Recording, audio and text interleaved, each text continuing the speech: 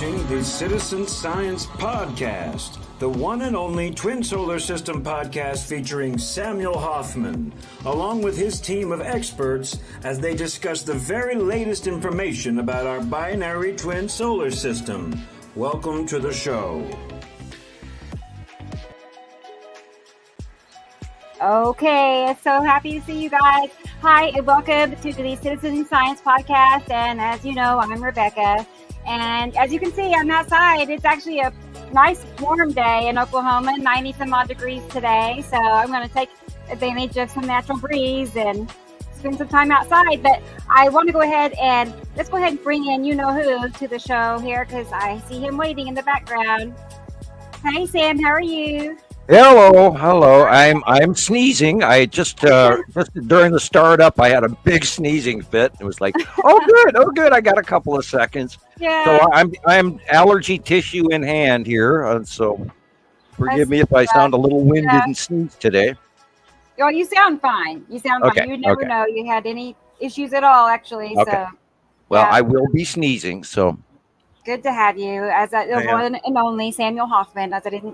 I guess spring and summer are here. Yeah, 90. It's April, and it's about 15 or 20 degrees warmer than it's supposed to be right now. So. Well, it's 65 here in Montana. Yeah. In western Montana. Right. That's perfect for me. I prefer cooler versus hotter. Me too. Well, let's go ahead and get the next guest host, or not guest, but one of our co-hosts on the show here, and you know who this is coming up. It's that lady. That one lady in Scotland. Hey, Gillian. Hi, how are you? Hi. And there's the baby, little Ozzy. Let us see him. Isn't he precious? He looks just like his big brother. Just like it. Yeah. Yep. He's perfect.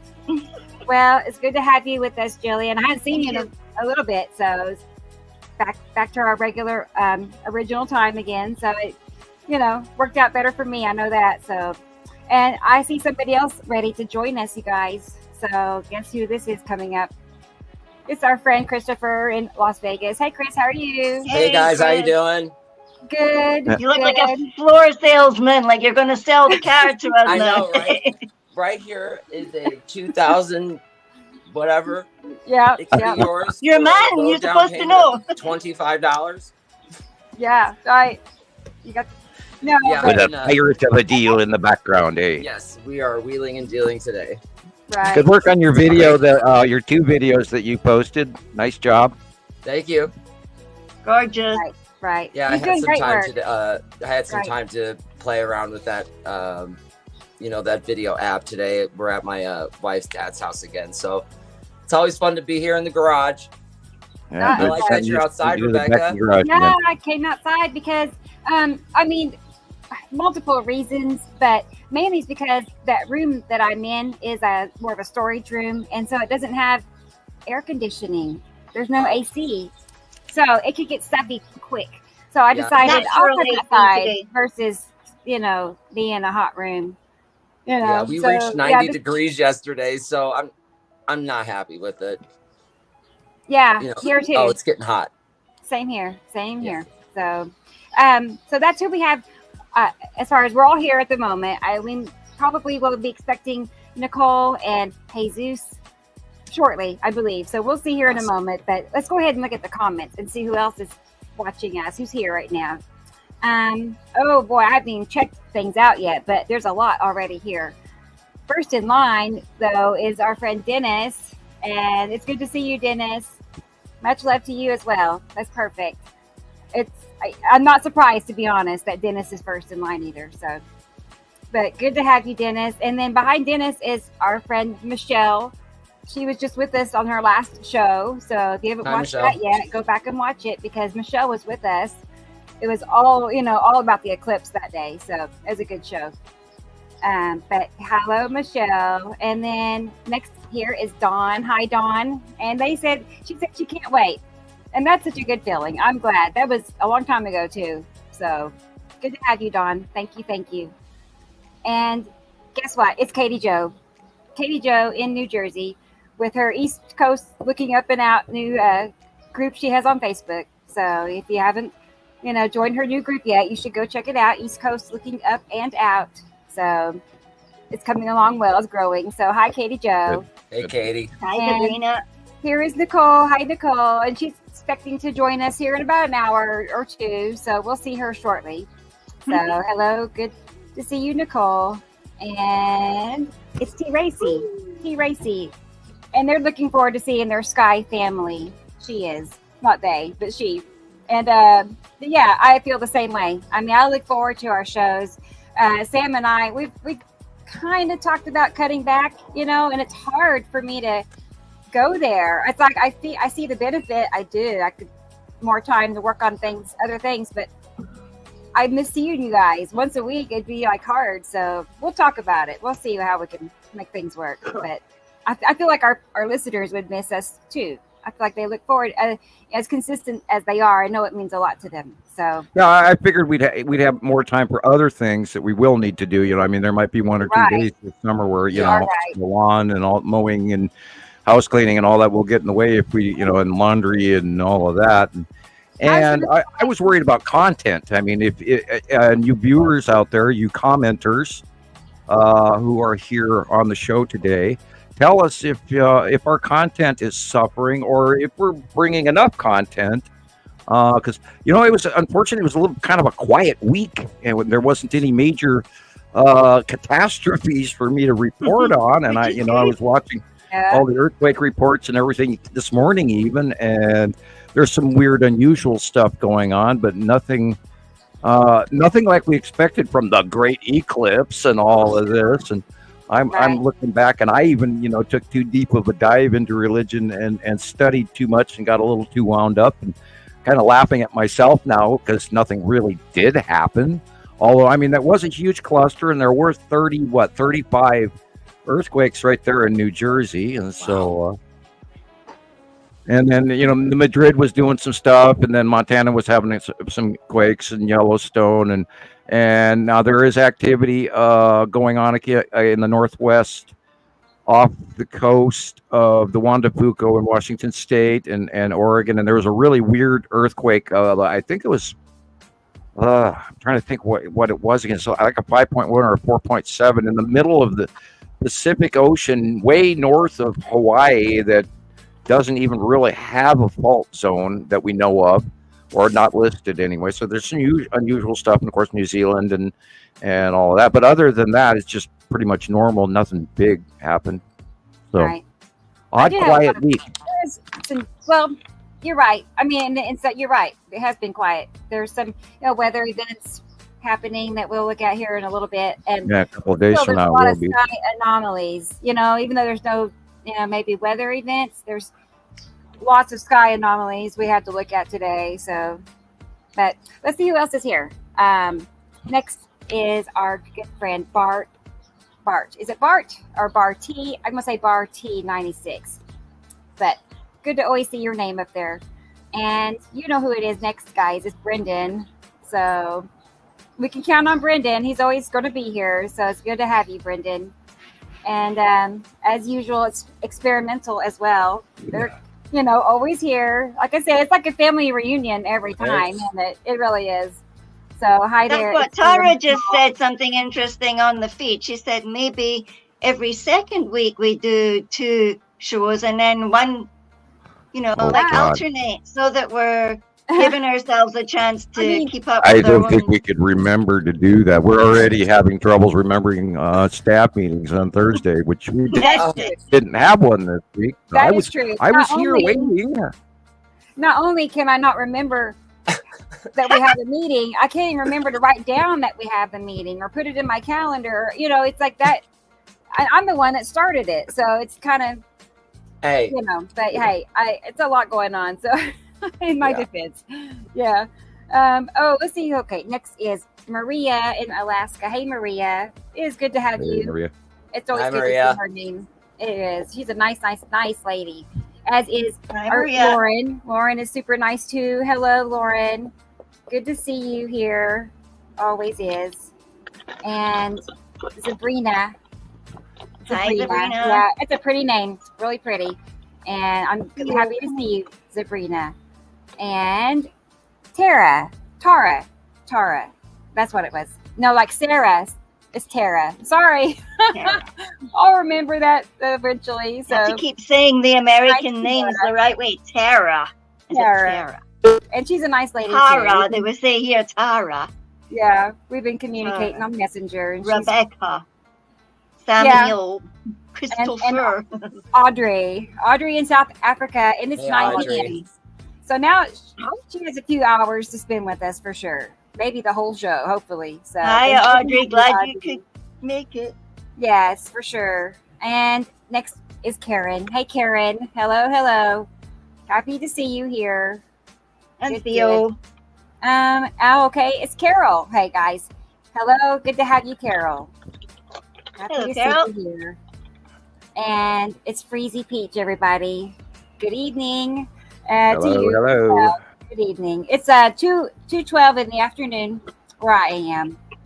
So, hello. Good to have you, Freezy. And next to here we have, guess who? It's Carol Ann. Hello. Our good friend Carol Ann. And she's another nice lady. I get to, it's nice because I get to visit with these people on Messenger, and I get to know them better. And they're just I'm very fortunate to have you all as friends, really am. So sweet people. So let's see. Let's keep going. It's Egg. Emily Egg. So hi there, Egg. Good to see you too. Now we know. I also had a name given to me by my dad and my brother. So I can totally feel Egg because my brother couldn't say Gillian. He called me Gogi. Okay. Gogi. So, that's cute. Even now I'm still Gogs because he couldn't say Gillian. Right. So I've had a lot of people here just call me Jilly, Right. That's Jilly and things like that. Right. Let's see. Next in here in line is Gray Guy. Hey, Gray Guy. Hello. What up, Planet Hunters? Yes. Good to see you, Gray Guy. I'm glad you're here. Let's see. I've got that person. I think we're. Oh, hey, guess what? It's Anthony. I really enjoy his posts in our group on Facebook. I don't know if this name stands out, but I know his name, and he always shares really interesting content. Like nice work. Yeah, very good work. I do notice that his work is up there in the good stuff department. Yeah, right. So, and he's across multiple groups. Yeah, I see him popping up all over. So he's doing a good job. Right. He is doing his duty in part to share this information. That's for sure. So thank you. And good to see you, Anthony. And okay, here's another one. Tony. Hey, Tony. Big good group to see today. you too. Right. Good to have you here, Tony. Good. Makes me happy. So, okay. Oh boy, it's Robin. I was looking for you, Robin. I knew you'd be here. So good to see you, Robin. And good. It's Carla. We know Carla. She's been with us twice now. So if you remember Carla, you know who this person is. That's her. And I have you on my calendar to have you back on a show coming up. Yeah, Carla had some interesting posts this week. I did notice them. I'll have to go look. I haven't seen them myself. And So I'll check hopefully them she out. wasn't a victim of Sam's. Did I bomb you too, Christopher? The other day I took a Claritin when we didn't have a staff meeting, and I was on all day after that. I know. And by the time late night rolled around, I was posting Yeah. zombie. That's okay. There was no longer, with the Claritin? Well, no, I don't do well with antihistamines, Right. and I apparently sat in front of the computer for far too long, and got in the zone, and I was just handing everybody's 90s music, and I was like drunk on Facebook. It was weird. And the next day I got up and I went, "Oh my God, what have I done?" Oh, no, it's not a problem. Sam. Everybody loves No. it. I told me like nothing the to worry music. about. I spent all day yesterday feeling highly embarrassed.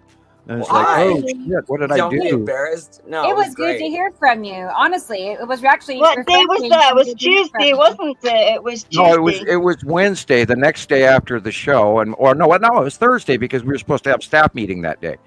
And then Rebecca was running late, so I sat here. And anyway, and from what we normally have as staff meeting time, I was on from 1 o'clock in the afternoon my time till literally like 11 o'clock at night, and straight the whole time sitting in front of the chair, drinking coffee and pops and adding to that the Claritin buzz. And normally I only take half of one of those things. The other day I took, because I'm having allergy problems. Yeah, and you can kind of hear I'm a little breathless at the end of my words, and so I'm having sinuses, and I literally have a tissue in my hand right now, and so I took a Claritin, and I don't normally take at all antihistamines because they really mess me up. And then Friday morning I was walking around, like in this stupor, and I spilled glasses of milk, and I walked into the cabinet, and I ran into the door frame, and yeah, I'm the next day after I take any antihistamines, I'm a zombie. But anyway, at the day of the staff meeting, I went into this Facebook music posting, attack everybody I knew. So I apologize to anyone that I overbombed with music. It was a little weird. That's great. Good, I think everybody loved it. Right. Okay. All right. I think my favorite post was your band picture from the 80s. Oh shit! I did do that, didn't I? Oh, man, that was great. I do need to load that. Thanks for reminding me. Oh yeah, it was great. Yeah. Okay. Well, if you guys want to hear what my nickname was in high school, from just the people at high school around, and I didn't pick this name or anything, and this is from people I barely even knew. But in high school, I was known as the Plant Man, because I had hair just like Robert Plant, and so people go, "Hey, Plant Man, how you doing?" Okay. And I'm getting a copy so everybody can see. Okay. Totally pulled it off. I should have had it ready, but yeah, I'm out there if I'm posting my high school band pictures. Oh gosh, we love it. I was. Woo!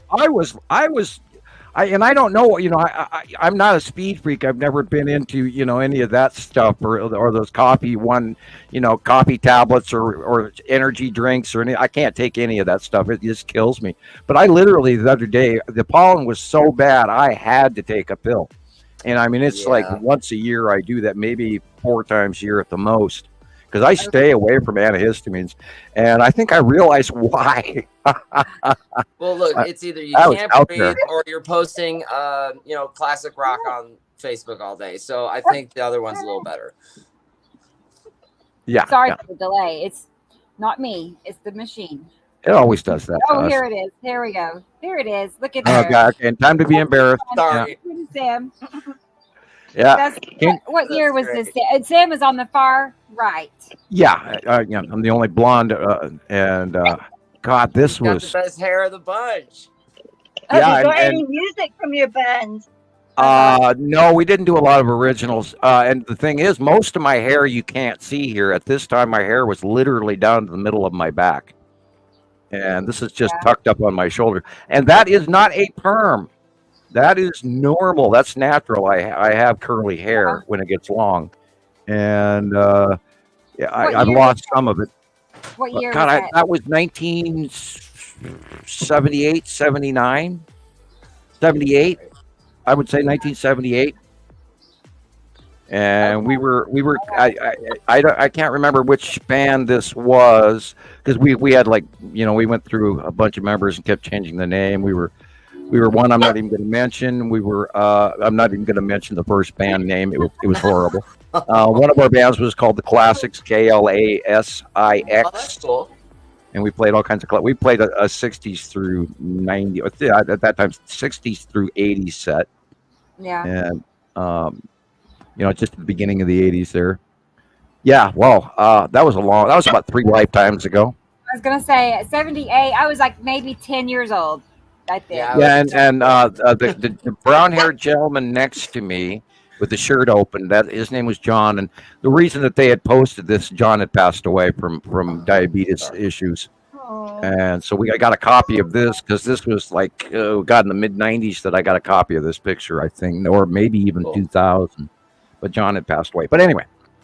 I was going to ask you, have you had any reunions or not? But do you see? No, I haven't. I haven't run into these guys. I've seen Tom is the redheaded guy, and John is the guy on the far left. And I've seen Tom, but I haven't seen Bob or John, of course. But yeah. And then I still run into some of the other guys that we played with, and when I wasn't in their band, and I was in and out of the band, and there's always drama.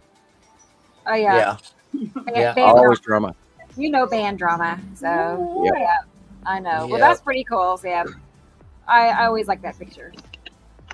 Yeah, it was great. Okay. I remember that jacket too, and I was chuckling. I wonder what happened to that jacket. I probably wore it out. Who's your favorite? Well, it was a very shiny windbreaker, and I did like it. Yeah. I remember those kind of jackets. All of those, really.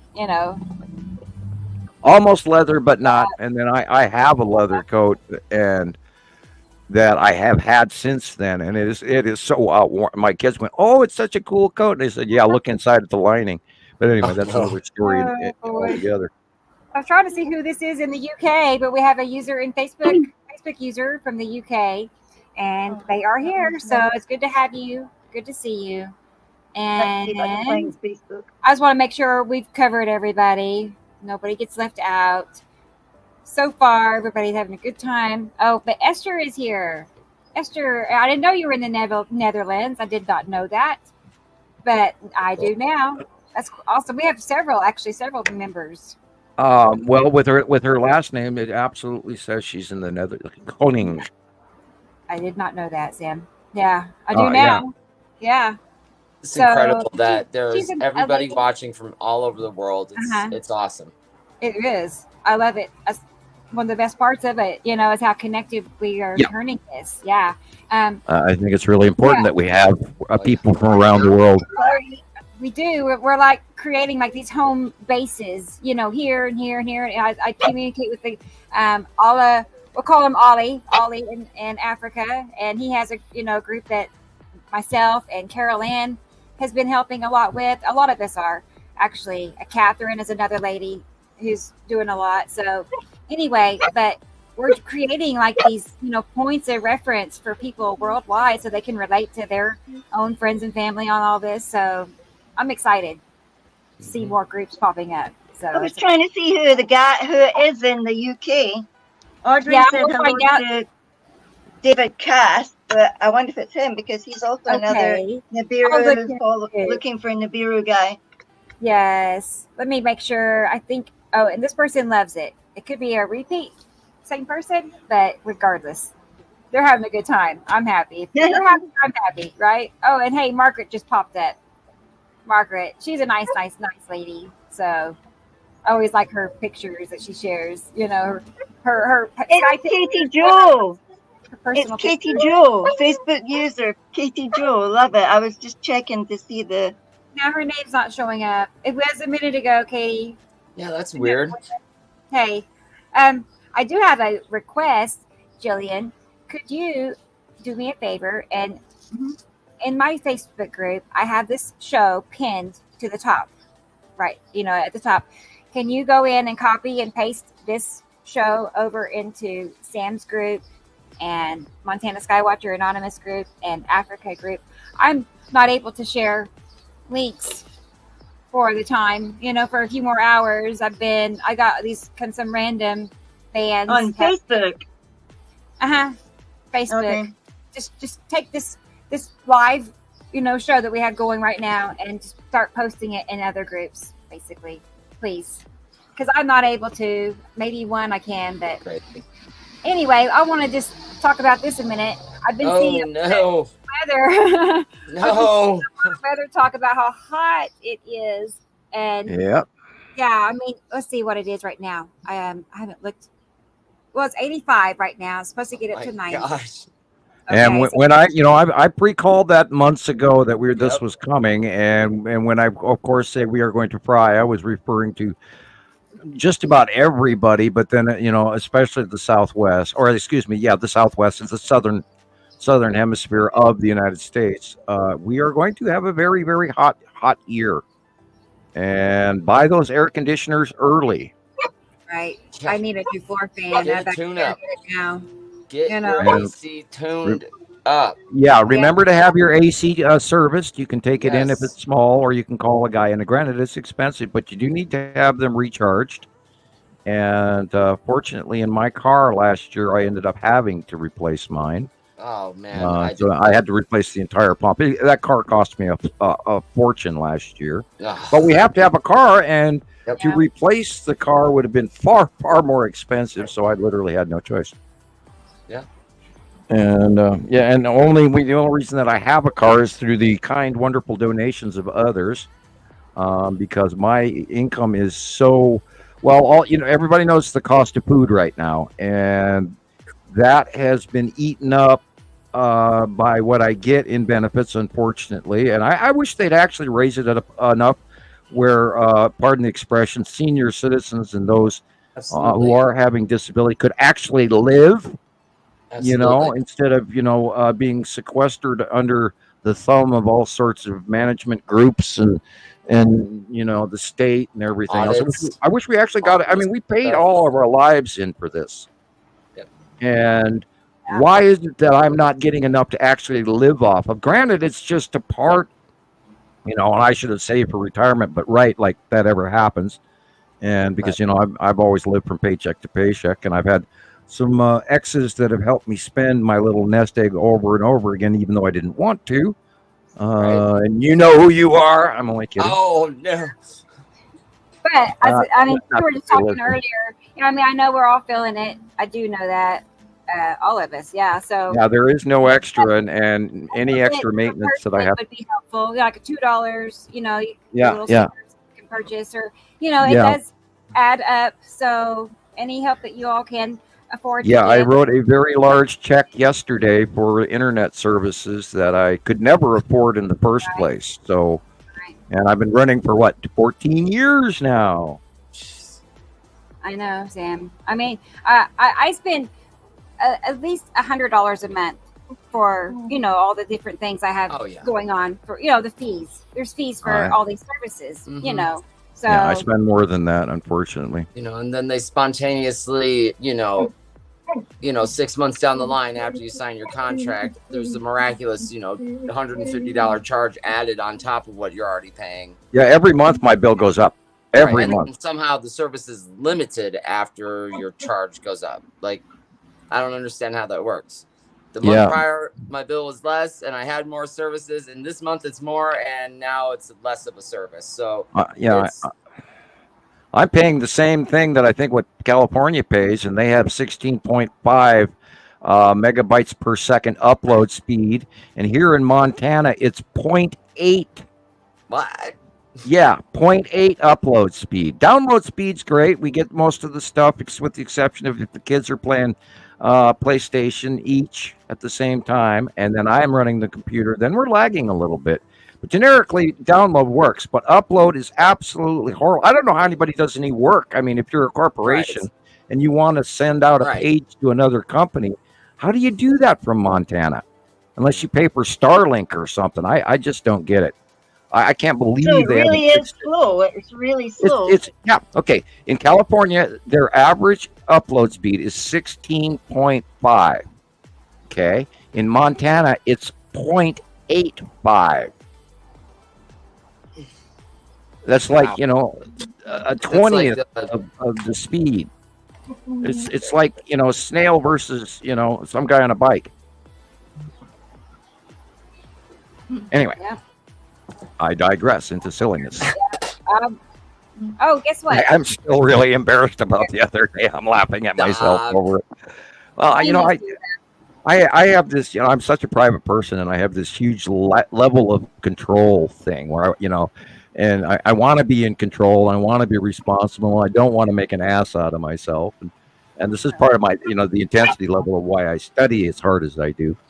But I always want to be on top of things. And those days when I'm not, I guess I'm entitled to a day or two of silliness. But I'm still kind of a little bit embarrassed about my behavior because I took a tiny little pill, are totally excited when you post, especially on their, personal stuff. So I don't think you have anything to be embarrassed about. Okay. I'll take that. Thank you, Christoper. Right. Right. We've all reassured you. Okay. Well, good, Sam. Good. You're okay. You're okay. I do know that. I sent something to 5 groups now, so let's see what happens. Okay, thank you for that. And I apologize that they're going to be mowing for a minute. It's a tiny yard next door, not mine. I barely hear it, so no worries. Yeah. Okay, good. Oh, I got this. I thought it was a plane in the distance at first. It actually works really good for as little as it is. It works really good. Yeah, it's because it's so windy. And Taylor, he was like, "No, this will cut the wind out." That's cool. Perfect. Sound man. At least you've got a sound man. And let also Alex know. I saw Alex here from Germany. So hey, I did download 2 of his videos to share. Stuff this week. If you may have something else you want to show Alex. So if so, go ahead and do what you do and send them my way. Okay. So because we always appreciate seeing his work. He's got quality images to share. So good to have you, Alex. And Marcus, hello. Good. Oh, he's in the Netherlands too. Him and Esther both. See, I told you we actually have several that I keep up with in the Netherlands. So that's pretty awesome. Good to see you, Marcus. Good. Just scrolling through here, I see another Facebook user. And they are thanking Audrey. Well, that's nice. I don't know who this is, but that's really sweet. And yeah, Audrey is wonderful. So she has awesome. She's helping in different groups and as adminning and stuff. So yay! Are you from South Africa, Facebook user? And I've seen her relay information to people. I've seen her like in the comments talking to people, answering questions, and she's super thorough. So at least that's exactly the kind of people we need, to help share this information. So thank you, Audrey. Good job. Thank you, Audrey. I think we're all caught up. I know that's Alex because he does the very, very, very, very. I always know that's Alex. So that's nice. Let's see. Somebody has a question though about the eclipse. They were confused. Can someone explain in kindergarten layman terms that what happened that day? Yeah, something easy, Sam. Well, we do believe it was the moon so far. There's a little speculation going on that it wasn't the moon. It could have been an asteroid. It could have been something else. But there were sightings of a white orb to the left, and then there were, of course, the normal planets were also sighted. So a lot of you folks, I noticed that Leandra had posted a video where it was showing the normal planets beside. But in the upper area to the left and the upper area to the right and middle right, people did sight the planets as well. They were very lightly there. We saw a few shadowings that were definitely visible in the shapes, of course, because we know the patterns. They did match the patterns. So as far as we know, it was the moon, although the information is still coming in. There's a lot of people are questioning it. Okay, let's hop to some clips that I have to share for the eclipse. After, because last show is the day before, the eclipse was just the day before. So since then, a lot more images have been loaded to the internet. So let's look and see what everybody else saw. Because there's some strange things out there. Yeah. Look, maybe it's changing. I know. What the fuck? Look. That's wild. Babe, look. Whoa. Oh, nice. Look. What the fuck? Look, you got it on video. You got missing it. Look at it on your camera. Where's that radar come from? It's weird how the flaring works. Yeah. You get this little blip in the middle. That is probably the camera. Beautiful. Look at that.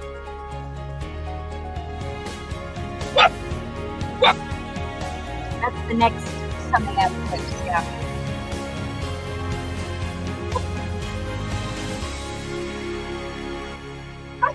Okay, I'm going to shoot to see the 2078 one personally. This right here was 1 minute after the eclipse taken in Utica, New York. Nobody's talking about this right now. Look at this. Nobody. That video I just showed you guys was actually sent to me by one of my followers. They said lens doubling, and that this video was posted by somebody, and I guess there's a buzz going around right now.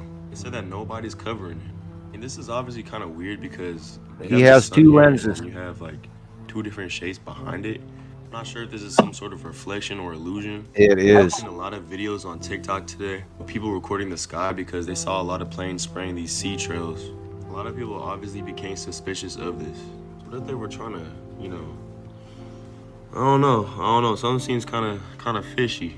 Anyways, I don't think anything really major happened today. At least not what I've seen. I'm not sure. This is why we warn people not to take and film through glass or through sunglasses. You mentioned, Christopher, that if you put it far enough away, it makes a difference. I mean, are they trying to hide something? I mean, do we have Well, I mean, 5 moons?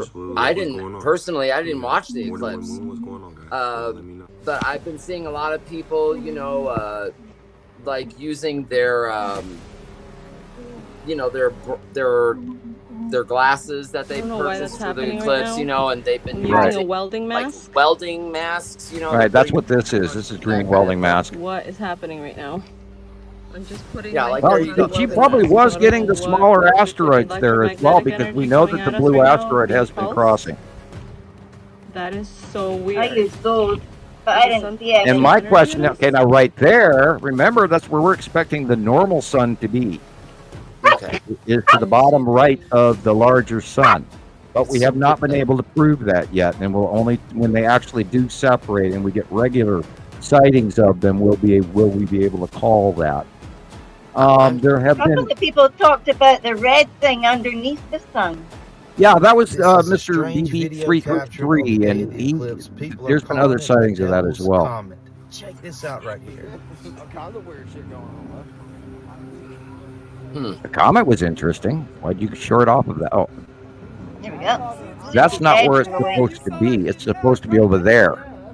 Yeah, that's where that's where the Devil's Comet is. This is the first time I've seen it. Hey, I've seen it too. The Devil's Comet, huh? All righty. That's not an asteroid or a meteor.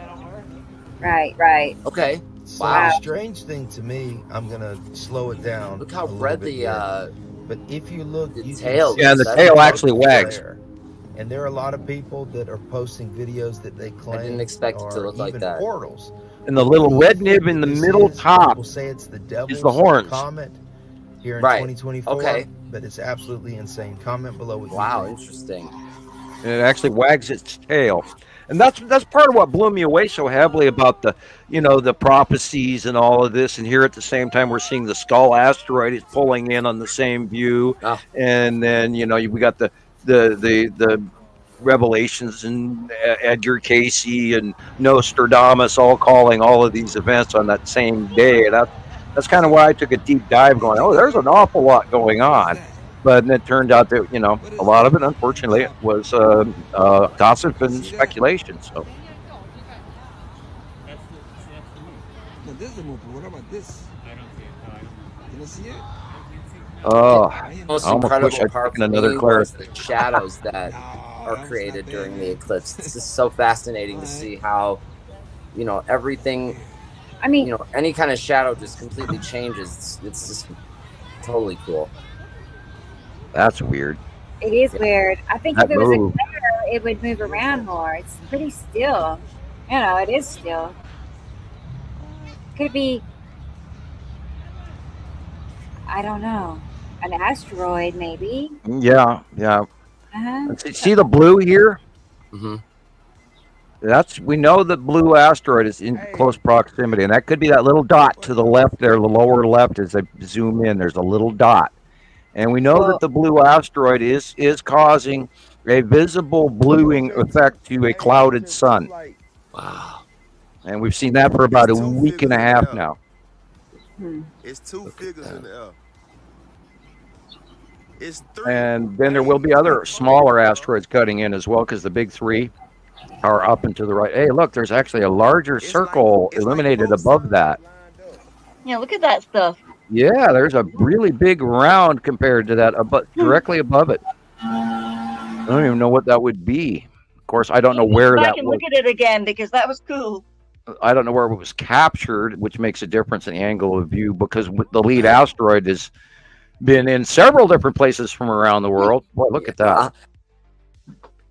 Yeah, there's a very much larger illuminated body directly above the crescent right there. Do you see it? Okay. It's in the background, but there is a there's a bottom illuminated circle crescent and all, and it's quite large. And I can't think of what the hell that would be. It could, of course, be a Saturn's yellow moon, depending on where this capture. But then there is a yellow glitch. Look at the yellow glitch over to the lower right. Yeah, there's yellow at the right, and then that other thing up there. Yellow moon.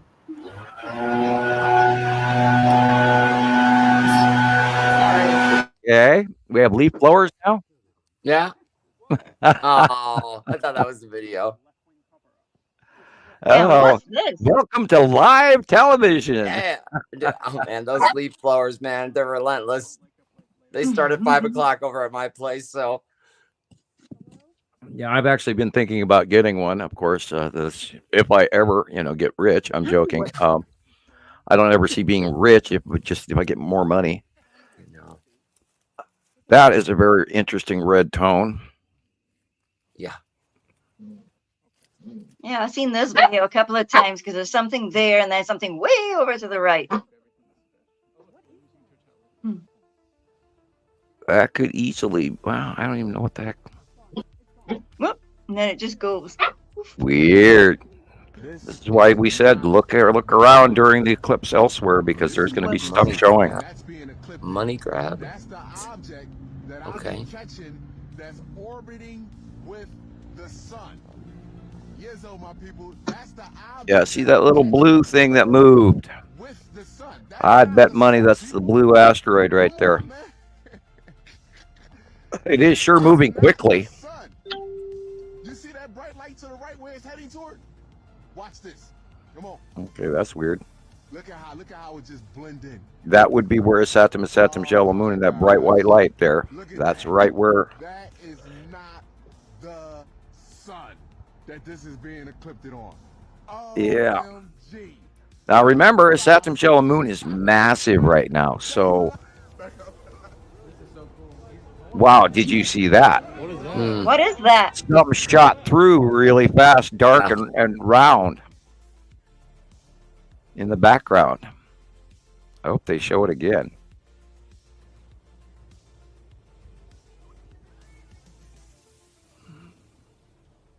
And look at that orange right there. Yeah.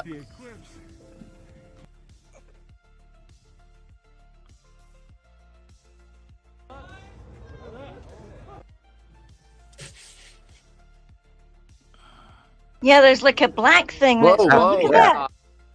What is that? I have no idea. That's the second time, the second video I've seen with that in.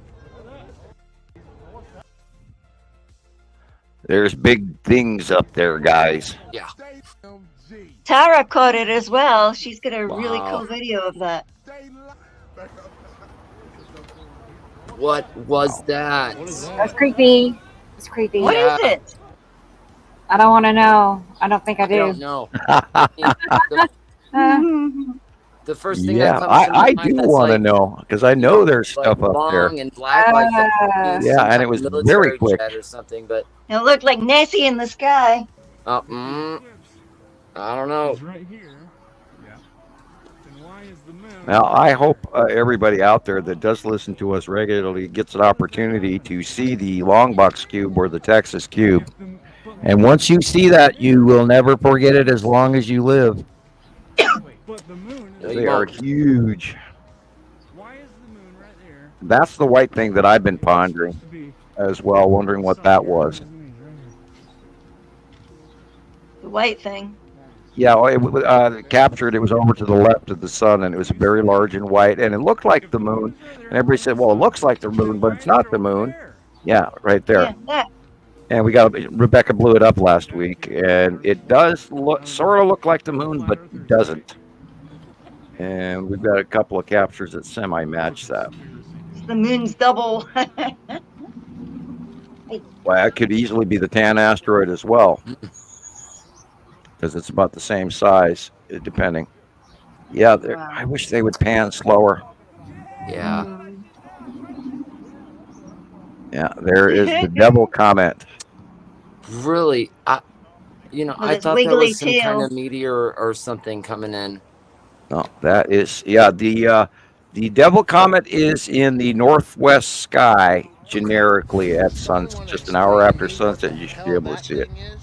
While we're almost in a full total eclipse, where the moon is almost completely over the moon. Everybody's flares have gone blue So now. NASA said, don't film this with your phone. It could ruin your camera. Well, I filmed it with my phone, and my camera's 100% fine.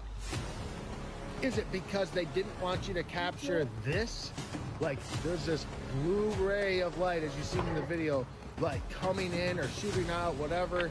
Remember, we talked about the blue asteroid. Like, that looks like a crescent moon. But the moon was in front of the sun in this particular time. You could say it's a reflection, but why would the reflection be causing this aura of light in this beam of Remember, the light? blue Like, asteroid has a circular dot in the middle I of don't it, even know, like, that's insane. and that would show up in a crescent like that. What is this? I caught this during my life. It's the blue asteroid, people. Something Montana Skywatchers, Nibiru Followers Anonymous, and all of the other sister sites have been reporting for years now, guys. We have the information. You've done the homework. Folks need to listen. Okay, so what? And now, what am I staring at here? Well, that's a glass double. Because look, there's the same nib. They match in size. Yeah. And they've got the same light nib on the top right on both. Now, if they didn't match, it wouldn't be. But they do. So.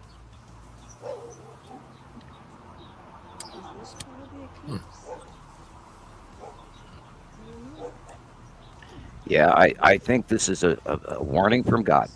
I'm joking, and I'm just kind of serious, but mostly joking. I If I think saw that on the ground, I'd freak out. shadows are just fascinating. Now look at the light pinch in the upper right. See how that it's a different flaring going on than on the left? That's where a Saturn's yellow moon is just to the right. Now if we could only get people to watch the skies that much more and react to us that way. All the cheering and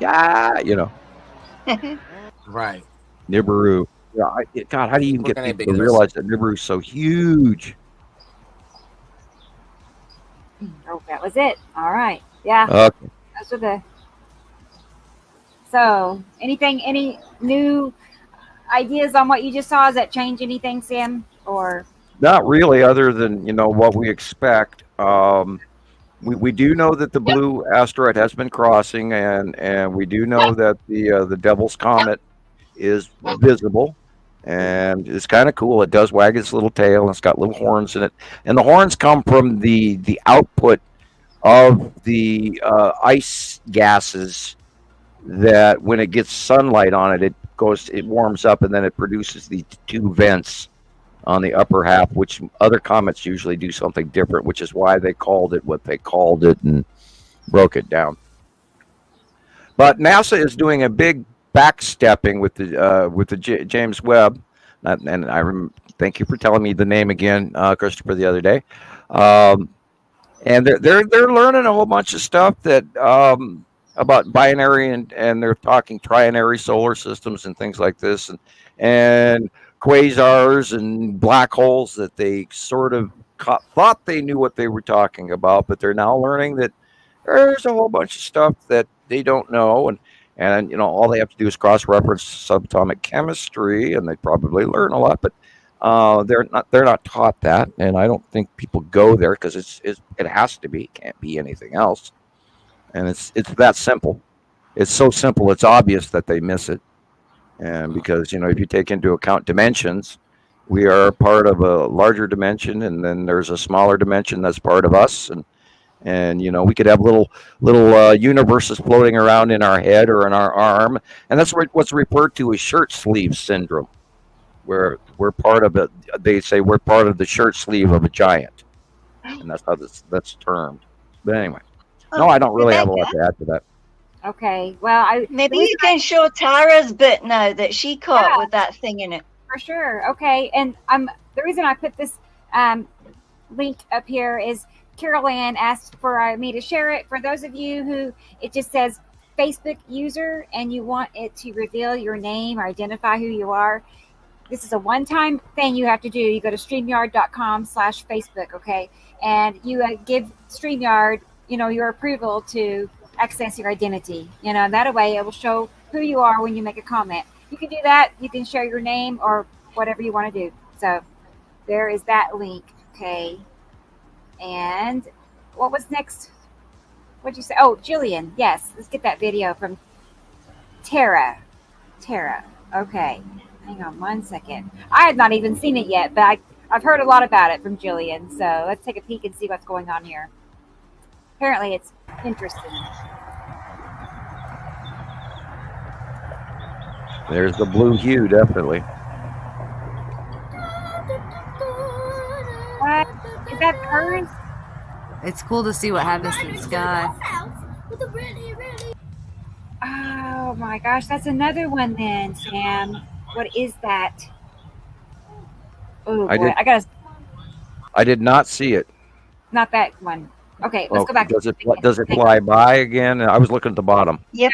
Okay, watch it. I'm gonna back it up. I need to work on this and slow it down.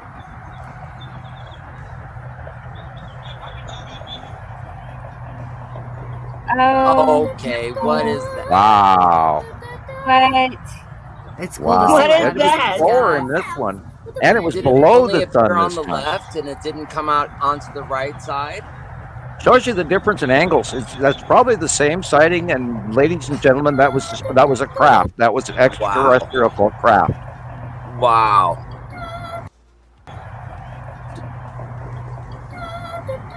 Because you And see it how must fast go that behind moves. Yeah, it must Planes go don't behind move some that fast, and islands look how because it big that appears is. on the right. I am concerned. That's okay. So Wow.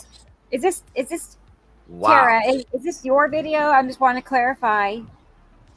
Yeah, it's Tara's. She was doing trying to get the eclipse. She was out with her kitty.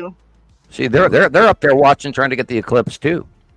They had their little cameras out and going on their little alien space YouTube and TikTok. I'm gonna take this. I'm gonna go slow it down. We'll look at it again. I gotta see it slower too. But that's two That was videos. wild. Now it's like you think they're crafts, Sam? Oh yeah, yeah. Wow. Well, planes don't even move that fast. No. If you watch a plane fly across the sky, it's so much slower than that. And that thing It's is just to undulate like that. it's so distant and everything, and yet that the speed that was moving, that is really fast. Wow, that's a good No, one. Yeah, if it was right in front of the people, then I could say, okay, normal helicopter flying by at that speed. But, only if it's closer. But at that distance underneath the sun, in order for it to move that quickly across the screen, that is really fast. That's like Mach 5 or something. Right. The SR-22 is no longer a thing. Okay. Well, I think they have a few parks someplace that we paid a lot of money for that nobody wants to throw away. But right. Yeah, I don't think they're flying them like that up there. But did you guys notice that whatever that was, it didn't show up on the right-hand side when it passed? It didn't come out the right side. It's like it maybe went it just behind boom, something, it went through it just went like Star Trek. Yeah, it was gone. Yeah, either it just and we see that a lot behind a body of something or it went behind the clouds, but all right. It was briefly illuminated there. Wow. All right. Yeah, that's one of the coolest shots we've seen in a long time. Awesome. I know. I'm gonna try to get the other one and put them both together on one. Yeah, that'll be interesting. Oh, I have a phone call. 1 second. Yeah, go for it, Sam. All right. There's an app that you can put two videos side by side or top and bottom. I could play them both at the same time, even. Maybe if I can get coordinated enough. We'll play them together. So that'd be fun. Yeah, you'll be making your own movies, like we can. Yeah. Right. So your own sci-fi movie, Robocall for the Firefighter EMS Fund. Right. Yeah. Okay. So I'm looking at my options here. We got different things to cover. Hey, did you see this? See this picture, Sam? Yeah. I didn't know if you saw that or not, but man. But Yeah, I saw that. I was a little surprised by it. That came from the Africa site, I believe. Well, I would be inclined into believing the one in the front middle is the long box, but wow, if we had that many cubes here, long box, are we in deep trouble? The one looks very much long box, and I don't really see a side orb, right, per se. The other ones are suspect square and almost normal clouds, but the one in the front and middle is definitely very likely the long box cube. Wow. Except I don't see the side orb. Right. Yeah. And I'm hoping and praying that nobody played with this, although there's a really weird lighting thing going on here in the bottom right versus the background, which is supposed to be, but this is strange. I'm Yeah, trying I to saw remember. that and I went, boy. I thought it originated from one of the members in my group. Like I thought it was one of their. I'm going to see if I can find it. Yeah. I was thinking Ollie posted it. Oh wow. Yeah, I think it got shared to his group. But I'll see if I can find it. I could see Star Destroyers. Wow. Yes, You know, I don't know for sure that's what these are, but I could say, you know, I mean, we the one in the lowest one in the left middle does look like a turning banking triangle.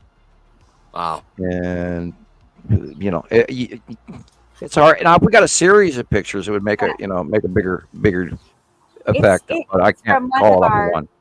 It's from one of our members, and she's also somebody that is watching the show often, Melanie, if you remember that name. But she's submitted several pictures to me before to show on the show. Geology reminds me of Arizona, Southern California. It is Arizona, Northeast Arizona, she says. Okay. Correct. I know my rocks. Yes, 100 points. Yeah. So I don't know. I thought that was a cool picture. I had some pics lined up. We'll talk about here. Yeah, look at that. Boy, look at that. Ooh.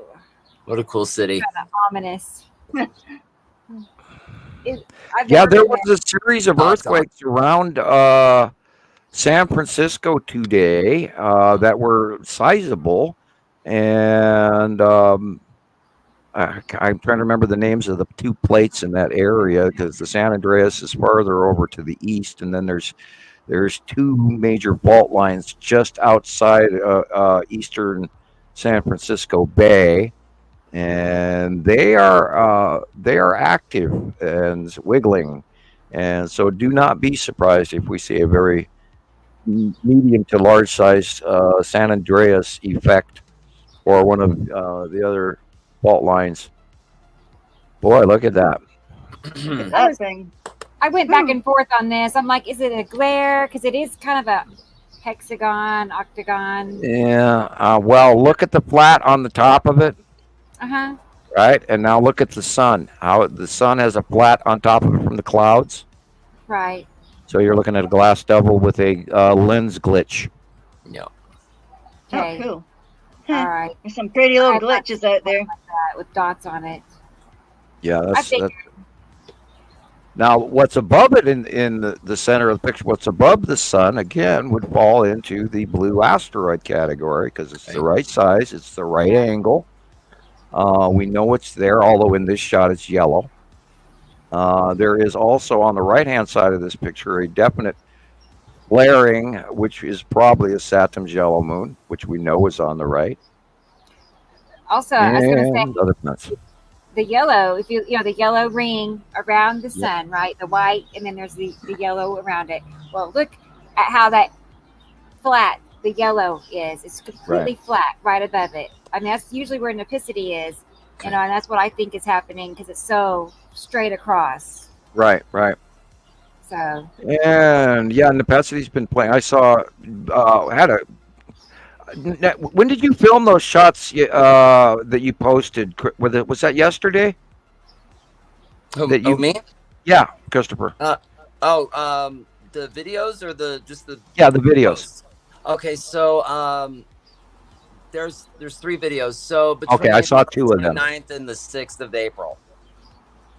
Okay, I'll have to go back and the reason I'm mentioning it is because yesterday I saw these really unusually very cool clouds in the bottom of Uri, and it was really dark and really cool looking, and I looked up directly up, and okay, that's where Attu's got to be, and I couldn't find Nepenthe. Today I saw it, but I only saw just a little wisp of the fingered base cloud in the south by above me. And so I was really, I was happy to see your videos because they confirmed everything I saw yesterday. Okay. And see, I thought it was important, because I was debating on whether or not to post any of it. And then, on the last podcast, Nicolle kind of, lit a fire under me and told me, look, just post your shots. And this is important because it, it helps us understand what's going to be coming up for, the next few weeks and, what's coming up. So, well, and the more you post, the more practice you get at it, and then you've got a history, and then I even on my older shows, I don't like to go back and watch them, but yet that is documented history that you can go back on later. Right, and I was just feeling like, well, it's not. I don't know if I didn't see anything in the pictures that I got, or Oh yeah, you had planets in those. So you look at them after 2 weeks, and then you go, oh my gosh. How did I not see this? Yeah, right. You come back to how did I miss that? Yeah. Eyes. It's just wild. So yeah, it's just exciting when you finally when you're finally looking at your captures and it just hits you right in the face, and it's like, I've been here this whole time. Why haven't you seen me? Yeah. Right. Like in this picture, I mean, you just how many people overlook it completely, whenever it's right in your face, the whole sky. Yeah, and that's the dead center is the red asteroid with Little Sister in front of it. You can see Little Sister's darker, shaped almost like a dolphin. And then, of course, Attu and Attu's moon are behind it because look where the light source is coming from. The perfect and curve. We're probably looking due west at the early part of the day, or maybe northwest, depending. I see that this is probably one of Petty's shots. You got it. That's right. Hungary. From Hungary. Yeah. Cool. Constantinople. Yeah, look how different the blues are. It's like that gray blue at the bottom and blue at the top. It's so obvious when you realize it, and it sinks in. You're like, man, it's perfect. Hey, it's right there. Yeah, Petty sent me a whole bunch of pictures of Budapest, and I still was like, wow, you live there, man. It's so beautiful. Yes, and then if you go back in history, living in, if you go back in history, that was, of course, where part of the Roman Empire after the major fall of the Roman Empire, where they had the new Roman Empire was formed in Constantinople and all that. It's a whole region. It's just beautiful, and the architecture is, incredible, thousands of years old, built on this and that, and it's just amazing. I would love, I'd love to have a metal detector in that country. All right. Where's that? Istanbul. Oh, yeah. Constantinople. Some of those places are incredible. They're so old, aren't they? You just, imagine the holidays we could have. Skywatcher tour / yeah. Yeah. Archaeology. Love it, Just dreaming. Well, they have folks finding stuff where they wear masks and then they show all the stuff they discover because they don't want to get caught, but they're sort of grave robbers, pardon the expression. I remember this one. This is the lead asteroid. It doesn't look like it, but it is. Wow. Okay. I see now. Okay. I get it. I was wondering if it was a cube or what. Yeah, I had to really weigh it, but then I found out which side of the sun it was on. Oh, see. Yeah. Now that you say that, I'm going to go get some lead asteroid pictures and we can compare. I'm sorry, Rebecca. No, you're fine. What's the best way for us to identify the lead asteroid? Yeah, how do you tell? The facial stripes on it. Yeah. Yeah. Right. Yeah. Yes. Let's see. It's got like 2 or 3 stripes. It's almost like and they're in the up. Yeah, there's like 3 stripes, and it's in the upper right quadrant that are the 2 biggest ones, and there's a smaller one in the middle lower. and it's always there, and it leaves these little eddies as the what do you tendrils, Jillian? My You call them tendrils. tendrils? Yeah, it looks like we Or tendrils. the little drag off Coattail. clouds as it goes. It leaves the same pattern over and over again. Now we've got early sightings of the lead asteroid going back all the way, God, 2013, 14, when it was first again, where we first got close up. And that's my main go-to lead asteroid picture that I still use. Yeah, there's another one. You can see by the stripes. Oh, sorry, You can see Sam. by the stripes. Yeah. And Yeah. and we know about the size and the angle of the approach has a lot to do with it. And we know that it's not Uri because it's way too small to be Uri. Way too small. And then we've seen for years like 219, 220. I was just amazed that we didn't get pasted. And I'm amazed that NASA didn't even announce it. But then they don't dare because, if you announce one thing, then you've got to announce why it keeps reoccurring every day rather than going around in a one-pass orbital model around the Earth, according to Einstein and the dinner plate. And once they started down that pathway, I don't think they could recover from it. Yeah, basically, this is why the drawings have always been like this. And there's without a doubt that they know all about this. Oh, absolutely. Okay. I'm sure they have teams working on it. I think they're probably learning from us. I would imagine so. Really? I think I would hope.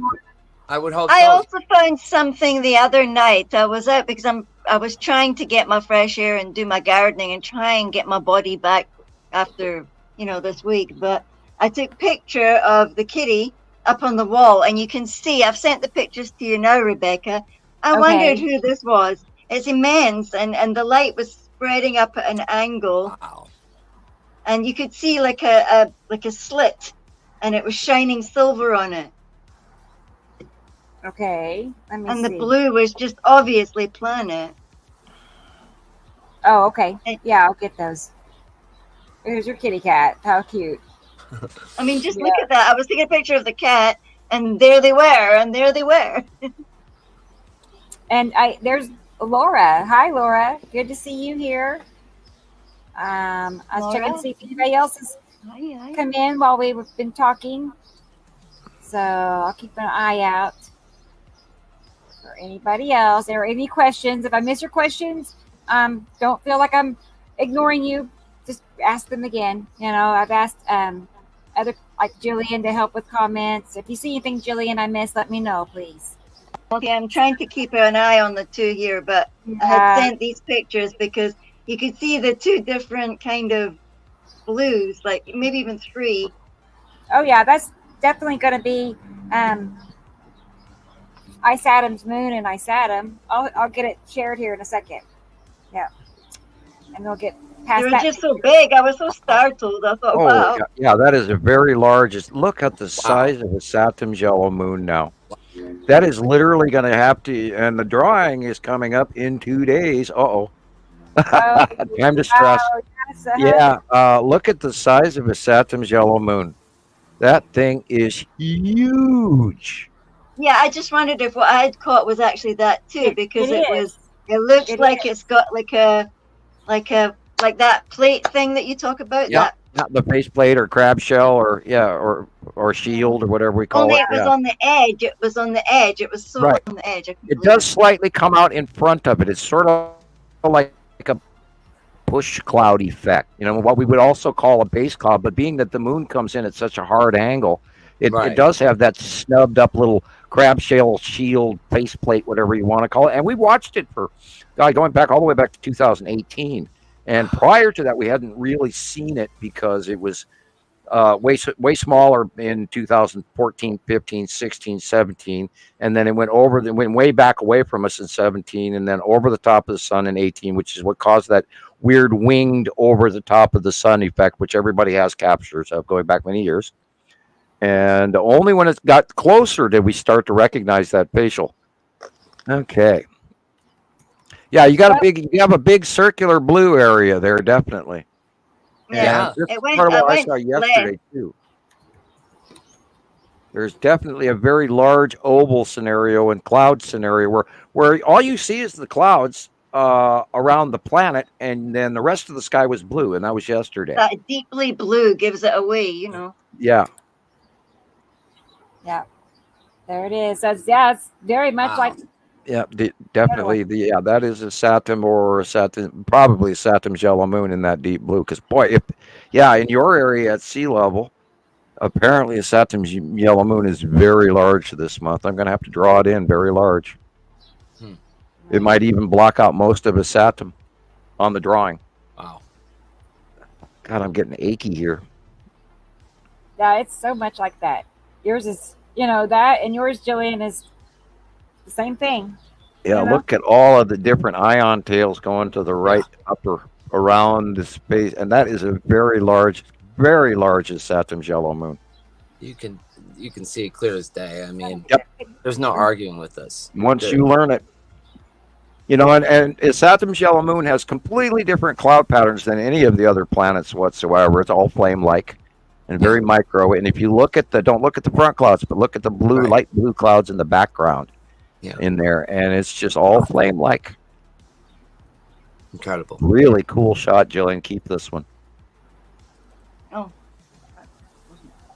And look at the base at the horizon, all that looks grainy and weird and micro cloudy. Tiny little micro dot clouds. So I can take a peek at your drawings compared. Oh, and then of course, dead center above the White House and the chimney is the lead asteroid. Right. Okay.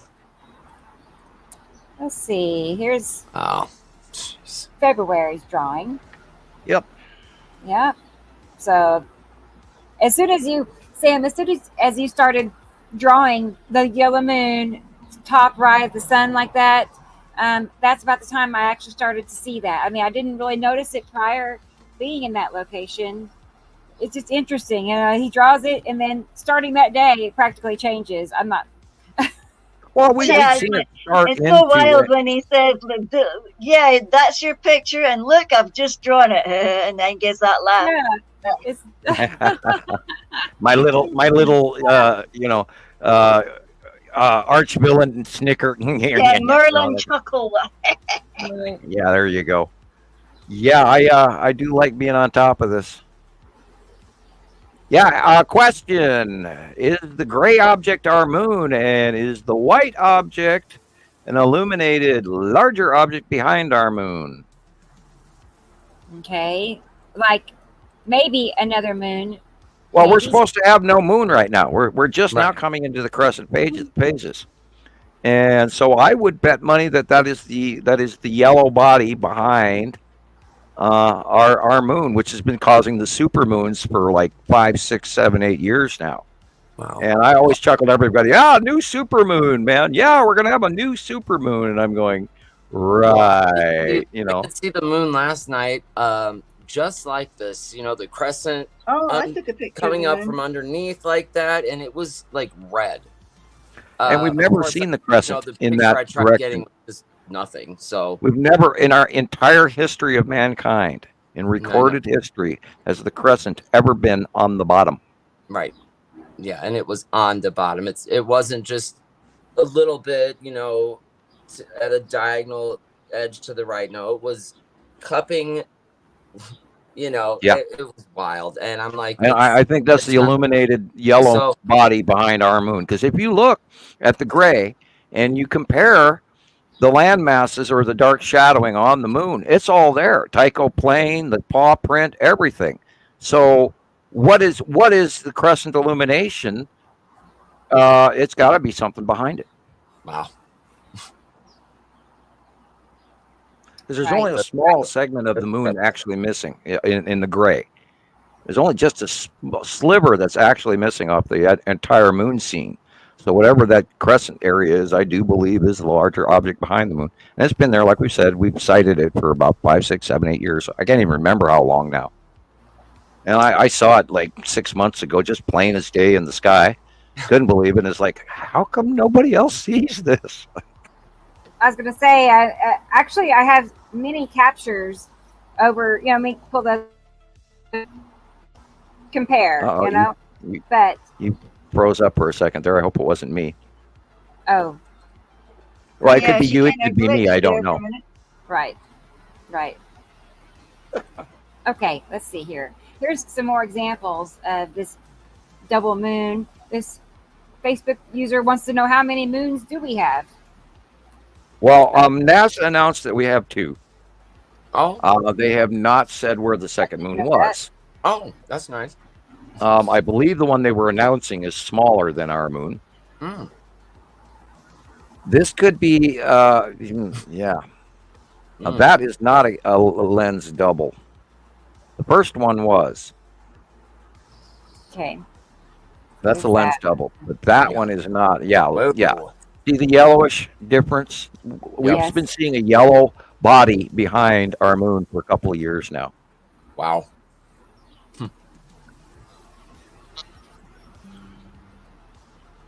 You got the moon, and then you got a much larger, darker object behind it in this shot. So, yeah, and that's the one I saw by eye, and that's why I drew it. Boy, what a lovely straight line you have there, Sam. Hey. It's hard. Artists, when you're an artist, you see the mistakes, and then you go, oh, all I see is the mistakes, and other people don't even notice.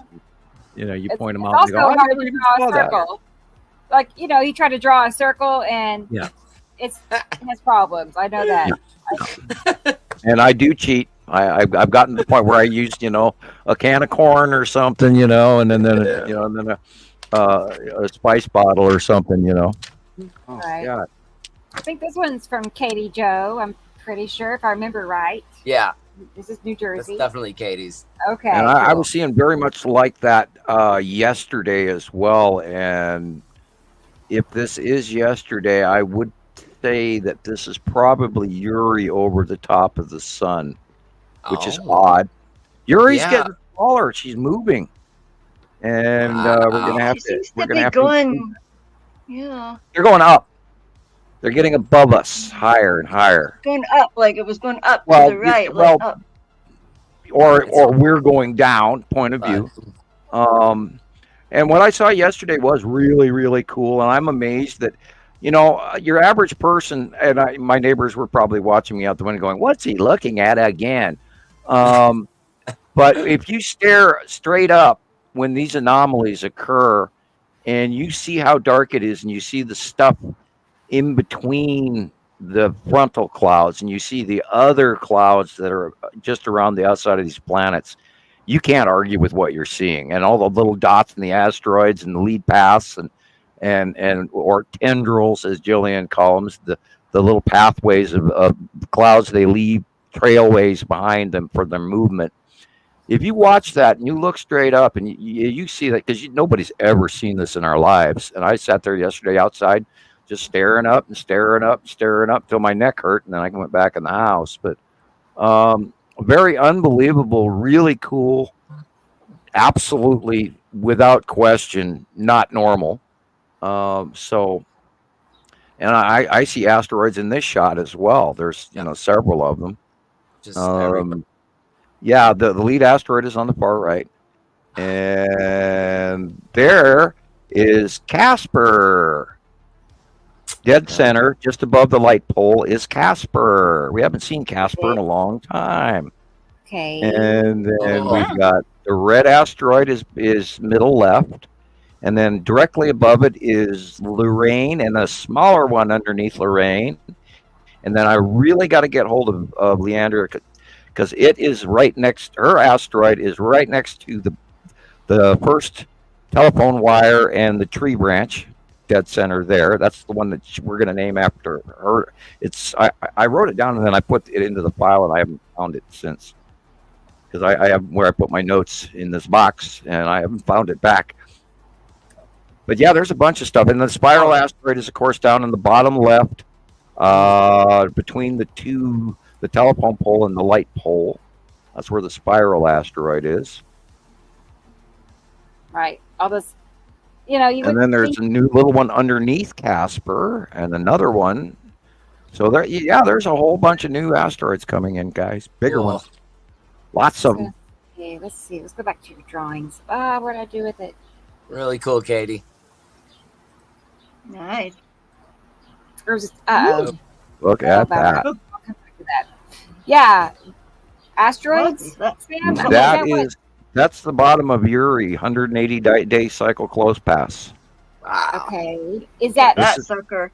Yeah, this is what's going to get us. Sam? What? Huh? Is this effect because of asteroids, because of OCG? Oh, it's entirely possible with asteroids, but it is definitely the bubbly bottom of Uri. I mean, I'm looking. The longer I look, the more I see. Mm-hmm. This is definitely Uri bottom, and very entirely possible in the upper right is Atu's moon.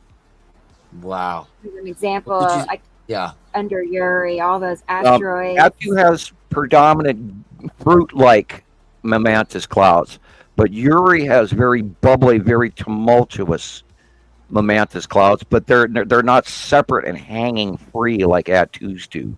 They're more bubbly. Like this is a gaseous, and probably millions of asteroids. Oh man, wow. I noticed that Atu's moon is more rounded and bubbly, whereas Uri is kind of more droopy and not as consistently the same. It's smaller, but then it's a larger planet. Yeah, it's just different looking, but they both have that bubbly effect at times. Right, because they're both gas giants. And then I often ponder how many actual moons Uri has that we're mistaking for asteroids. I mean, the Tan asteroid could quite easily be a moon of Uri because it is round. It's very round.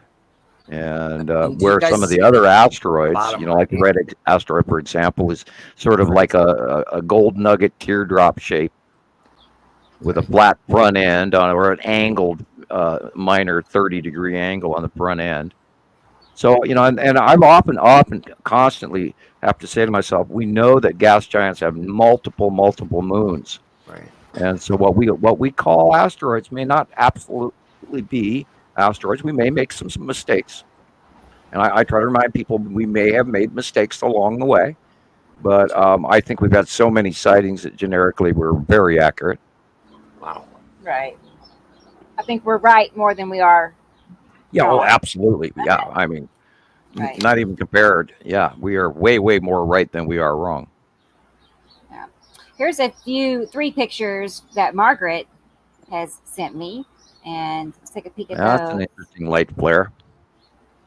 Okay, I'm gonna call this a cutoff flare from Saru, and it's way bigger. But the edge line comes from the bottom left corner and cuts in rounds all the way just to the left of the sun, which is why there's a 3-wave blue beam flare here, because it's coming in from the left and the light is cutting off to the right.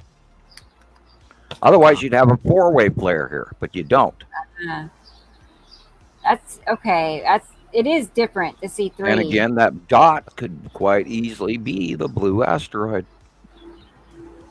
I've had a lot of pictures like that this week. That's really.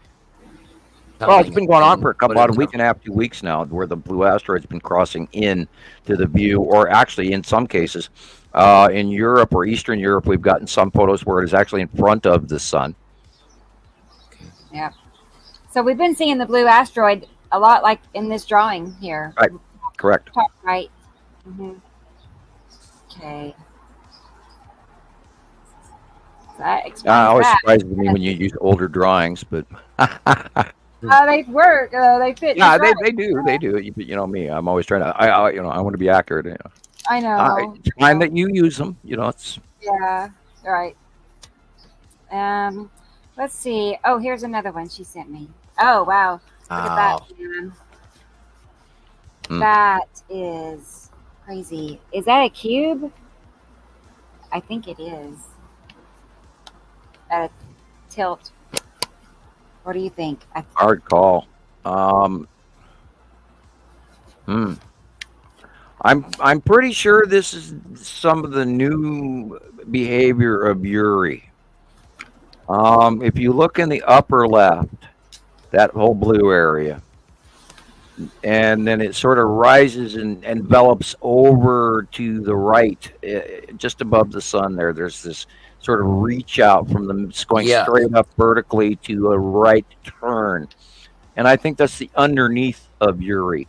So we're probably looking at the base cloud of Uri.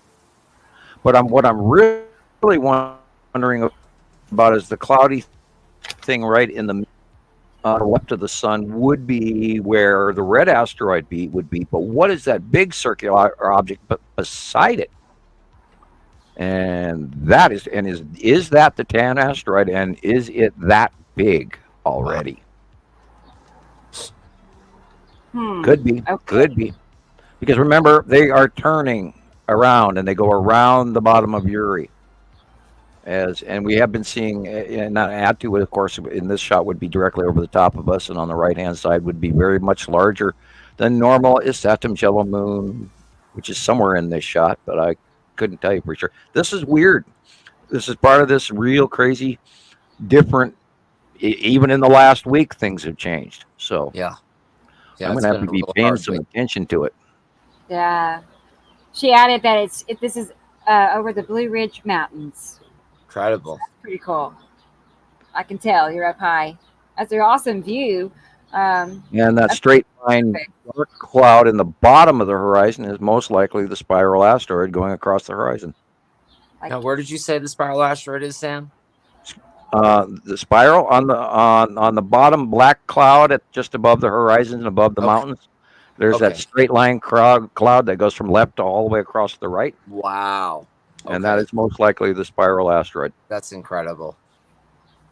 Jeez. Because you can see a spiral, and then you can see the change in the pattern as it's fresh. Wow. Okay, this is that cut in of Uri that's going to be arguing with my head for a while. Because I saw it by eye yesterday. That's why I kind of know what I'm talking about. Right. It is rising up and getting smaller, which is weird. Yeah, that's going to be weird. That'll be the first time in many years that Uri's going to be smaller. Interesting. Oh, she's been predominantly in our face since 2019. Okay. So it should have like a 5-year run after 2018, 2019. They were on the right-hand side, and then they came over to the left, and then Uri got bigger and bigger and closer to us and closer and huger. So she's been over there the whole time ever since. So Experimental is asking about Nana and Amel Saru. Yeah, good thing you reminded me. I'm going to have to make sure I include that in the drawing. Yeah, they are at the horizon of 15 degrees, 20 degrees off the deck. On the right-hand side of the sun, especially mid-afternoon. Yeah. And you should be able to see them as like a tennis ball and a golf ball if you held them at arm's length in front of you, just a little bit off the horizon. And then it will be, they'll be below Isatum's out view, so we should be able to see them probably here, maybe all next month. I'll have to just keep looking for it. I have to remind myself to look for it on purpose. I was going to say, and just to clarify, are they moons like connected to Isatum? Yeah, they are the moons of Nibiru, and they're concentric moon. Nana orbits Amel Saru, and Amel Saru is tidal locked and always in the same place off of Nibiru. But you can actually watch Nana going around. It's not really fast, but it's fast enough that you can actually see that they are concentric. Wow. And concentric means one object orbiting the other. Well, thank you, Margaret, for sharing those with us. Awesome. Pretty neat. This is pretty neat, too. Can you imagine seeing that? I want to see it, though. I like that kind of stuff. So, Facebook user asking, will they get closer? Can they get closer than they already do get, Sam, you think? What do you think? Well, they're going to be doing a close pass scenario because we are in the 180-day cycle, and this is a prime example of it. This is the bottom of Uri and the Salamander asteroid group coming in for the 180-day cycle. Okay. And let's pray that this year that they're a little higher up and not as volatile, not as destructive as they have been in the past. Okay. Well, thanks for clarifying, Sam, because I was thinking Nepicity. I don't know. I thought it was so weird. No, too white. Too white. Too white. And Nepicity doesn't behave like this either. These are these bubbly momentous clouds that come off the bottom of the gas giants. And the shape pattern leads me to believe that this is the salamander asteroid group poking in on the bottom lower half of Uri, and the base cloud is in the background. Gee, those are huge. Those are Yeah, huge. they are. Wow. You could pop them like dunk. Right? It still blows my mind that this is actually happening. And yeah. The fact that I wouldn't asteroids up believe there- it either if we didn't see these repetitive patterns over and over and over again, where they match and they match and they match. And had it not been in 14 years of this, if we'd have seen it for 3 years and it went away, I would have gone, maybe I was full of shit. But we've been watching this for 14 years, and the same damn objects are getting the same pattern over again, and then they get bigger and bigger and bigger, and then we see close-ups of them, and everybody around the world is capturing them. So yes, they are quite real. It's insane to think that they are this close to us, and the rest. What really blows me away is the rest of the people don't see this. Right. So weird. It is weird. I sent some more, Rebecca. Also, Robert sent something in the stash group as well, it looks like. Oh, perfect. Okay, perfect. I'm getting Andy. So Andy sent me some from the UK, Andy. So yay, Andy. I'm saved. Yep. Yeah, he's busy setting up his camera stuff, really cool stuff. Hi, Shelley, our friend Shelley. Hi, Shelley. Yes, good to see you. Good. We need to promote Andy's site. I don't have the name of Andy's site. No. I do not either. He has a site on Facebook, or I believe he's running his own site now. I think he hinted at it. And we need to find out if maybe he's keeping it a secret because I don't know about it. We'll get it from him. We gotta find out, Andy. I'll ask him. I had a question run through my mind the other day. Are you still running your cat site? I am, but I had to. It's number 2 because the first one I got locked out of it. So it's Feline Followers Anonymous number 2. I love the anonymous part. Yeah, I love it. Yeah. So, but yeah, there's only like 30 people. It's a small group, but we share some of the best cat videos and pictures and memes. And so if you're into cats, come and join that group. Ask, what's with the cucumbers? I don't know. I've tried that with my cats. Are you serious? I've tried it, and they don't do that. They don't jump up. My cats are pretty chill. They just look at it. Yeah, I'm not either, but I had a cat that was absolutely crazy over cantaloupe. If you had a cantaloupe rind in the garbage can, you'd come home and the entire garbage can would be knocked over, and the cat pops her head up out of the bin with cantaloupe rind in her mouth. I mean, it was just insane. So we got to the point where we didn't even buy cantaloupe anymore. She was voracious for it. I mean, she was like absolutely addicted to it, and I've never seen a cat do that. Hey, Andrea. Good to see you. She was a little brown and black and tan calico, and her name was Cola. Oh, that's a cool name. I have some sky videos to watch, things I've rounded up. Actually, let's do this one first from Alexander, since I know it's evening for him. I have not seen this all the way through yet, so I'm curious. Pretty pretty.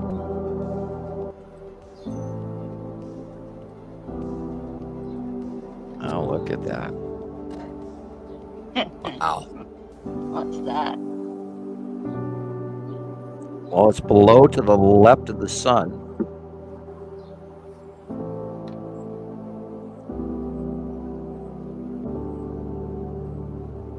Even with the Samsung S23, you can see some really solid shapes up there. And when you take pictures and you zoom in, little black dots that you didn't actually see. Yeah, those are asteroid clouds for sure. Look at all the eddies. And I think of it like a nebula. It's like a nebula with gases and then objects. Well, that's a great way to think about it. I'm wondering what that is. Look at that. What? That almost falls into lead asteroid, but it's not big enough. And look at that. It's got a little cap thing on the top there, like. Interesting. And that as well. All black bits in it. That's what I'm talking about. That When could you be take that pictures could be and the it looks green like a asteroid. cloud. Wow. The Yeah. little dot. That could To me, easily be the those- green asteroid. Black specks. They look like someone just flung a handful of gravel. It's like Yeah, it's like little things coming towards you, like little shapes. Yes, you can see the movement. Yeah. Incredible. And then, Sam said to look at it like a nebula. I'm looking at these clouds like it's a picture from the James Webb Telescope or something. Right. Yeah. That's incredible. Look at that thing, like a face in there. Look at that. Because we don't know what the gases are around planet Uri, and we know she's a gas giant because she's got stripes, and we know that Atu is a gas giant because it's got stripes. Although the angle of the stripes are different on Atu, they're kind of angled, whereas for the most part Uri's are horizontal. Right. Wow. Look at that. I'm almost wondering if that's the Empire Orb, Norway Spiral Orb. Look at that thing. Because that's about the right size. It's got a little dot in the front of it too, so yeah, I don't see the eye shape or the array. There's something else right there. There's Hey, another. that's the doggy. Look, there's another orb there, it's like a demon. square. There's another orb there. Wow. Yeah, there is Nice. so much going on over our heads that we don't see. But with Alexander's help, we do, right? Yep. So, yeah. And that's why we love his work. And thank you for your work. Because this is like close-ups we don't get. Skywatcher bliss. Yep. Yes. It's got a little blip on the bottom there. Like, And that's, I like the music choice too. yeah. I like that. Beautiful. Well, okay. See that little blip that you just talked about, Jillian? Remember in the sightings of the long box? The spiral orb or Empire Orb, as I refer to it. Remember, it's always got that little blip on the bottom of it. It's a smaller, sort of like a side orb. Yeah, you mean like the Dyson Sphere or the power unit? No, Dyson spheres are much larger. Yeah. But the side orbs on the cubes, and I believe the side orb on the Empire Orb also, are lightning receptors that get struck, and then they take that electricity and power themselves and charge their batteries or whatever with that. They got some really interesting technology. Well, we've sighted them in live footage where those little side orbs get hit, and then you see a straight energy beam that goes to the craft. Amazing.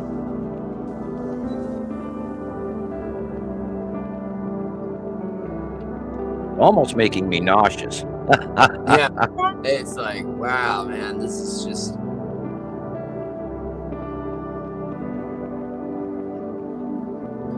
You can tell also how much he likes to study the details. You know, I mean, you can just tell it means a lot to him.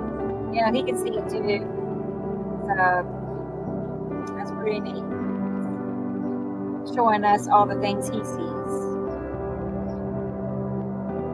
Look at those little stripes. Yeah, little stripes on the thing. Yes. You know, the thing you're Wow. talking about, Sam, on the bottom left of the orb, it looks like some type of geometric apparatus on there. I don't know if it's like a polyhedron or tetrahedron or whatever you want to call it. I can't tell. I'm actually getting nauseous watching this. Yeah. It's like, oh man. He's got, when somebody else controls the camera, it messes with your balance and your inner stomach. Yeah, it's because you don't know where what's Where it's coming. gonna go. And it's like, oh, yeah, you pulled me. Yeah, it's like being on a carnival ride. You're not ready for the corner. Like a kaleidoscope. You know, Okay, I'm gonna quit watching this. Yeah, when I started taking like 360, views of, whenever I'm taking captures, I always like to do that just to make sure I get everything. But I found that there's a way to control the speed on your pictures so you can slow that way down. So that kind of helps. Yeah, that actually made me slightly ill to watch. Okay, well, we're moving I was actually having to forward look down because I couldn't look anymore. I was like, no, I can't do this. here. So hopefully this won't do that. What about this, Sam? What do you think is happening? Another asteroid. It's hard. Well, that's again that rounded up white object we've seen all week. And the question is it the Empire orb? Because it does have shadowing in the center. Neat. Or is this the moon? It's a hard call. It's a little blurry. Yeah, maybe he'll zoom back out. I didn't catch it all. So. But then fading back like that as it was, inclines me to believe that is farther than our moon.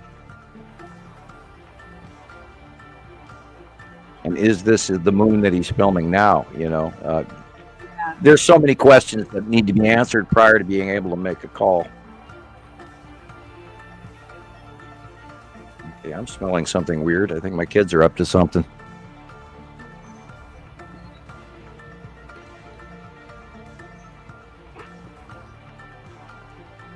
Oh, yeah, I don't know if that's the moon or not. the shadow of a strip. But depending on when this was captured, we went through a no moon, and now we should be in a crescent. I'd have to look it up, but this calendar I have does not do that. Says something moves in front of this. Look. It does say we'll be at the half moon on the 15th. Okay, those are solar sunspots. So this is the sun. Okay. That's the sun, yeah.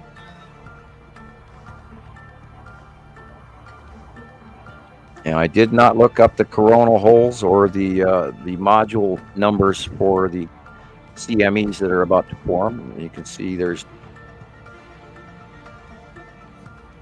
two. That one only is singular. So when the positive and the negative get close to each other, and then they react, and then they discharge, which causes the coronal mass ejection.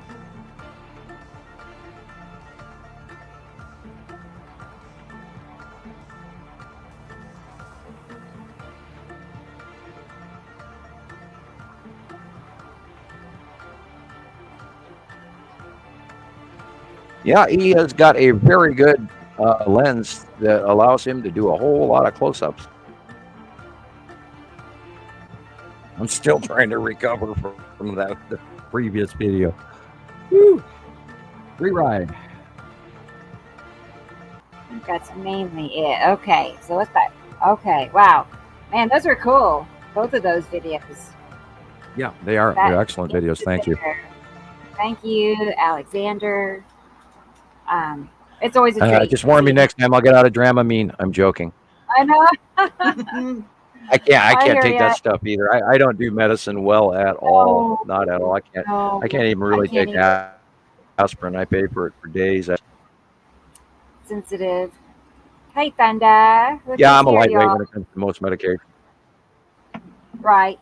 I'm like very sensitive. I mean, I discovered that years ago, so I just have stayed away since then. Years ago when I was a kid, I was like 12 and I broke my leg, and they gave me painkillers in the hospital, and all I did was throw up. It was just too powerful for me. Yeah. Right. And so I'm really touchy about any. I mean, I can't even eat or those drinks with the ginger in it. I cannot drink those at all, because within 15 minutes of drinking 2 or 3 sips off of one of those ginger drinks, I actually get ill. I throw up. I'll end up going, nope. So I don't even buy any of those products ever. Right. And I even have to be careful with a Coca-Cola. I mean, for me, it's water or coffee. Like I said, it's not very exciting, but that's really all I want. It's one or the other. So. I like my orange juice too. Yeah. Right. My daughter's always going, Dad, you bought the stuff with the pulp in it again, and Uh-oh.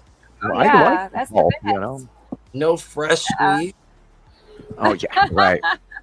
Fresh anything in Montana. It's like you can't even imagine trying to buy seafood in Montana. You can't. No. It's not fresh. You'd have to pay to have it flown over by Delta or something, Right. Yeah, no. We used to do that. We used to have a friend that worked for Delta that was on the East Coast, and we actually every once in a while we'd wire them some money, and they would fly over a whole bunch of fresh, live, living lobsters. Wow, nice. Here to Montana, and we'd have to rush down to the airport and pick them up before they died. Oh man! And we'd have fresh lobster from the East Coast, which is the red lobster, not the rock lobster, which is horrible. That's the black lobsters or the rock lobster, and they taste muddy. But if you get a real Maine lobster, oh my God, those are awesome. The red ones were really tasty in South Africa as well. Right, yeah, right. And the black ones are muddy and smaller. We had them. I just know that one of my brother's girlfriends came and she brought that stuff, and we had it on the barbecue, as you guys call it, the braai. And they put it on a spit, and they did it. Oh my goodness, it was the sweetest, most incredible meat. No. Last time I was in Washington State visiting friends, we were over up at Seattle area, and every other day we would go to some big, huge buffet where they were giving all the seafood you could eat, and that just blew me away that people actually do that on the coast there, whereas in Montana we would never even think to do that because you don't get fresh seafood in Montana. Now, fresh beef, that's a whole different story, or buffalo or elk or, you name it. I can't do, I don't like seafood personally. It's just not for me. I very much like breaded clams, clam strips. Awesome. We had a restaurant called Joey's Only, and they closed, unfortunately, because they probably couldn't get fresh seafood either. Right. But I used to go there regularly. Fresh. And what we get in the interstates, right? I mean, it's like a whole other ball game. So yeah, I think that's why I probably hate seafood. It's just because it's, oh gosh. No, I like an orange roughy or cod, and of course the cod has been gone from tastes like years chicken. from the Atlantic, but tastes like chicken. Yeah. Right, but I don't like chicken either. Oh boy. Now that's Nova. My oldest daughter Nova loves chicken. Wants more chicken, and Shiloh, she's the she wants her New York steak. So. Oh, okay. We're all very set in our ways, the things that we like to eat. Yeah. These pictures are from Andy. Awesome. Okay. Yeah, that's that same. Okay, look where the light's coming from. It's coming from the left behind us. So this would be, I think we're looking at the bottom cut end of where the sea trail is. Oh, actually, there's two of them. I didn't see the second one. On the left, I believe, is Nepesity, and on the right, I believe, is Attu. And look how they're blending into each other. The dance, where they actually are right next to each other, even though they're not. Wait, you said this is Attu? It looks like it's early part of the day. Is it now, if it's midday, then we're looking north. But if it's the early part of the day, then we're looking west. Yeah, just opposite of this. Reverse. Oh, okay. Attu would be on the right. All the way around, yeah. Attu's on the right, Moon. and then you can see Attu's moon in the middle, and then the drop ion bottom base cloud of Nepesity, but Nepesity is actually behind Attu. That's why it looks like it's cutting into it. It's actually Attu coming in front of Nepesity. And this is where we talk about the dance. And they're always switching positions. Attu and Nepesity trade places over a period of a month or two, and then a couple months go by again, and then they switch places again. And it's in out view. It's not in actual change of position. But we've come around from the left-hand side of Uri and Attu, and now we are on the right-hand side of Uri and Attu, and so Nepesity is, of course, moved to the southerly view. Right. And you could totally see the total difference between each planet. Attu in that picture has got the clouds that are moving horizontally, and Nepesity had those like clouds that were just rising all the way up with this rounding effect. It's absolutely incredible.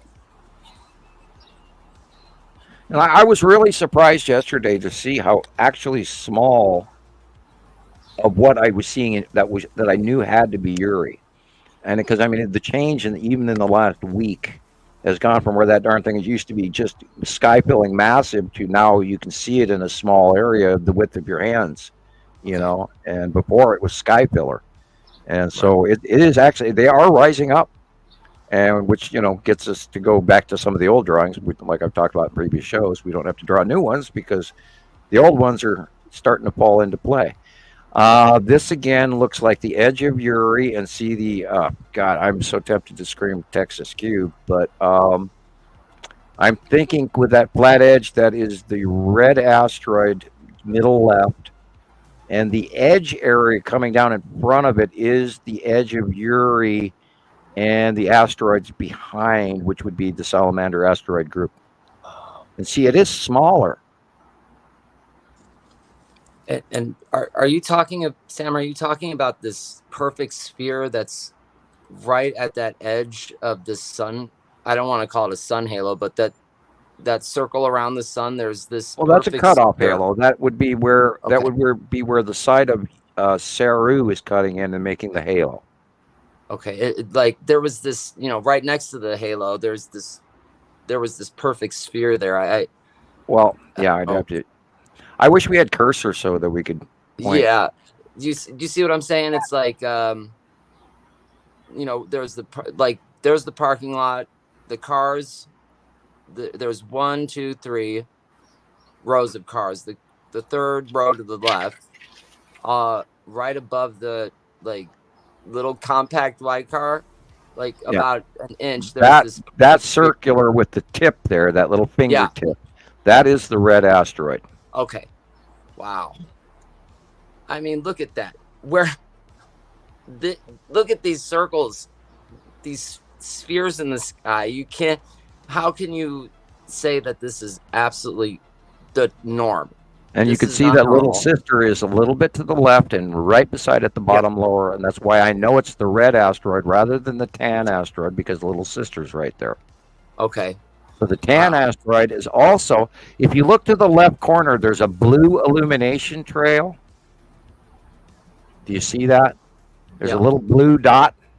That is where the tan asteroid is, and that's the backlighting behind the tan asteroid in a backlit crescent illumination, and that's why that little blue blip is there, because that's the light shining off the backside of the tan asteroid. But it's slightly buried in the clouds.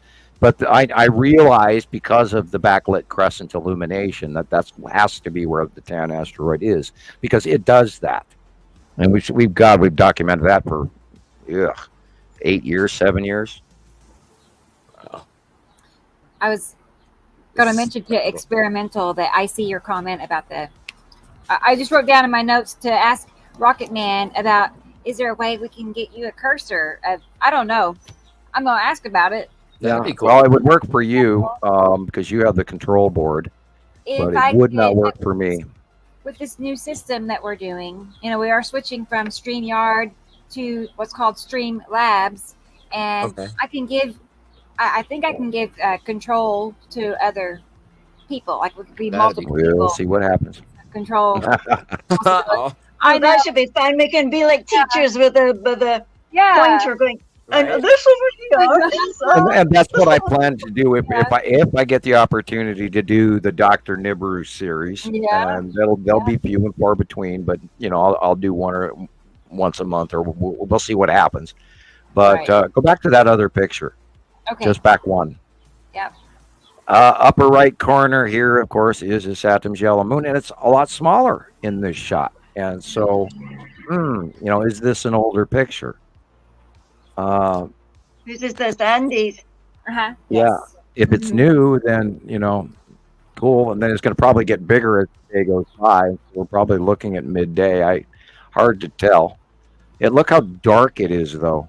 I mean, on the ground. Look at how shadowy everything is. Weird. Right. Weird. What's that dark cube there? I mean, it does look like a cube. Is it to the right? Well, on the right-hand side would have to be, of course. I don't see what the cube you're talking about. Oh, unless okay. If you're talking on the left, the left middle upper, well, then that could be where the Texas cube is. And then we know that at the same angle on the right, in that dark area with the ring, I think that's the ring. I don't call that a sea trail. A little cluster of odds and ends. You know? Yeah, hard call. The dark area. Yeah. Yeah, hard call. That could be Isatum in the background in the dark blue area with the long box cube. Yeah. But we know the long box cube is there, but it's not apparent in this shot. Right. I know. Michelle can agree. Like, Michelle's daughter said you need a pointer also. So I don't know. Yeah, we do. If we can figure out a way. And that's what I was going to do with the Dr. Nibiru series, where I just used a big whiteboard and a pen, and and one of those pointed sticks where you smack it on the board. On here, yeah. I don't know if I'm going to do a German accent, Dutch accent yet or not, but I might just be silly, in the beginning, and then go back to normal talking, but we'll see. We need to send in mass complaints to Sam's internet carrier to give him better internet service. I think if we got 200 complaint letters, maybe they'll give him some, better service, hopefully. Yeah, they'll cut me off because they're mad at me. No. No. It's like don't call my mechanic and tell him not to work on my car.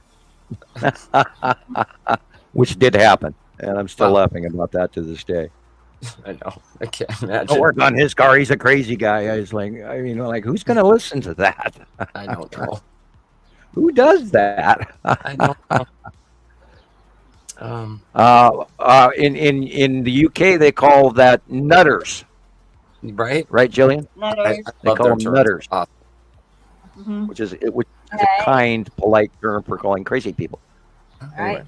Hey, Third Eye. Nutters, yep. Good to have you're you a nutter. here. You're a nutter. Look how purple that is, Sam. Yeah, that is mighty purple, isn't it? Yeah. Man. That star on the graphic behind off the thumbnail keeps grabbing my eye, and it's like, no, I got to put my hand in front so I don't have to look at that little star up top there. I know, right? Man. Keeps arguing with my left eye. It's like too bright, too bright, too bright. I get a piece of tape and put it on the screen there so I don't have to look at it. Yeah, once I started realizing that the skies are purple, and I actually am seeing it with my own eyes, that was a pretty big one for me to finally admit to myself, wow, this is purple. The effect of Atu, and it's just incredible. I can't stop. I think that's where a lot of people got the ability to get all, because Atu is the most captured of all the planets combined, and we have more pictures of Atu than any of all of them combined. And I think the purple has a great deal to do with why people automatically went, oh, it's purple, I better go out and take a shot, and I think a lot of people learned Atu early compared to Nepacity, but we've had what's your favorite planet routine going on for a while now, but Atu and Nepacity are of course most cited, and because Uri and Nibiru are so huge, they're harder to see because they are so huge. And then of course the Saturn Yellow Moon is a new process thing in the last 4 years, has come back to visit us, and now we get to stare at Saru, and we have to remember it's there. This is that asteroid coming in, probably the red asteroid dead center in the white at the top, in front of Atu and Atu's moon. Which part? Like on this picture? All of it. Well, Atu's in the background, literally from the horizon middle. You can see the middle line, not on the horizon, but above the horizon. That straight line. That's the bottom of Atu, and then Atu's moon is the second dark line from the right, and then the white blob in the middle at the top of the picture is the red asteroid. Wow. Okay, I'm like Andrea. If I had to pick a favorite, I think Nepacity is my favorite. It's like sometimes, usually the star of the show. A lot of the times, I don't know. She's really photogenic, and she can do all sorts of interesting things. Yes, I get the most excited when I see Nepacity. And I think we're either seeing water drops on the lens. I don't know what that black blob is. That a bird on the left is? There's a black spot, and I'm wondering if that's maybe a water drop or a leaf. Right. on the lens? Because That's a I bird. think I'm seeing water drops on the lens here. Right. We've been It's a seeing bird. weird things flying around the sky. It's like, who knows anymore? You know. Yeah, I'm down to Okay. doing the one eye look where I, close one eye and look at stuff. Well, thank you. Yeah, Thank you. it's time to get new glasses. I promise you. I have to get new glasses. I thought I just got new glasses, and now I suddenly realized how much time has actually gone past Yeah, since I got yeah, these me ones. too. And I'm like, I'm really doing this now. I mean, I had to take these literally off and look at something on the pop. I last have been night. catching myself doing that. I'm looking for my glasses, and then I realize I have them on, and I'm going. I still don't see right. So, Yes. Yeah, like my they're dog here ate someplace. mine, Now, so- where did I put them this time? And then you realize they're on your face. But you which only tells get me that I'm the not- invite to go back every 2 years, don't you? If one gets one's glasses done, it's every 2 years. Normally, that in the real world, one would assume, but I have not found anybody that has done their job since the virus times. All of that fell out. Yeah. As a matter of fact, my daughters even lost their appointment schedule at the dentist because of it, and we have to go back and bug them again because they stopped doing that too. They've gone since, but we aren't getting any reminders. And it's like, what's I wasn't going on? allowed to have a dentist until it was a total emergency. I Oh, was well, standing in my NHS girls get crying. regular like, literally. cleanings, and we go regularly to the dentist, and they do. I of course I'm having to deal with my nightmare thanks to getting dosed with Fukushima radiation, so that's affected me, and so I've had a little less visits than I'd like. But because it did affect my bone quality, I mean, oh God, I wandered around for like 4 years as a zombie, and then didn't even know what the hell was wrong with me. And then all of a sudden, I got a golf ball on my Adam's apple, and it grew quick, and I couldn't swallow, and I had trouble chewing, and then swallowing, and then it got really painful. It's like somebody stuck a hat pin in my throat. Oh, And so I went to the doctor, and they said, when, not if, but when were you exposed to a great deal of radiation? And what blows me away is they don't report that to the CDC. And I think that's a huge crime. Yeah, I was like, what? And when you get, I mean, if you're exposed to radiation, don't you think they should notify the government? Absolutely. Like what if I'm some, terrorist or something, and I snuck into an installation and got, plutonium radiation or whatever. Right. But no, and what I got on my thyroid was on the outside. And that's the only way you can get that on exterior cancers from being exposed to large amounts of radiation. And I remember the day it happened, and then 12 work days after Fukushima blew in 2011. And I got burned. My skin was on fire because I went and chased my lawn furniture down the street. I was iodine for about less than 5 minutes. And then I came in, I was cooking for the girls, and I was on fire, and my head was burning, and my shoulders, and my knuckles, and my knees. I've never So I heard of immediately this before. It ran must have in, been and I was so out. sore. It's terrifying. Well, and I thought, okay, it's acid rain. I thought acid rain or something because I knew I was on fire. And then, after the skin areas started blistering on my face, especially where my glasses sat or the top of my head, and I had blisters on my shoulder, I had blisters on my knuckles, and on But didn't other people the backs get it of my arms. too? Yeah, a lot of people in Canada that got dosed.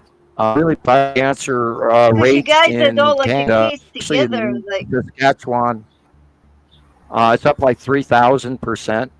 I would have to look at the figures, but yeah, there was a lot of people got thyroid cancer. West Coast, Washington State, California. Stay away from black to be sands. able to get compensation for ocean. something like that off someone, it's not right. That You would know be what them I'm saying? admitting to I their mean, problem. And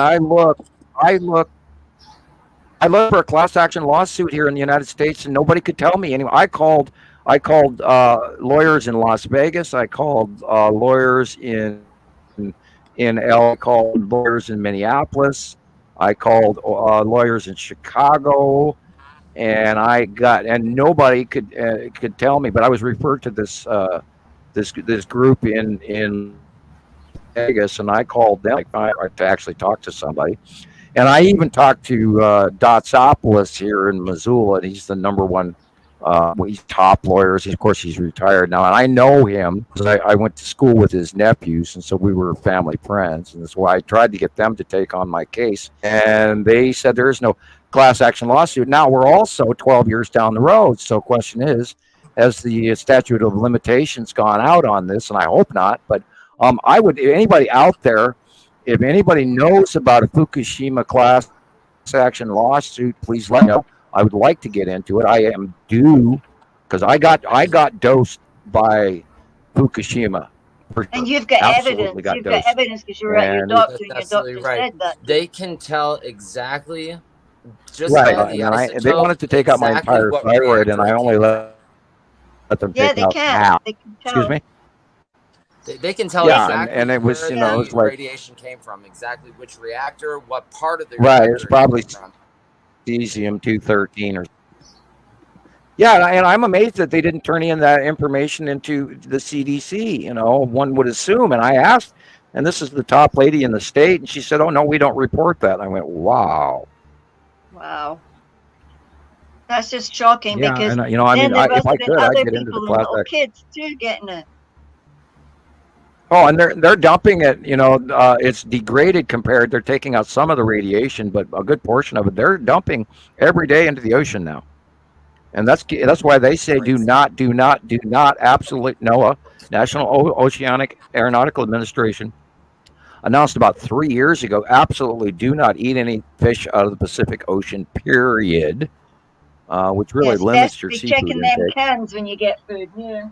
Yeah, and then if you have a Geiger counter, go to the coast and walk up to a black sand area along Santa Barbara or San Francisco or Coos Bay in Eugene, Oregon, or up there in it'd probably be stronger up there in Seattle and everything.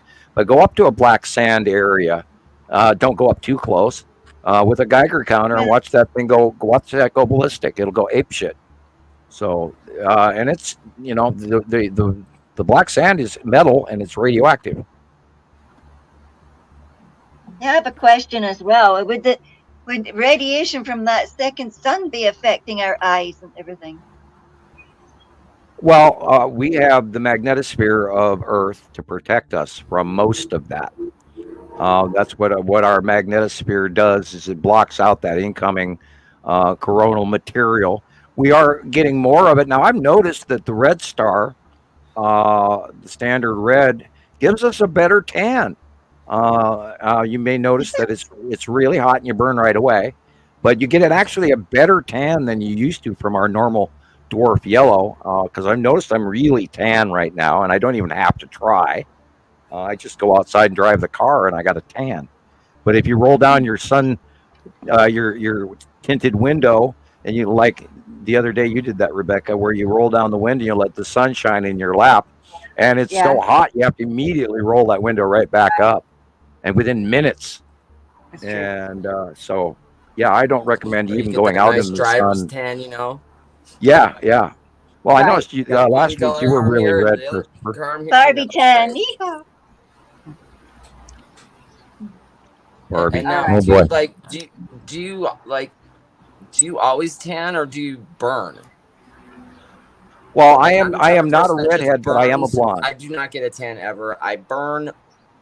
It doesn't matter. So well, yeah, you're a ginger, so you can. He's going, no. You have a reddish Irish heritage.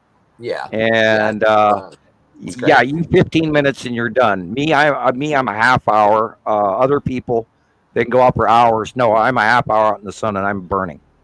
But I'm blonde, and my daughter is Shiloh's a brunette, almost redhead, and she burns really fast too. So we have to get the skin stuff. We put the sunblock on her. I don't recommend it. It's not healthy, but I mean, if she's going to be out, she needs it. Right. If you can find anything else besides sunblock that'll block the sun then get it. Yeah, it's called clothes. Right. You know, the Arabs wear three or four layers for a reason. Right. Yeah. When it's 115 degrees outside. Yeah, they gotta keep that coolness in. Yeah. So yeah, Andrea, I go purple as well. I go a sort of funny color, and then it's like, okay, well, ghost person in the sun, you know, like Scott. You always know the Scott line there. You're just like white. It's like you repel. I think this is important to talk about. I mean, you know, we are learning now that we have two suns. Okay, and for me, my whole life, I burn in the summertime. I'm from, you know, the desert. I've had, you know, I don't want to say heat stroke. I don't know what that is, but I've had heat exhaustion where you start spinning, you throw up all over the place. It's awful. Laying on the ground, you have no energy. Oh, it's bad. Headache, weakness. Yeah, and then I just burn. Like when I was a kid, I used to, you know, I grew up in the 80s, right? Your parents had you out till the street lights came on. So I would come in with blisters all over my body. It was bad. Yeah, I've had heat stroke twice. Once while working for the Parks Department and once coming home from school in high school. Yeah, it's not fun. I noticed that it changed because I remember at some point we're like really struggling to catch a tan, and then eventually it wasn't at all because we went out to do karate stuff in South Africa at the beach, and it was too hot to stand. You had to actually go in the water, and you could feel it was different already. That was 2016. Jeez, Well, remember the second star, when the second star rose up from below Earth, along with the planets, and became visible in your area literally around 2010-ish. And it didn't get up here where we could visibly see it normally up until 2011 here. And that's when the sun started rising up in the northeast sky.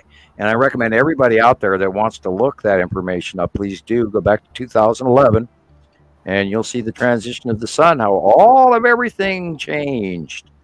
And I'm in awe that more people don't catch that. Or even the arc of the sun, like we talk about every show, high noon.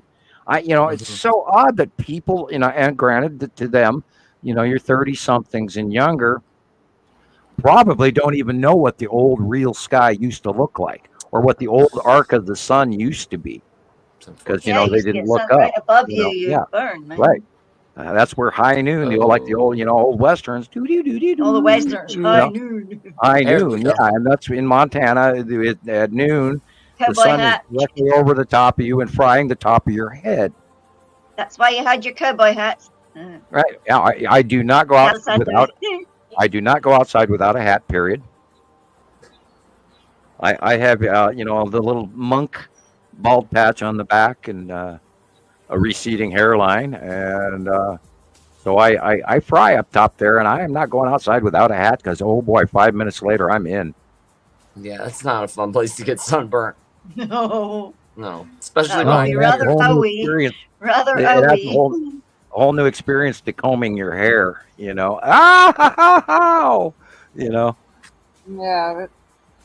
And that's what happened after Fukushima, because that whole top of my head got burnt too. Because I did go out without a hat because I ran outside chasing my lawn furniture. I didn't stop to put a hat or a coat on. I just went out because oh God, there goes the table, and so I ran out. And when I got the table first, and then I got the other 4 chairs, and by the time I came back in, and all of that. How long ago did that happen after the? It was like 12 or 14 days after Fukushima. Wow. And I believe April 9th, 2011 was the tsunami date. Yeah. I think it was April 9th. I could be wrong, but it was, it couldn't, or was it March? It was March 11th, 2011. Okay, March 11th, 2011. Okay, you're right. I got April on the brain here. This, April 8th and April 9th were important to me this month. Right. The eclipse and then the anniversary of Montana Skywatcher. 14 years, April 9th. Yeah, or boo. 14 years. Oh my God. I spent 14 years doing this. Hey, there's nothing wrong with that. Oh my God. Dude, I get a celebrated life. that day doing something completely different. Okay, I can't even imagine what else I would have been doing. Wow. Hey, I mean, that's just I think big. about that It's a too. void hole. It's a black hole in front of me. What would I be doing if I wasn't doing that? Yeah, can you imagine not being addicted to the clouds at all? I would probably be making more tie-dye T-shirts. hey, that's fun. That's I have a whole ton of T-shirts and dyes and tubs and gloves and stuff, and I made a whole bunch for the girls, and then they complained about it, going, "Dad, you know, this one didn't turn out," and so I stopped. Yeah, we want But I rainbow have- T-shirts now, Sam. Yeah, I have a whole Nice. bunch of that. I have all of that stuff, and I do very much like making tie-dye T-shirts. I guess I really am a hippie. You could sell them as your side thing. Huh. You know me, I don't sell things well. I actually give things away to people. As a matter of fact, Right. I'm wearing a Star Wars T-shirt today. You know, me and my T-shirts. You know, Sheldon Cooper. Anyway, has Rebecca watched Star Wars yet? No, was I supposed to? Oh, I think I am supposed to. yeah, you have to catch I up don't to the know. cultural I have a lot icons, of young homework lady. to All I remember is you I saying you know. haven't seen it yet. You know, hey, it's not just me. Jesus is the very same. We look at each I other can't like, believe you know, that. we get it. Wait, Jesus No hasn't seen it way, he either? didn't No. watch them either. That's No. not. Yeah. No. I mean, there's like no. 8 movies, and then there's a whole series of cartoons, and there's all kinds of Yeah. side books, and you name it. I read, you know, I read the Han Solo series every time I could get any new Han Solo book that came out. I was buying it off the shelf, going, you know, I don't care, I want it. I don't care if this is lighter, terrible lighter. I want to read it. Han Solo. Oh, Oh, it was a video. Yeah, it was a Han Solo video.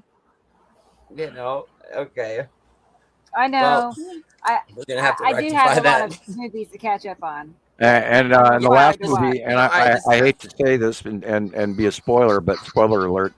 I remember being in the theater and watching Han Solo get killed, and there was this woman that went, "No!" And you know, and I've never forgotten that. I can still hear her head, you know, her voice in my head going, "No!" I mean, it was like a teacher excruciatingly screaming in a classroom or something, that, you know, while she's watching an animal being killed or something. I mean, I know. and I've never forgotten really that. little moment in her life. Yeah, well, you know, it was, you know, I'm sure. yeah, You've seen that one. yeah, it's a good movie. You just have to see the comparisons with this movie, Rebecca, and what Sam has been talking about. Yeah, you need to have the education of what the Empire and the level of space and the ships and the varieties of races. It's freaky. It'll teach you Just really that what's going so on many over the top different of little it right things now. come on in your brain, and it just makes sense. The Star Destroyer thing is just what? No, So it can't okay, so Sam, how accurate? Like 80%, it's 80% accurate, 90% Yeah, accurate. yeah, How- it's amazingly accurate. be. Like It's 99. spookily accurate. It's unbelievably accurate. Like, how did they know? They knew what? Yeah, Are yeah. they time travelers? These people who wrote this movie? I don't know. How did they even? There's more than one thing in these series of movies. Just the first 3 movies from the 70s that Sam talks about that are in these movies that Sam's showed us that we've seen in the sky, and it freaks me out. Oh my! Oh, there's another thing just What was the guy started. that I'm trying to think of? George Lucas. Lucas. Have you George ever Lucas. seen video? You can, everybody out there, look up George Lucas's interviews after he started the series, where he's in a studio talking to a guy interviewing him, and then look at the back of his head. Oh. Okay, what's going on with that? Well, you got to We're gonna have to just find look out. it up. That's I their can't, I extra can't credit. describe it to you. You're going to have to go just look at George Lucas in an interview. In the back of his First person who head? posted on the Facebook website. Right. You know, Yeah, there if was somebody something gets a copy of it, post it on Facebook, definitely, and that way everybody gets to see this. Yeah, I've often wondered as to his ethnic origin. Let's put it that way. Oh, I see. He's got Well, connections. okay. Say for instance, you're a faction, and you're up in space, And you kind of like those little guys on that planet, that little blue planet over there. Yeah, they're cute. And you know that they've got a bum shake going because you know the secrets about what their life really means. And if you were to raise them up, because you know it's coming, and you're part of the faction that wants to be, like, for example, the Pleiadian message, and they want to give us information. So how else would you do it? Yeah. That's why you would get them into a story. You would get them into a storyline, and this is one of the. I mean, this is right up there with Tolkien, you know, and Lord of the Rings. This is one of the most magnificent stories ever told, and they start in the middle. And actually, it was originally started out to be written about C-3PO and R2-D2, but then they went to chapter 5. Now the Droid series, it's called Droids. There's a comic series that starts before that, which is the early part of his story. But he had such a large, immense story that they started at chapter 5. Yeah. And you can see that on the first movie. It says chapter 5. Yeah. And there's so much background information that there's no way one guy came up with this out of his head unless it's a reality. No. And it is a reality. And who is he related to? Let's talk about the Jedi Force. That one. Let's talk about Jedi powers. Just mentioning you, when I mention the word Jedi, you wouldn't believe what my body does. Every hair on my body stands up, and I immediately touch source. Boom. Wow. And may the source be with you, and be ready for May the 4th, because that's Star Wars Day, May the 4th. Because then everybody says, "Yeah, May the 4th be with you." No kidding. And I every year I celebrate May the 4th. Okay. Yeah, we have Star Wars marathons, and I watch all 8 movies. And I'm shooting for 115. Well, there's hope for you yet, Rebecca. Right. I have seen and counting. I'm hoping for one. Yeah. Well, I'll have to be watching it on our platform by then, hopefully. This May the 4th, I will see it for my 115th time. Oh my gosh. 115 times. Oh my God. Have you got I've been counting since 1980 how many times I've watched this movie. And all of them and then now granted, I haven't watched the new ones 115 times, but I have 115 times sat through the entire series where I played all the movies and, brought my pops and my pizzas and my popcorn and my chips in the living room. And I have had non-stop binge watching of the entire series of Star Wars, and I will do it again. Yeah. Because then I go to there. Then I'm there because after 8 hours of Star Wars, you are there. I'm in that world by then. Right. And Rebecca, you have to watch the series. I know. Okay, so I got to start with the very first one. So start with number 1. Yeah, you can't start in the middle. I mean, I've start seen with it. one. I went to the theater when I was like 8 years old, but it was more for my brother. He was, the age that appreciated I'm it Luke more, Skywalker. so. I'm here to rescue you. Yeah. And you won't have to go through all of the movies to see what Sam is trying to show us. The first movie basically gives you everything. Yeah, the bar scene alone. Right. The bar scene alone. I do remember that one. I do. Okay. I've seen that. Right. Oh, God. And that's accurate. You're saying they have little bars. Well, and then when you get up to the point where you're like, movie 5 or 6, it changes a little darker. But the whole scenario, what you're trying to learn is that there's an evil dark force that's trying to control the entire galaxy. And yet there's a force of individuals, which are the rebels. And there's multiple factions, including little guys who aren't part of factions, who are trying to just get by and rob and steal and cheat and pull and, Mos Eisley, spaceport where the Empire is barely there. It's like going to Pirates Cove and all of this. And you'll once you watch the series, it will raise you up to understanding of what a multi-faction universe with multi-races truly can mean. So Yeah, I have a lightsaber in the bedroom. I have I it had a turned on. lightsaber birthday cake that my sister-in-law made me when I was 50. Cool. So is it? I even have an adult-sized Kylo Ren outfit. I have the original Darth Vader black skull. With the one you put Have on us your all head. dressed up in our costumes. Voice for my simulator is birthday. broken, but it's old. But I have an original Darth Vader's helmet. Not a copy, not a knockoff. I have one of the original ones. Oh, cool. And Where it's did you get kinda that? dusty currently.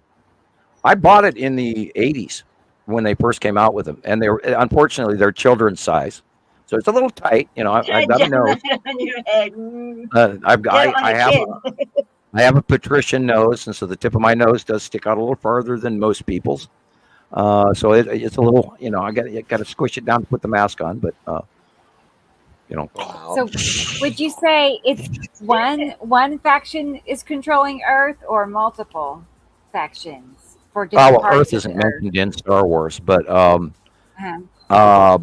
Well, there's the Empire, and once you get through, and then there's the First Order is at the end of the movie after the Emperor is supposedly killed, but then he's saved by the Dark Forces and put on life support and still continues to live, and then he builds Snook, and then he's still running the whole evil empire in the background while they're getting ready to take over the entire universe again. So yeah, there's a long twisted plot line.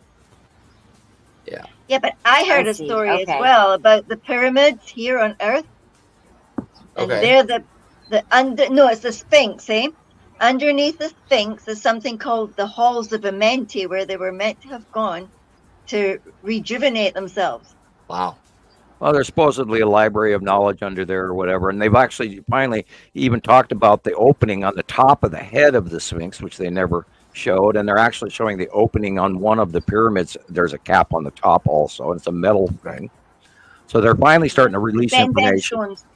And now the Sphinx there's also in front of the Sphinx, and they don't talk about that either. There's this huge temple directly in front of the Sphinx that it goes back all the way to the last cycle, prior to the last cycle. So 1800 BC, and then now they're also talking about Noah's Ark and everything going back 2 cycles and all of this. So you have to. But they were saying that Sphinx is really old, Sam, like past 12,000 years old. Actually, older. Right. Yeah. Right. Somewhere between 12,000 and 18,000. And it was at one point in time, it was under seawater. Now, everybody else should take into account the Sahara Desert was not always a desert. And during the Ice Age, it was a tropical, lush green area where civilization still lived, including the eye of the Sahara, and all of these. And they're just now releasing all this information about the seabed or the riverbeds underneath the deep sand in the Sahara. It's amazing what people can actually see what with drones and you stuff can see, now. So they can hide it. Well, how else do you feed a population big enough to build the Sphinx without having wheat? You can't import that much. You grew it right there. It was local, and you go even into the temples and the stuff that were farther to the west of where the main Egyptian temples and the pyramids and all the main cities, Cairo, etc. Over to the west of that, there are other civilizations or earlier cities and stuff that were pretty much buried by the Sahara. Now they're also building a brand new temple in a new temple city outside of Cairo. Oh, and yeah, they're building a brand new capital, believe it or not. I wonder how they afford that. Probably we're paying for it, See here, I also heard that way back then they used harmonics and sound frequency in that to raise up objects. Om chant, which is the Buddhist monks know about that, and they've actually moved. And I saw a film from the early 40s, and it's black and white, and it's very scratchy, and I don't know if you can still find it, but where they were actually lifting 100-ton blocks with Om chant and drum sounds and horns by the Buddhists. And it was highly controversial at the time, but I actually watched it happen on film, and they can't Photoshop 1940 film. No. And I watched that happen, and I hope somebody gets a copy of that someday, and maybe it was, See, Michael Tellinger was doing stuff like that in South Africa. Before I left, I actually found, we went to Stellenbosch University to listen to somebody's daughter playing her cello finale for her music degree. And they were talking about a place where they'd gone to see a display of something of his. And it was one of the rocks, and it was balanced like that, and it made a harmonic sound. And they were talking about how if you go to something called Adam's Calendar in Zimbabwe, you can see where the harmonics of the earth actually made these circular things in the mud, because earth was like more muddy and volatile back at that phase of wherever it was, that particular, it was circular, man. You could see it from the sky, and they found it, these guys flying over it once from South Africa, and they looked down and they went, whoa, look at all those circles in the ground. Like, how do you get that? And they were talking about how the harmonics of earth had actually created these circular depressions, and if you go and look at them all, it's just incredible, really incredible. Well, an example of the fact that, you know, there are other civilizations prior to ours that had high tech, and we talk about these what are known as cyclopic stones, and you know, these 100 or 10,000 ton or 100,000 ton stones that we can't even move to this day. Yeah. And if you go to the Temple of Jupiter, there's 3 of them in a row that are perfectly placed, that no human mechanism that we know of can even place those. And that's just one of the examples all around the world where these massive stones have been moved and cut, mind you, by some tool that we don't even know about. Perfection as well, right? And you know, and then the Nazca stones and all of that. And so everybody's got to just realize that, you know, and this is part of what the thinking that has to change in us, is that we don't go back just 10,000 years or 30,000 or 40,000 years from hunter-gatherers, and then Homo erectus and the different stages of mankind. There was a lot, and everybody still to this day thinks that when we had the Ice Age, that the whole Earth was frozen, and it wasn't. And the Denisovian. Yeah, those were people that were actually, it was an entirely genetic group, genetically isolated, that actually lived well in ice regions and could function at 11,000 feet. And they were literally immune to being altitude sickness and all this, because they did live there normally. So there's a whole history of mankind that modern day science is just oblivious to. So I was going to say, I almost said Gordon Michael Scallion, but that's not the guy. Graham Hancock, and watch a bunch of his material, and he's pretty accurate. He's done his homework, although I think he's missing the binary solar system.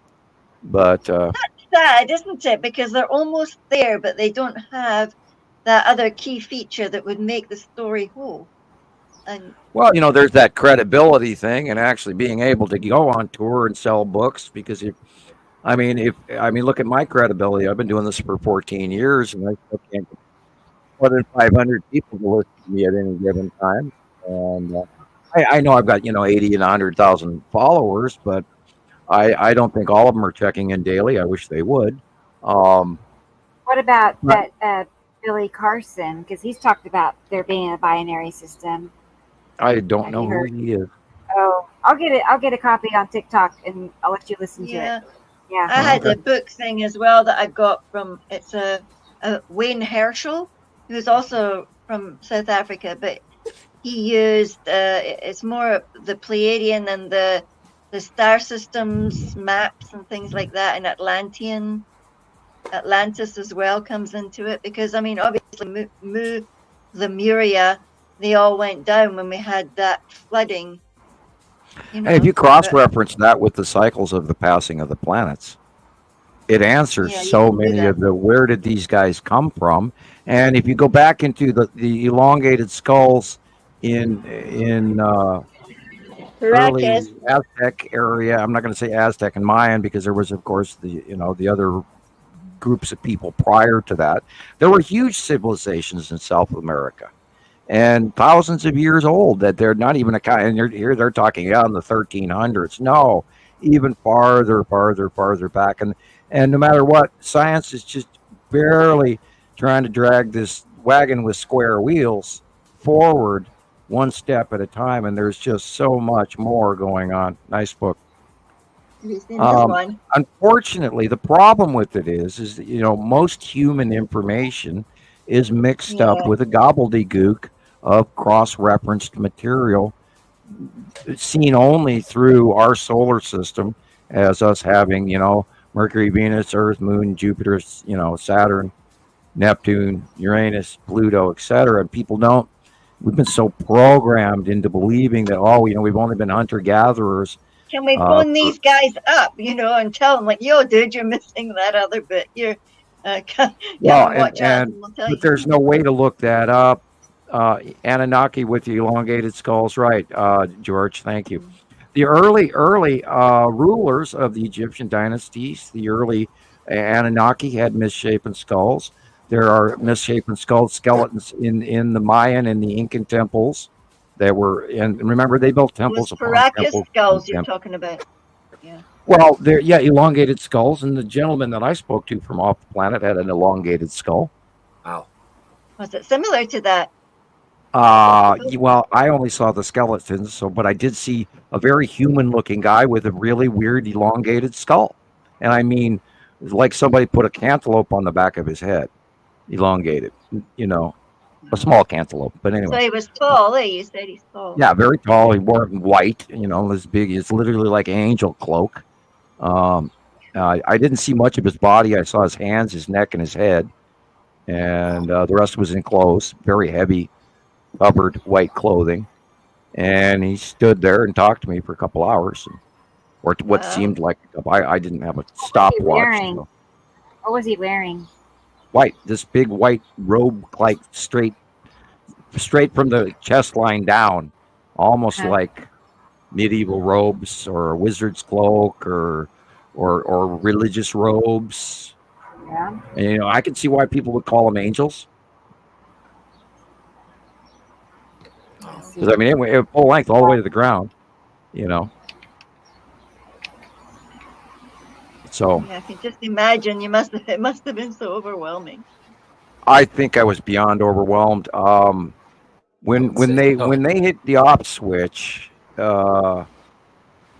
it's kind of like you go into a dream state and you can't move, and you can scream inside your head. You can you're awake because you're screaming inside your own mind, but you can't move you can't do anything.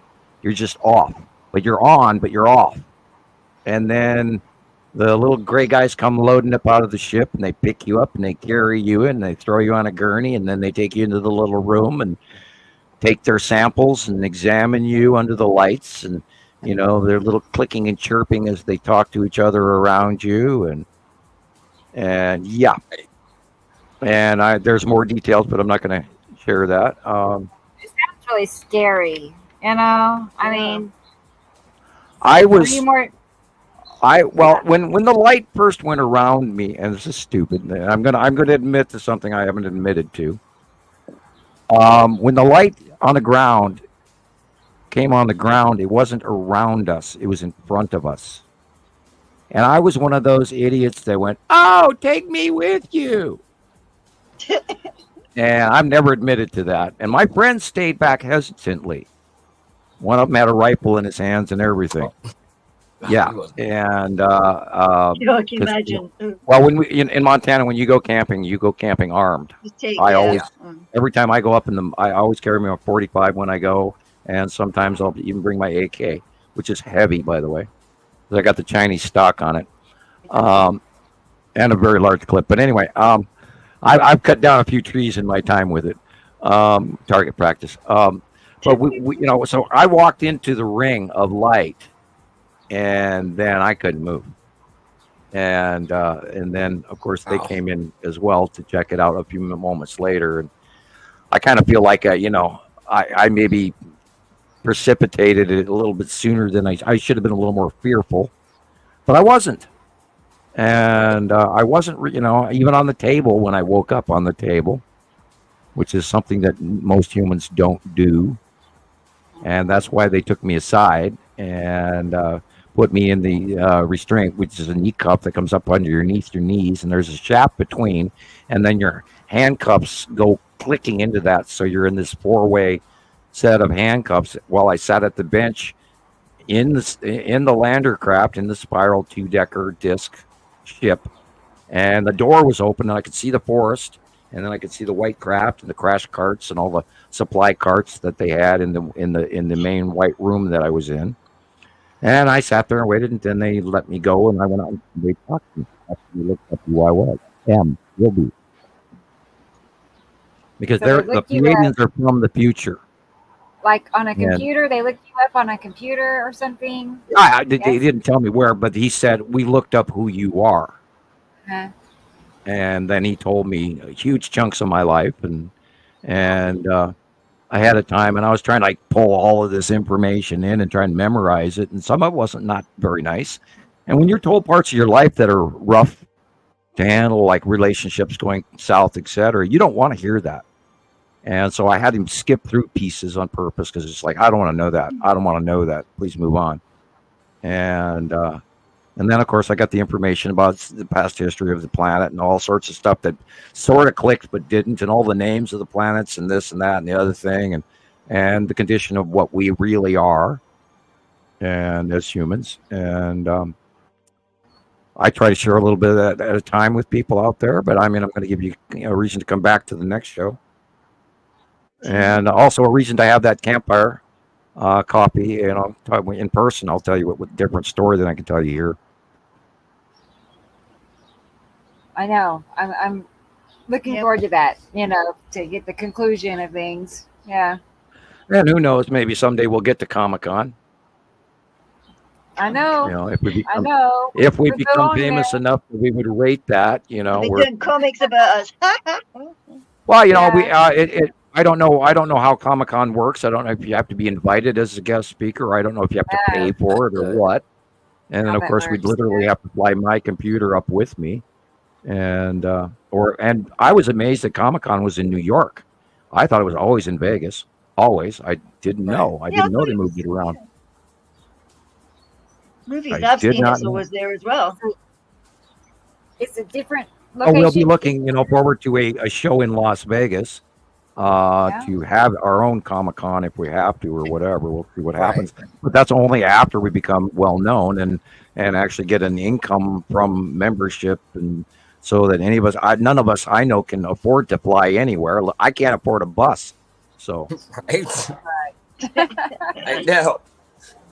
Yeah. I couldn't I'd have to take my daughters with me. Of course, they're actually old enough now that if I left enough food in the house, I would entirely be completely not worried, because they can, well, I hope they don't burn the house up, with the stove or something, but they're probably fine. I just made myself paranoid. No, I know.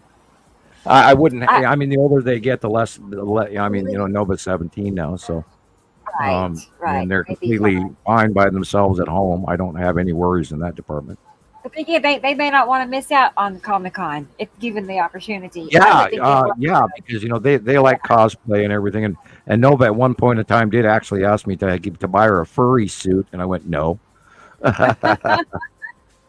Yeah, that phase that people went through with the furries. I guess and I do she know. was exposed to it, and I don't think she was into the full cult measure of the furries, including the sexual aspect therein. But to them, just some kids were wearing furry costumes to school, and so she wanted one too. And I said, "You know how much they cost?" And she went, "No." And I said, "I'm not buying you one." And well, you can make one, Dad. You can do anything. I made her things in the past where Dad I can sew, and I'm not a great sewer, but I've sewn things. I've tried to be mom also for them as well in the past. And so, Dad, you can make one. I know you can. It's like, yeah, well, let's go look at how much fur cost. And then we started looking into what it would take to make a furry suit. And I drop a couple of grand just into the stuff to make it. Oh yeah. Oh boy. So, I see. Okay. I was like, no, we're not doing that. Right. And Yeah, I don't usually try to tell them no often, but there are every once in a while I have to say no. I bet they're on Amazon. I bet. Oh yeah, oh absolutely. Yeah. Where do you think we were looking them up? Look, Dad, it's only $2,000. Yeah, sure enough, And they what's are your pretty PIN number again? like $500 and $600. Yeah, I see it now. But here's a jumpsuit for $30. Yeah, but most are in the hundreds, $400 or $500. That means they've I come down in price. Is it okay? Yeah, here's they were 600. expensive, and of course there are people that are famous for certain ones, and those ones that oh, Dad, I want that model only. No, you gave me the purple one, that kind of thing. You can't buy the knockoff; you end up buying the one they want. Like Pikachu, Pikachu onesies. kinda Right, like that. right. Boy, we I are have- talking a lot about the sky today, aren't we? Well, I do have that video from Billy Carson. I'd like to get your opinion on, where you all differ, because I hear this recording occasionally on TikTok. Let me get it pulled back up. And I had not heard of him. I know you recognize him when you see him. You probably Perhaps, know. yeah. Yeah, there's also Our solar Terrence system Howard as well. that had something orbiting it, they hypothesized it's a brown dwarf star. Well, now it's not a hypothesis anymore.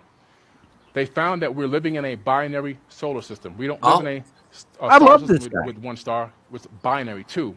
There's a brown dwarf orbiting way far beyond the orbit of Pluto, and we have our yellow sun. The brown dwarf is a very small star.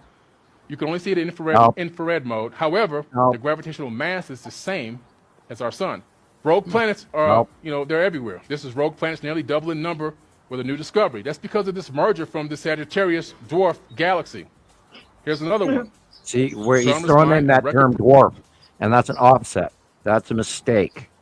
Okay. And that is the mistake of human information cross-referencing with old legends, because the brown dwarf is not a brown dwarf star.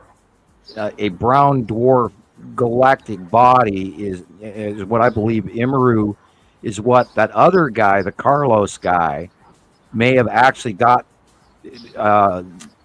footage of or telescopic evidence of way back in the 80s. And that's the same thing that David Talbot in Thunderbolts Project and all these guys they're cross-referencing these items, and they're unfortunately mislabeling them. That we know that the second star is bigger. It's not a brown dwarf, it's a standard red. We know that because of observation. We saw it come in, and it is bigger than our star. So unfortunately, he is parroting information that he's learned from human information. But I love the man other than that. Right. And this is how drastically important it is that we stick on the facts and not run off of human information, because it's skewed, it's misrepresented, it's toned down. And the reason that we say what we say is not from learning it from the guy in the 80s or from Zachariah Sitchin or from Immanuel Velikovsky or from Graham Hancock or any of those guys. Our information comes from sightings. Right. We have watched all of these planets come in one after another, and we know the count.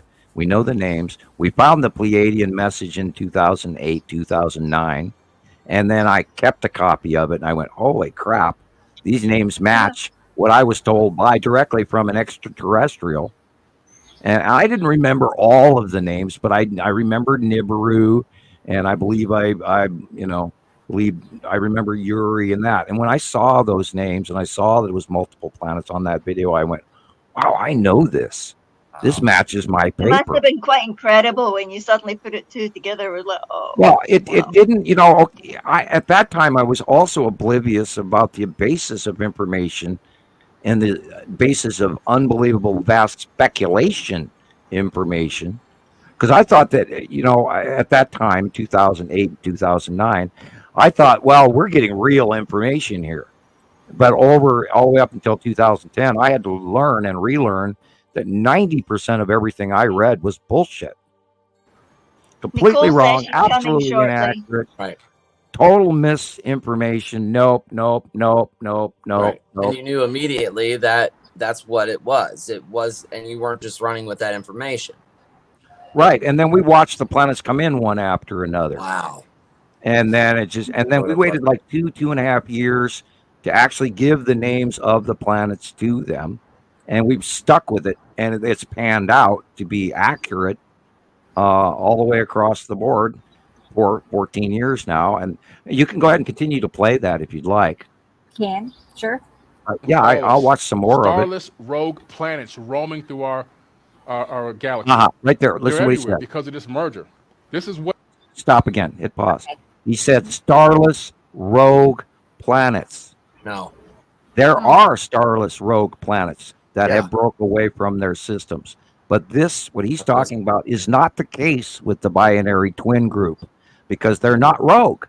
And that's where everybody go, oh, you know, planet X is on the way. And then nobody associated that it had to have a star with it. Because people are going to be living on that, the Anunnaki. They have to have a star. Oh, excuse me, cough drop time.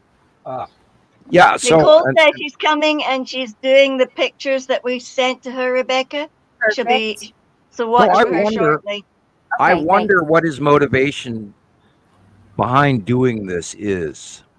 Interesting, isn't it? I love the guy because he's at least he started out right with binary. Boom. Yeah.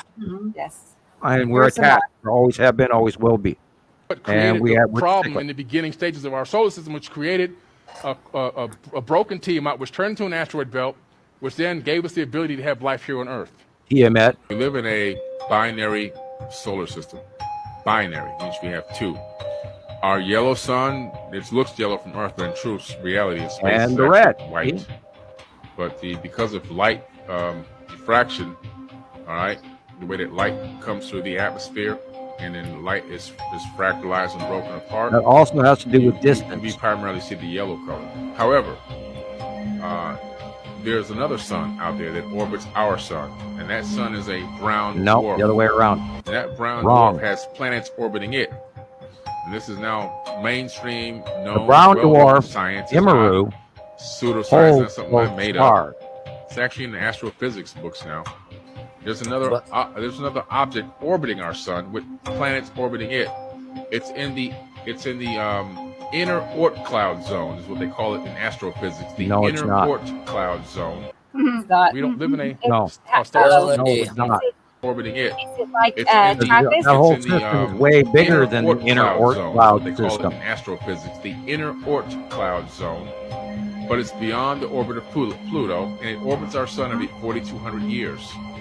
There's Wrong. a planet orbiting it that's 4 to 6 times larger than Earth. Bingo. This is the famed 7 to Nibiru 10. from the ancient Sumerian tablets in the Enuma Elish.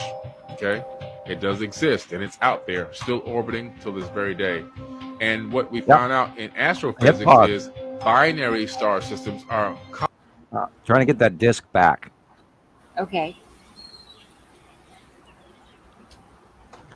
Do you see the smear overs that the British Museum put over the top of 2 sections of this disc? Yeah, they said it was all smeared up, hey? No, they put clay over the top of it to block it. Yeah. That way you Yeah, so can't you wouldn't see the real No, stuff on there. those are star chart acquisition tables for the transfer of the commodities. And if they're captured on Earth, they just throw it on the ground and it breaks. Wow. So what would the Koch nose stone be? Because that was showing things as well. I mean, that's very obviously a star Well, map. if you look at this, and I've got a blow up of this, I've studied this for years. They're covering up. If you see that there's a planet sticking out just at the edge of it, of the top of the middle of that smear right there. There's a big circle there, and you can barely see it. But they smeared the British Museum smeared clay over the top of it, so that equationary, which is what that is. That's acquisition to how to go from Earth to Nibiru. Unbelievable. That's the acquisition capture table for the pilots who would fly down land, pick up the commodities, fly back up. And that way, if they were captured here on Earth, they would just take that disc, which was made of clay, and throw it on the ground or step on it, and it would be broken. And that way, no one could capture their information. Wow. And I think there's like 3 or 4 of them in possession, in human possession, in museums. Incredible. I think British Museum has at least 2 of them. Wow. But yeah, I've studied this for years. Yeah, they would, yeah. Mm-hmm. And the smear over is a smear over, clay on top, not etchings being removed.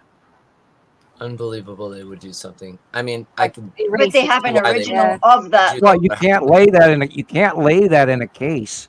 No. And let some guy who's a science nut from hell, who a math wizard, walk up and go, "Hey, you know what this means?" And this way, if there's clay over the top of it, then they go, "Okay, it's an incomplete equation. I can't even begin to ponder it." And because I'm like that too. If sometimes the chair is in the way, I'm not going to go into the room. If you follow me, and if it's an open, and then my mind can wander in there freely, and I can know something beyond measure. It's sort of like any Common Core math. I look at that and go, I'm not going to answer this for you 4 times. I'll answer it once, and that's kind of how I see things in my brain. My brain's set. And it's either obvious or sometimes I'll avoid it until it dawns on me. But anyway, right. I digress into silliness. But anyway. Yeah, unfortunately. So where will this real one be? Is this like a fake one? He's right there. It's saying Sumerian star map. That's exactly what it is. It's how to get from Earth to Nibiru. Yeah, but will they have like a real one, like a whole one somewhere? Oh, sure they do, Gillian. You know they have something. Oh, yeah. That's why I said I think they have 2 of them, and I think there's 2 more. Yeah. One in somewhere in the Arab countries, and I believe there is one in the German countries, perhaps Poland or Germany or Switzerland or whatever. Probably more like I mean, it's been many years since I read about these tablets, but I've been studying that for a long time. Yeah, it just totally reminds me of the Cochno stone stuff here in Scotland. Wow, that's awesome. It's equation tables how to orbit from one planet to the other. Binary star systems are common. It's actually rare that you have a single star in a solar system. It's actually extremely rare. Binary and trinary star systems are actually more common than not. Wow. Okay. Equinox and realizing in the Orion system, for example, speeding up in precession. So why would our sun speed up? That may raise a big question in my mind. So I started researching. Our sun is speeding up. It's got to have doing it for breakaway speed. And that's when I came to the conclusion early on that we must be orbiting another star. But how come we can't see it? So I started researching that and found out that there are red dwarfs and brown dwarfs, which now my theories that I wrote about all these years have just now been verified because the science the sun is in a binary star. We're in a binary star. Because he hasn't taken into account. It's been verified. The difference was what he's talking about is astrophysics here, and he's not taking into account subatomic chemistry, which is the difference between gravitational and the difference between electrical universe.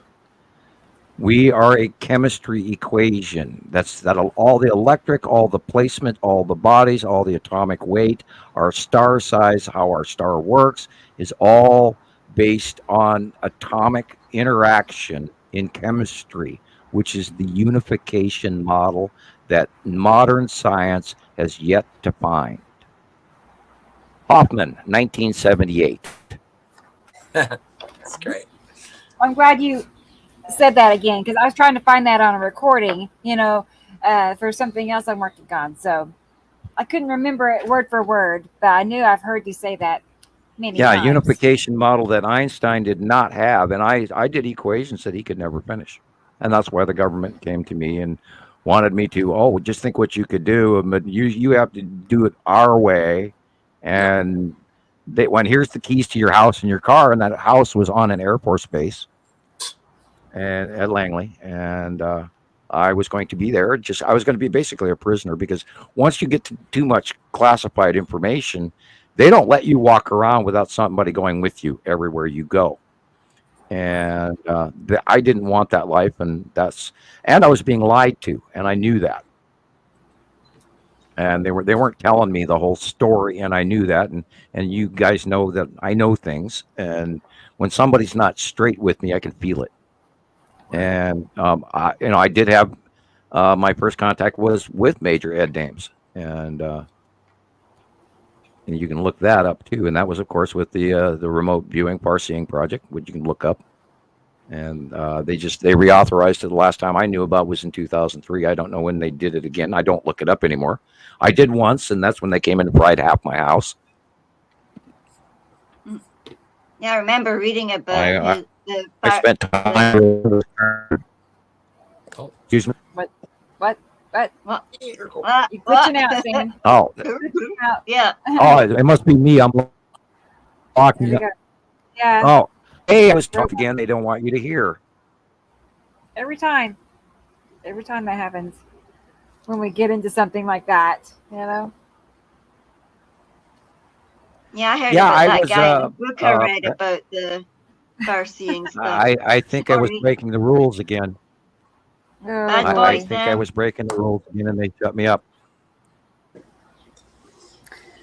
Well, let's see. I do have some other videos to share if you want to take a peek. Notice I haven't had a problem. I have not had a problem we've been here for 3 hours, and I haven't blurbed out once until I start talking about the project that they recruited. Just one show. Yeah. Just one show, you guys. Just one show where you just get donuts and coffee. We'll be boring. We promise. Isn't it amazing? Every time I start letting out semi-classified information, it was declassified, for God's sakes. What, I can't talk about it? I read that stuff in a book that somebody published about a guy that got hit in the head he was a military guy in Iraq or something, and he started far-seeing as well. And Ed Dames was one of the dudes that they talked about how they did the control, how people wrote on the pads and what they do is they give you numbers and things. Yeah, they give you a target picture, or they give you a book to read about the target, or whatever. They give you information on the target, and then you go into a room and you sit at a table, and they give you the big yellow legal pad and a couple of pens, and then you just in your head think about doodling, and you draw everything you see, and you write down information if it's written or whatever. Some people draw, some people write.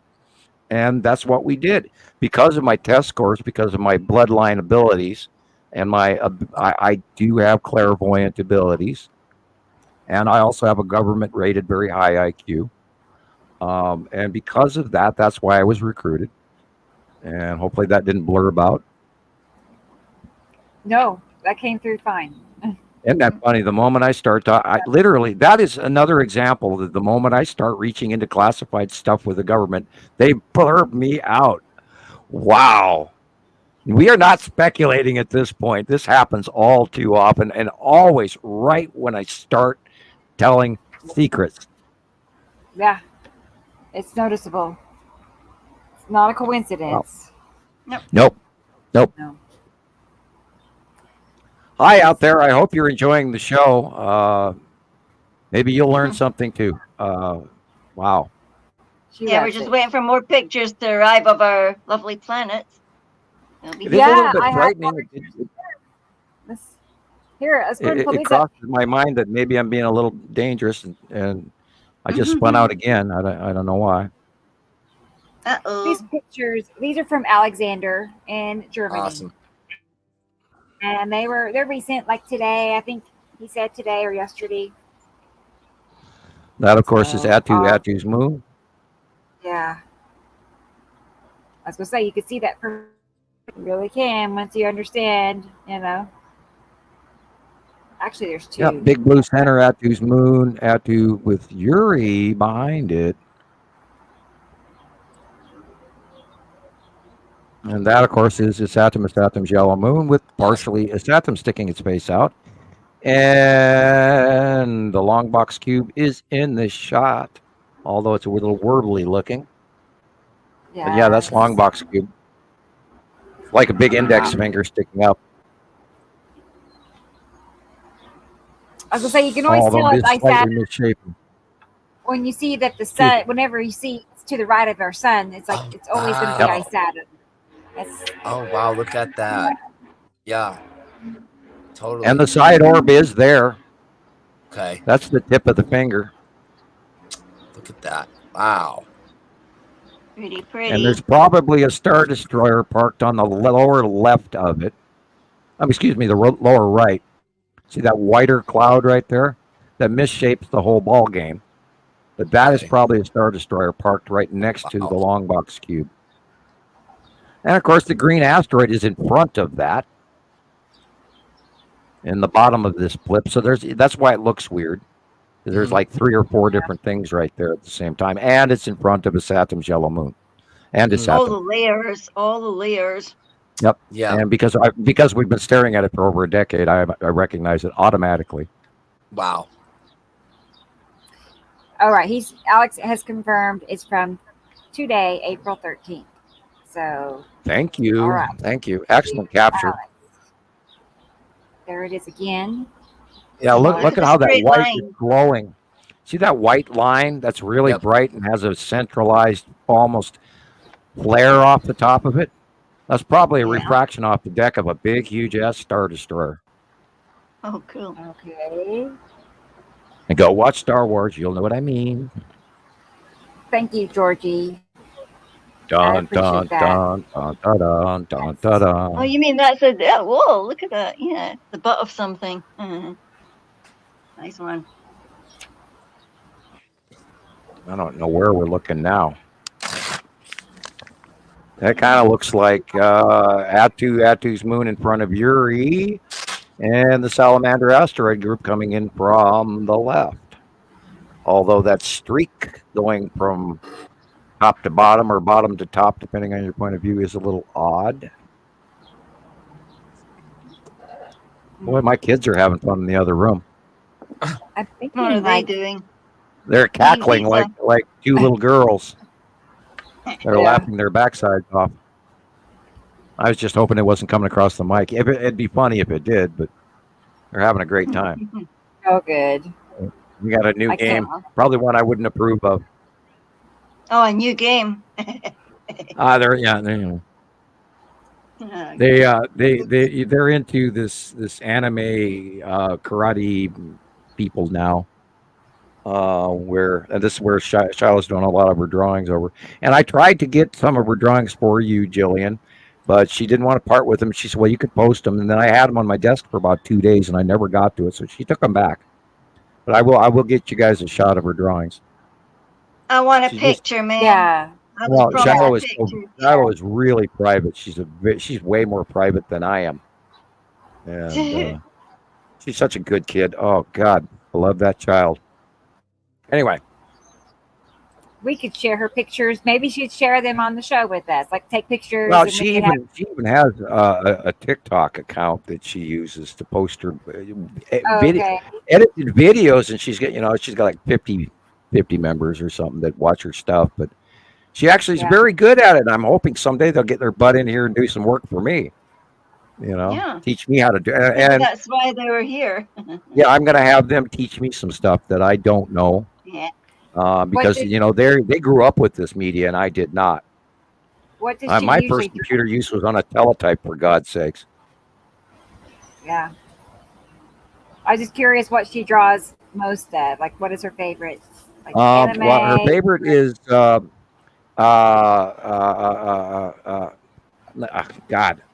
tip of my tongue again.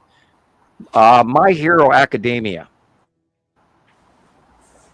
And you can look that one up if you want to. Okay, My Hero Academia. Well, just type in My Hero Academia on your phone, and I think they're in season 6 now. Okay. I'll have to look that one And up. they're into these karate games that have to do with My Hero Academia. Huh. I'm kind of out of the loop. When my kids are all grown, I don't know anything that's current. Yeah, they kind of sneak past you in their own lives, don't they? It's totally. Hey, that totally. to me very much reminds me of the base cloud of Nepenthe. Oh, okay. I did not know. I thought maybe it's an asteroid or something, but yeah. No, it has the basic shape of the base cloud of Nepenthe. See the green edge at the bottom? Yes, I do. There's a hint of green hiding here. Yeah. Interesting. Wow, that's cool. And at sunset, it can be standing there. Well, to the right will be Saturn's yellow moon, which is in this shot also. It's slightly behind the base cloud of Nepenthe. Now, remember, the base cloud is not at the bottom of the planet; it is below the planet. So you go up about an inch, and you've got the pinch bottom of Nepenthe, but Saturn's yellow moon is behind it and over to the right middle. And you could even have the open core of Nepenthe over a little bit to the left even. The base cloud is not always directly underneath because we know from the snorkel drop and we know from Attu's snail foot that sometimes it'll go off to the side depending on the path, eddy direction that it's going away from. It sort of leaves the base cloud slightly behind. And I think that's an interaction with our upper atmosphere. Way, way, way out in space. 2,000 miles, etc., which is beyond our satellites and everything else. Yeah, tipped axis. Yeah. Thing. I think we're seeing Attu's moon and then Nepenthe behind it and then Uri to the left in the background. And then the orangey at the horizon sunset area would be where Saru would be at sunset. And again, I've been seeing the illumination underneath the bottom of the planets after sunset in the north by northwest sky, mostly northwest. Saw it last night again. And at my time, it's like about 9:10, 9:15. It's dark here. And of course, that's Mountain Standard Time. You're talking about Nepenthe being in the northwest? Is that what you said? No. At sunset, Nepenthe would be due west, above. Right. What's it? And Nibiru, Uri right? and Attu and stuff will be in the southwest by straight above us, southwest on that side of the sun. Because remember, the sun just moves over and the planets always stay predominantly to their side, but they do a little wiggle over the top of us in the middle where they placement. And you can even see a level of green in this shot as well. And that tells me that Nepenthe is behind Attu and Attu's moon in this shot. And they rotate and they do the dance over the top of our heads. There's a drawing you have that's perfect for this one too. Yeah. There is the one with Nepenthe behind, and Yes. I'll have to find that. And see, look at the center asteroid just above the tree in the middle.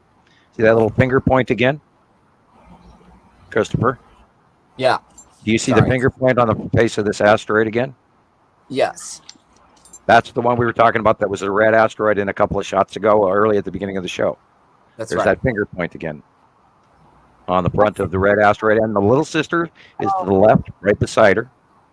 And so the Salamander asteroid group and the Tan asteroid is in the upper middle left, and then you're looking at the bottom of that whole dark blue area is Uri. And you can see the rounded edge.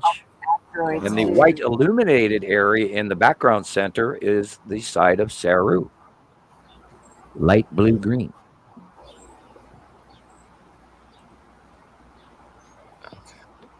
And in this one is Saturn going over our head, over to the right. That's probably the spiral asteroid dead center coming down from the left. And it's all changing at sunset. Now I've got to go back outside at night and start watching more. This is all changing on us again. Every time we learn it, it changes. Yeah. It felt different last couple of days, like it was changing. Yeah, they're all, we don't even know how fast this is going to occur here. This looks like the Uri thing that I saw, because it almost looks like there's a base cloud dead center in the middle of this picture. And this is probably the Tan asteroid and the Salamander asteroid group coming in from the left. And up there someplace should be the skull. And it kind of is. Yeah, I've been looking for the skull too. It felt like it should be there because I think I'm seeing it tip to the side, and I think I'm seeing the center mass right there at the middle, just left of middle top is where the skull asteroid should be. No, I'm sorry I wasn't paying attention there for a second, but I just got word from my dad. He actually took pictures today. So I sent you some of them. Wow.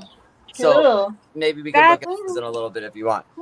Yeah. Hey, we've got him on board. We've got him hooked. I know. I'm impressed. trying. I am impressed. Yeah. The only thing with today is he's actually coming to town tomorrow. His older brother is actually in the hospital right now.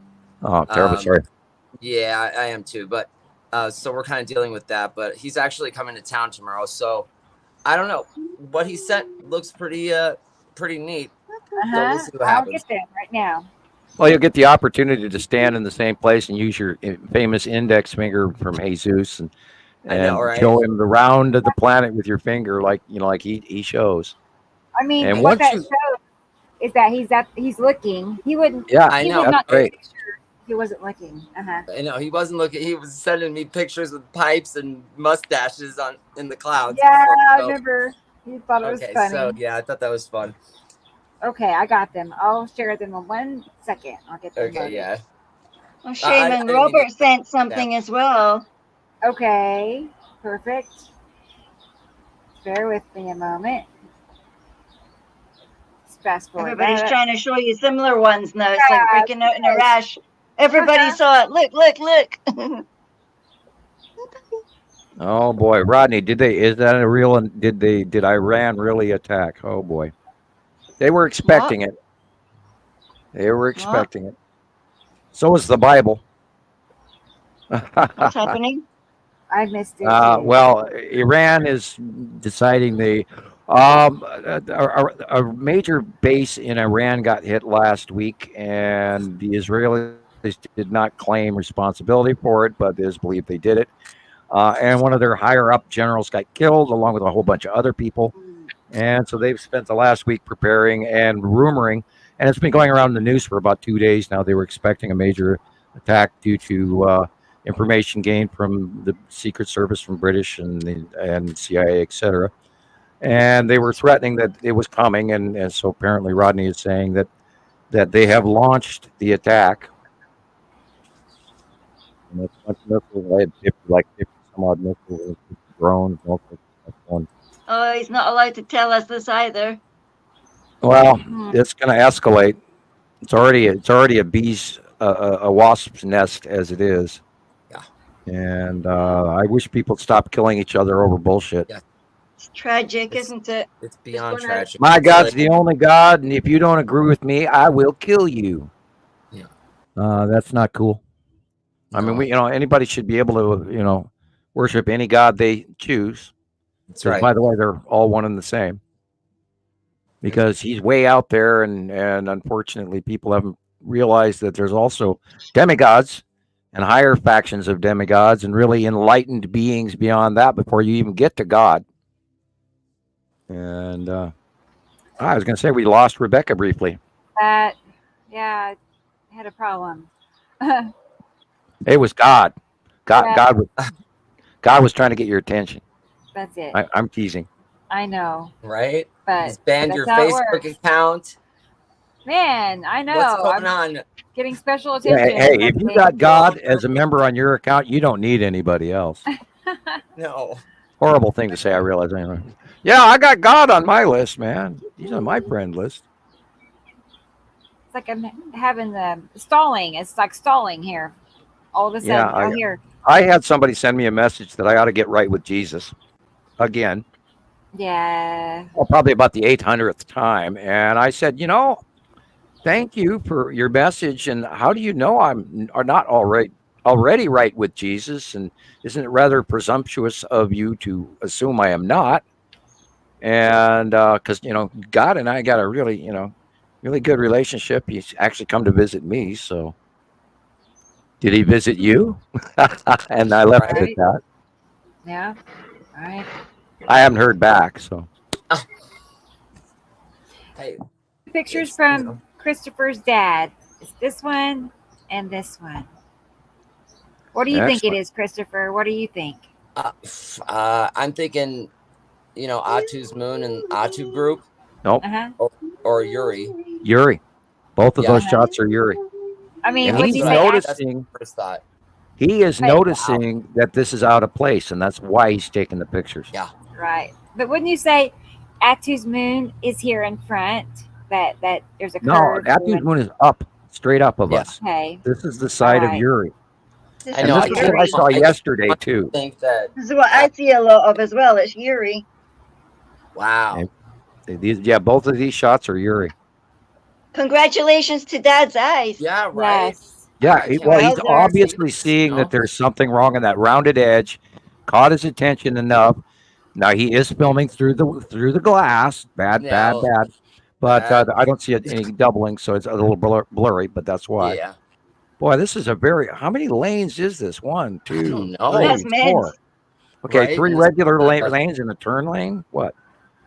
That's a lot of 2 cars. turn lanes and 2 regular lanes. I don't know. And there's no cars. Really. Oh. I don't know. All you people that have roads. I know, right? I can't believe. Look at here all in those Montana, roads.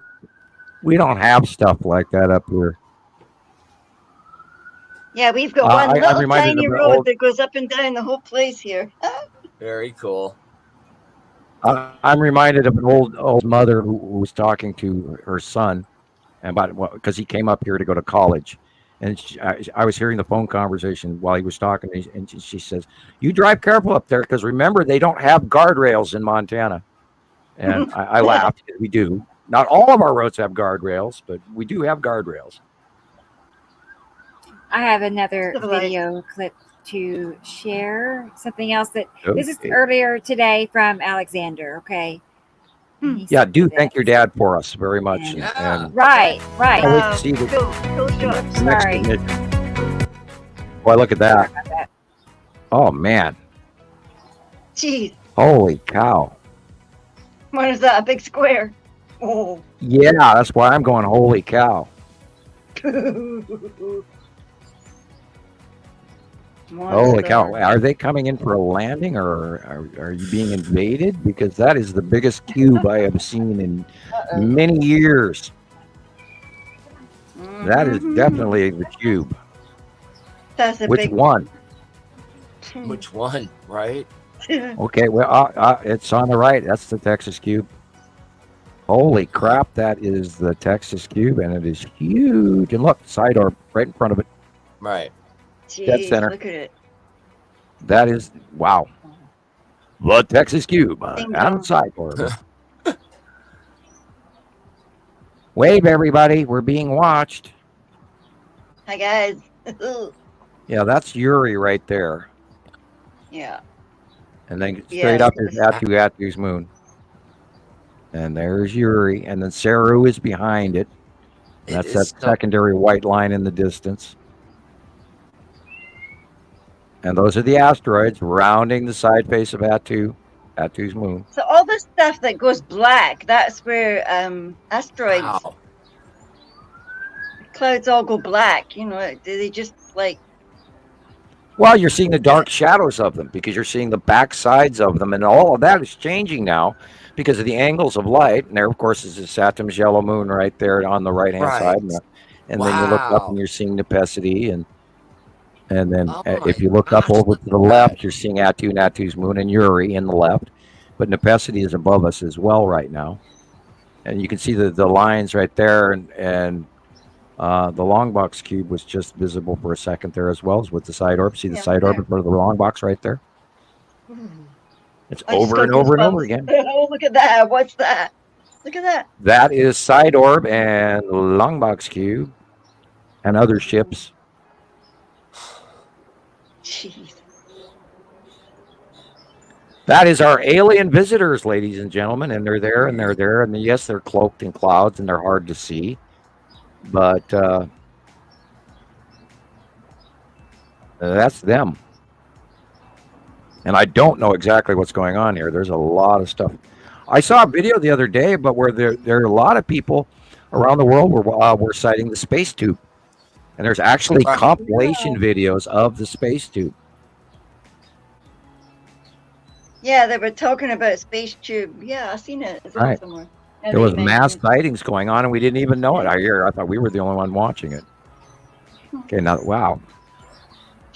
Look at that. Okay, that's got to be the. Okay, because I did not know this was on this side of the thing, so that would have to be the Texas cube or whatever, because there's some weird blobbing going on there, and then in the upper left, of course, is Salamander asteroid group. Okay. So what that is dead center is probably more of the Texas cube, depending on when he filmed these two.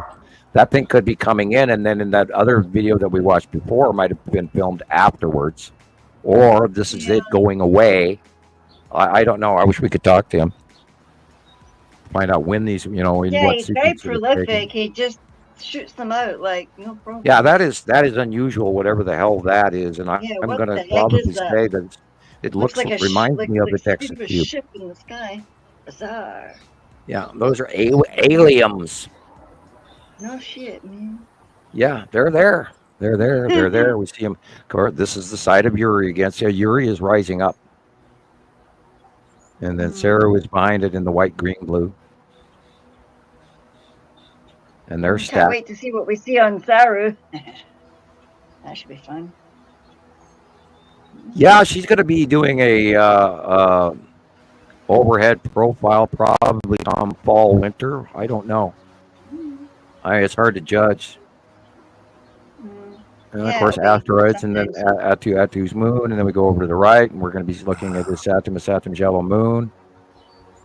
And there's all kinds of stuff. And see the spiral asteroid with the weird, misty little spiral dead center above the sun. The little spiral loops where they're kind of wispy and translucent. So some of the asteroids from the Salamander group can cross over into Isotom's area. Is that No, what they I'm saying? round. They will round away just as they get to the center. They will round away. Now the spiral asteroid, the lead asteroid, the red asteroid, the green asteroid, and the blue asteroid are separate.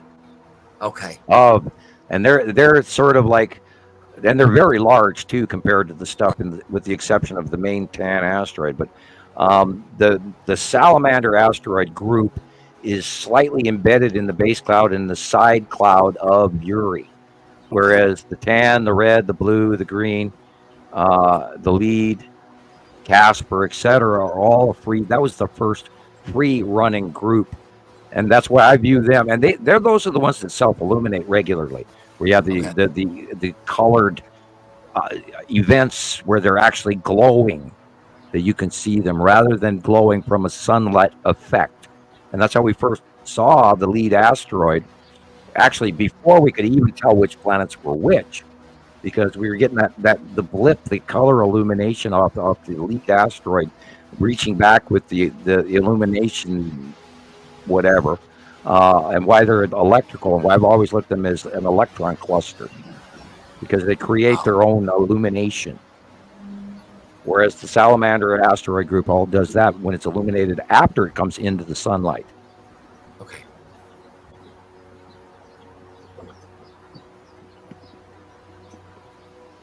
Yeah. See that cut off edge, that square on the right? That's the Saturn's yellow moon right there. Wow. And you can see the trail going off. And there's tons of smaller asteroids that we don't even talk about. And that right there is where the big three should be. And that's a patch of 3 that we believe that they orbit underneath the front and bottom of Nepacity, but it's not proven yet. We believe, for years I've been hemming and hawing in between they are or they aren't, they are or they aren't. But then, of course, the reach of Uri is going all the way over the top of the sun now, too, in this outshot. And that could easily be the blue asteroid right there. can kind of see it. And who knows? There might be a bunch of small stuff behind it now, too, because it's all getting bigger and more stuff. I'm going to run and get a Coke. I'll be right back. Okay, Sam. I'm back. I feel like I missed a bunch. I couldn't even hear. I had to leave it. I had to leave my headphones here because I got this little baby microphone. And that You're loving that microphone. It's all connected to my laptop. Yeah, but I know great. Taylor. He said because of the wind. He said that and I guess it's doing a great job. Nobody's complained. It's very windy today. Nothing. So wow, I'm impressed. Yeah. Look at that. It's so tiny. It's cute. But it's just sitting down here on the desk. Cool. So anyway, I'll have to go back and watch this one. I didn't get to see it. I just asked Sam about, because you see how there's the salamander group and then there's, asteroids crossing over into Isodam's area. Right. And he explained that, the salamander group is, stationed and orbiting around Uri. And it's only the bigger asteroids that are going to be crossing over from Isodam that. So that's my problem I'm always having, because I'm always seeing these asteroids coming and crossing over the sun or coming over from Uri, going into Isodam's yellow moons area. And I mean, now I understand. Because I would think he'd say that the asteroids are staying with Uri. They belong to Uri and they stay there. But I do know what you're saying, because we do see, right now, I see the lead asteroid. Right, that's what he meant. 2 o'clock, upper 2 o'clock position. There's that round, and that's been where it's been staying the last few weeks now. The lead asteroid has been to the right most of the time. But I do see what you're saying. Hey, Sam. I mean, we're just talking about how it looks like there's asteroids going from one side of, Yeah, and they orbit in front of us, and then the whole planet thing rotates, and that's why recently we've seen the lead asteroid so small. Because remember, if you go back to 2020, lead asteroid was so unbelievably huge, we were all expecting to get pasted by it because it was just unbelievably large. You remember those days? I mean, it was so large. Yeah, it was I do. That's why we kept going, is that a moon or is it not a moon? And that's when we had the close-up shot. There was this one. It didn't have any craters, so it couldn't be a moon. I have a video somewhere buried in my Google Photos. Years ago, I was on the expressway, and I didn't know what it was at the time. Now I know it was the lead asteroid. It was huge. It was huge, and it was kind of low down, just above the horizon level. And I kept doing double, triple looks, and trying to drive and anyway, I mean, or actually Alan was driving. I have it on video. That's what I was. So anyway, I'm going to try to find that because it was huge. And it was about that time frame. Yeah, Maria is staying here. Hey, guys, I launched into studio. Oh, boy. Let's see. What happened? Oh, I see. Okay.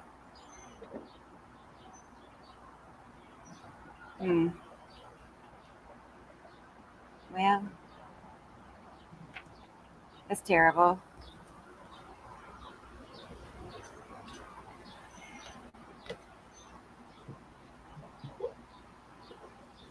I don't know if we're glitching. I've lost all audio.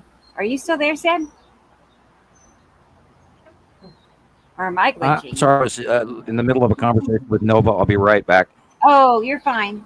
Okay, you just cut out. I thought maybe I couldn't tell. And then Gillian's gone and Christopher's gone. So I'm just catching up on what's happening. But that's terrible news. I don't like to hear any of that, Maria. So, but thank you for keeping us up to date. It's a touchy situation. I had a conversation with Nova. I had to mute the mic. Yeah, you're fine. You're fine. Can you hear now? Yeah, I can. Okay. Yeah, Maria. Thank you, Maria. That's not a good thing because that's unfortunately of the Israeli government that is immediately going to break the whole situation into a. They're not going to look on the time, especially the loss of life or damage. Then they're already in stop mode. And then I mean, I'd be political, but I know what they did. I can understand their initial attack back, but I don't see everybody crawled in Gaza. Anyway. Yeah. We'll see how that plays out. Yes.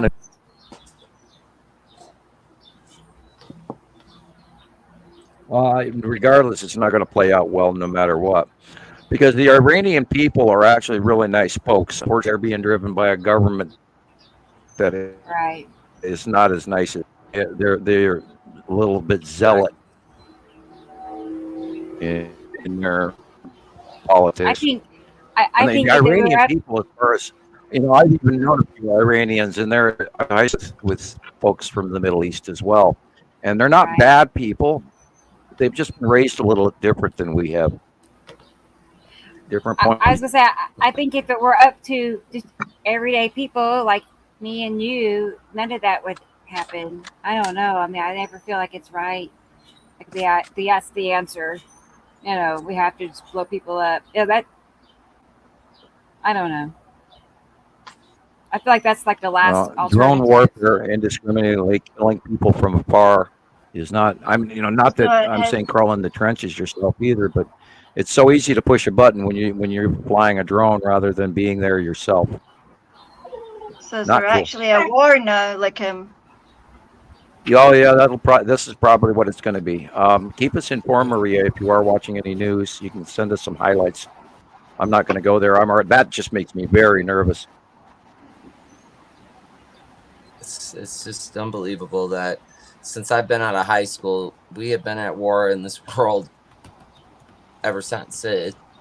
Well, yeah, we've been at war ever since the Saddam Hussein days and all of that, and Ayatollah Khomeini all the way back to 1976 and the hostage crisis, and I even remember that. And it's been, and a lot of this is all over the petrodollar. It's money, it's greed, and I'm hoping that all of us grow out of this.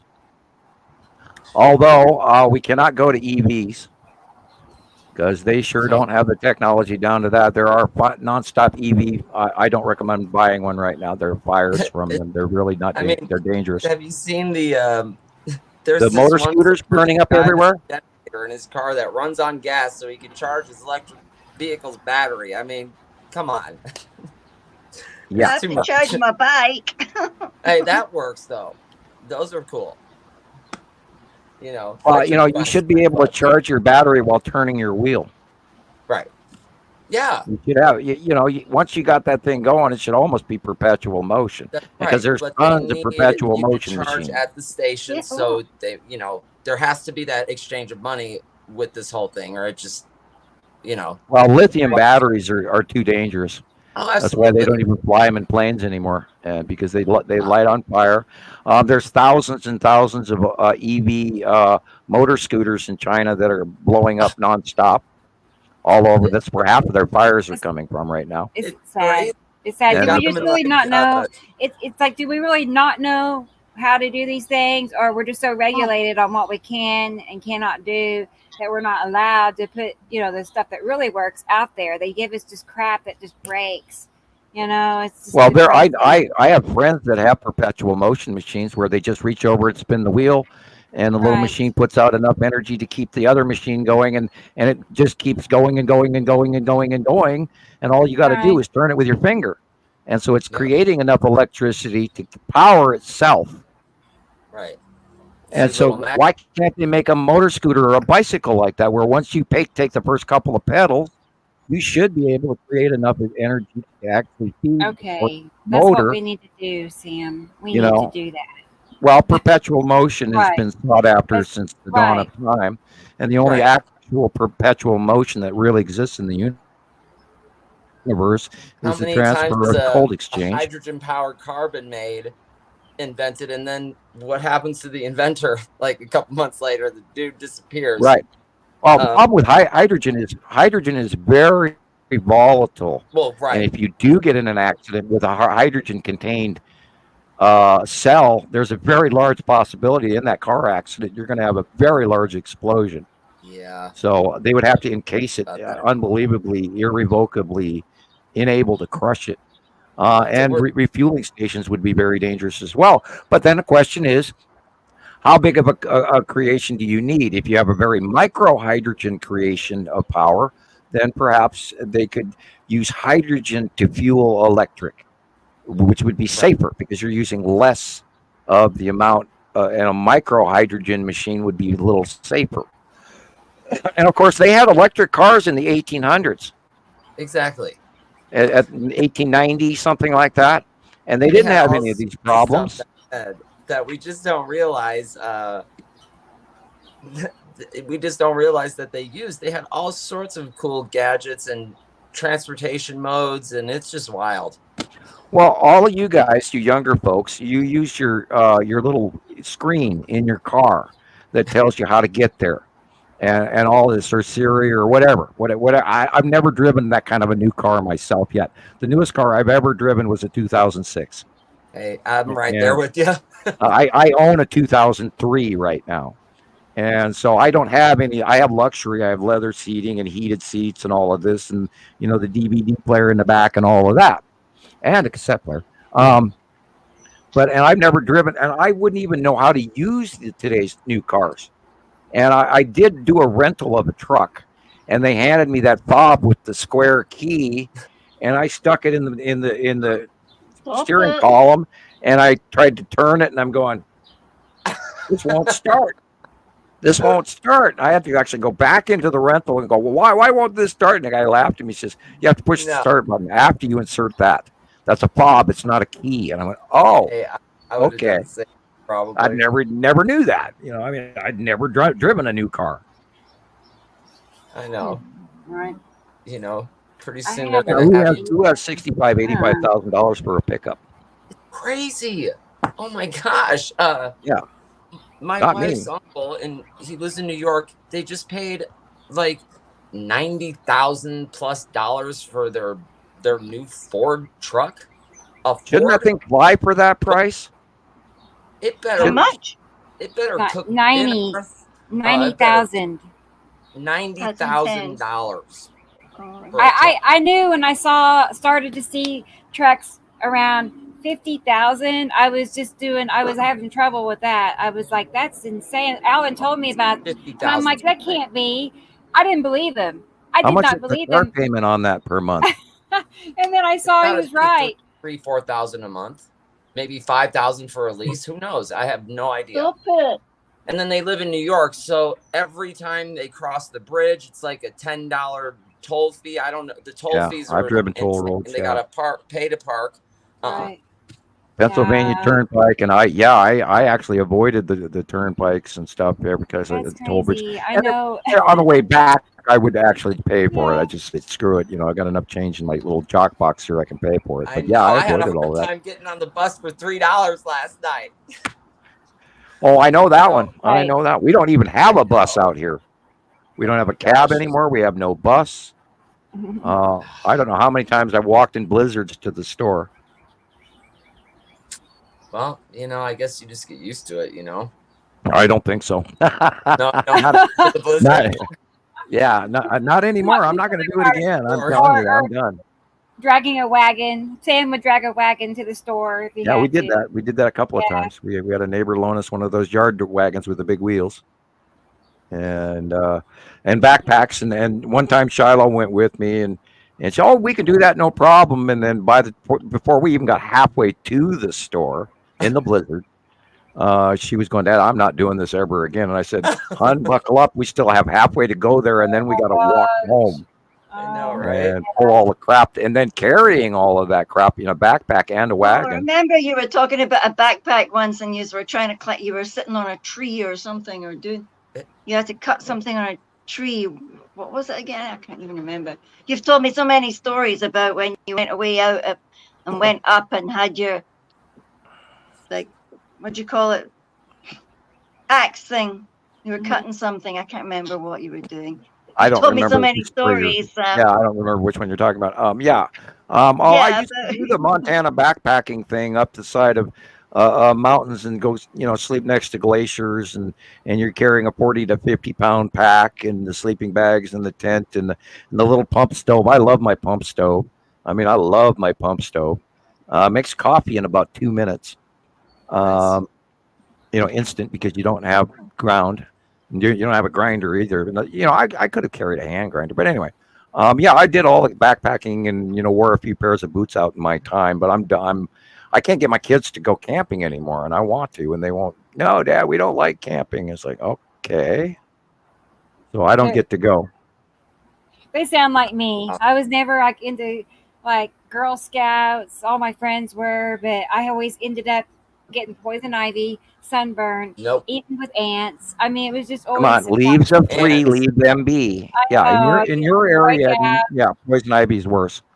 Yeah, it is. I'm very allergic. Yeah. You guys have stuff down there that we don't like up here. We don't have sand chiggers or any of that stuff up here. We have wood ticks and we have rattlesnakes, but that's about it. Yeah, my one cat had a tick last night. I nearly freaked out because then I thought I seen something on the pup as well.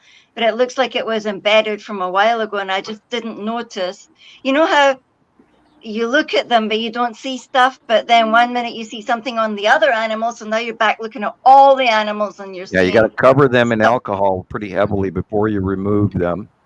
They say with a twist to the left, but I always try to take a hot match or a cigarette and burn the butt of the wood tick prior to removal. That way they don't leave the head inside, because that is where you get the major infection. Wow. Yeah, you got a kitty visitor, Rebecca. Rebecca, you're being stalked. Oh. Usually it's me getting stalked. Oh my God. Look, wildlife. We were That's just Skinny. talking about wildlife in your area. His name is Skinny. I named him Skinny when he was a baby because he was sickly, and I had to take him to the doctor, and he had problems, but he overcome it all. But he was always good for you, Skinny. So that's it. He's a survivor. Yeah. He's got big stories to tell, but yeah, that's cool. Audrey, I don't think I ever told my girls those stories. I teach them that some things that from Dave's Waffle House. Wow. Hey, wow. Hi, Dave. I teach them stories of their abilities. I teach them stuff about some of their capabilities, how they know things that they don't know. But I don't give them abduction stories. No. And they certainly don't watch my show. So. Yeah. They just roll their head and go, God, Dad, that's so old. We heard this 1,000 times. Whatever, They'll be Dave, I'm glad you're here. Whatever. Yeah, thank you so much. No, they don't. Did they say whatever? No, I would not let my daughters talk like that. No way. Right. I'd go, whatever. God. Whatever. I just think it's funny because I know a lot of the young ones go, whatever. Oh, yeah. Whatever, yeah. Yeah, Dave, we'd love to have you as a guest on the show anytime you'd want to come on. Please do. Even if it's just for a brief appearance, just to say hi. I think Rocket Man has been in communication with him too, trying to get, something arranged, for us all to get together on here. Love your work. I don't see it often enough. Andy used to send me a lot of stuff. Get hold of Andy if you want to. But yeah, we cherish you as a sister site all these years, and thank you for your kind words about me in the past, and really, really appreciate it. It's true. I know in my group, back when you shared more sky videos, the Planet X Hunter, I mean, that was just a big deal in our group. You know what I'm saying? It always has. Yeah, we always look forward to them. Those videos, as soon as I heard your music start playing, I already knew. I was scrolling through it. I see your video, and so pretty cool. Yeah, that'd be so cool for us all to get together. And we should have Andy on that night too, or day, or whatever. That'd be fun. Andy. Yeah, we could even do a special show if we wanted to. If whatever, as far as he wants to go with it, we could. I'm sure that we could get together when it's convenient for him. I'd do a show in the middle of the night if I had to, so he could be comfortable to do his time. Oh, my calendar's so off again. Weird. About 5 or 6 hours ahead of me, so 6 or 7 hours ahead of you, Sam. So, you know. Okay, somebody please explain to me why my calendar keeps falling off the nail. I wonder if the Earth moved. Oh, wow. That's like the second time in 2 weeks it just fell off the nail by itself.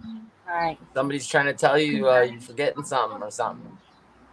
Yeah, or I got ghosts, one of the two. That's trying what I'm to, saying. okay, if Like, you're did you here, forget hi, how are you? You know.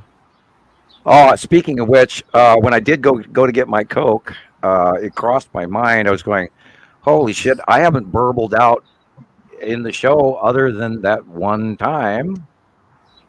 Have I broken out voice wise other than that one time? No. Not that I can think of. That's so weird. Very conclusive, in my opinion. Right. Yeah, right when I start talking about Okay. So do you think they're government listening? projects. Like obviously that, I mean, well, they're just tapping in, right? Yeah, they just, when I start reaching for stuff, they blurble me out.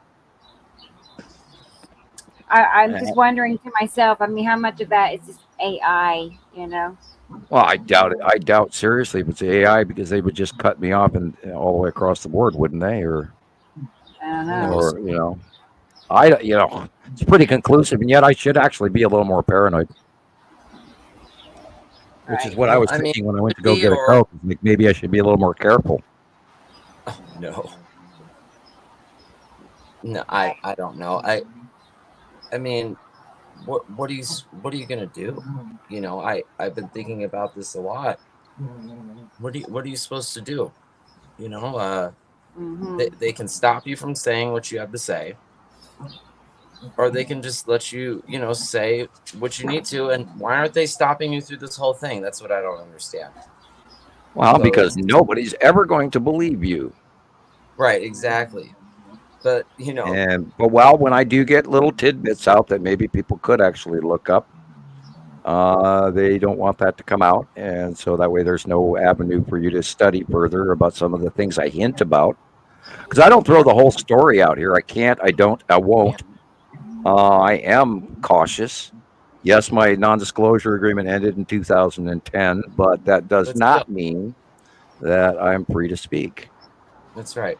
And that's unfortunate. And well, the threats were, absolute. They threatened me. I mean, when your government threatens you, you listen. Yep. And it's a huge culture shock for you to realize that you're not what you thought you were in their eyes, that they're not there to actually take care of you. But I mean, the greater good and all of that. I mean, who judges that? They do. And that's what's wrong. Because I've said it 100 times. If we would have found out in 1980 that these planets were on the way and there were people on that and they knew that, where would we be 24 or 44 years later? Where would we be? I don't know. And I was just watching something about this the other day, how, our, 40, 50 years ago, it was all about tomorrow cities and all of this technology that we're going to have coming forward. And look at where we're at now, as opposed to the ideas everybody had back then. It's really disheartening and sad to see how dystopian it really is now. Look at what's happening. I've lived here in Las Vegas my whole life. I've never seen the kinds of things that are happening in my city before. It's awful. And it's just unfortunate. And why isn't anybody doing anything about it? It's sad. Because it has so much potential. I mean, it could be so great. It could be so great. But yet we're just forced to be led by whatever this is that's leading everything and ruining everything. Yeah, it's just like,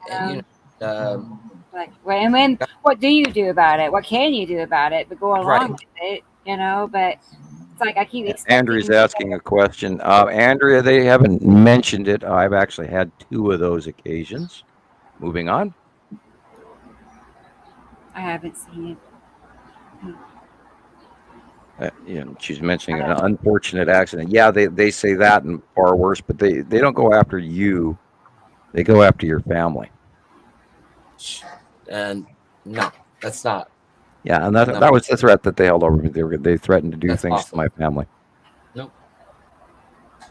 And the funny thing about it is, and here's a side note of chuckle and joke. And I am extremely jesting when I say it in this manner. And the bastards didn't deserve it. I'm joking. I'm talking about my family. They don't even talk to me to this day. All of those that are left, because they think I'm a nut job. So who was I really protecting? And I do occasionally chuckle over that. I mean, it's kind of a joke, but I'm a little bit serious, but not.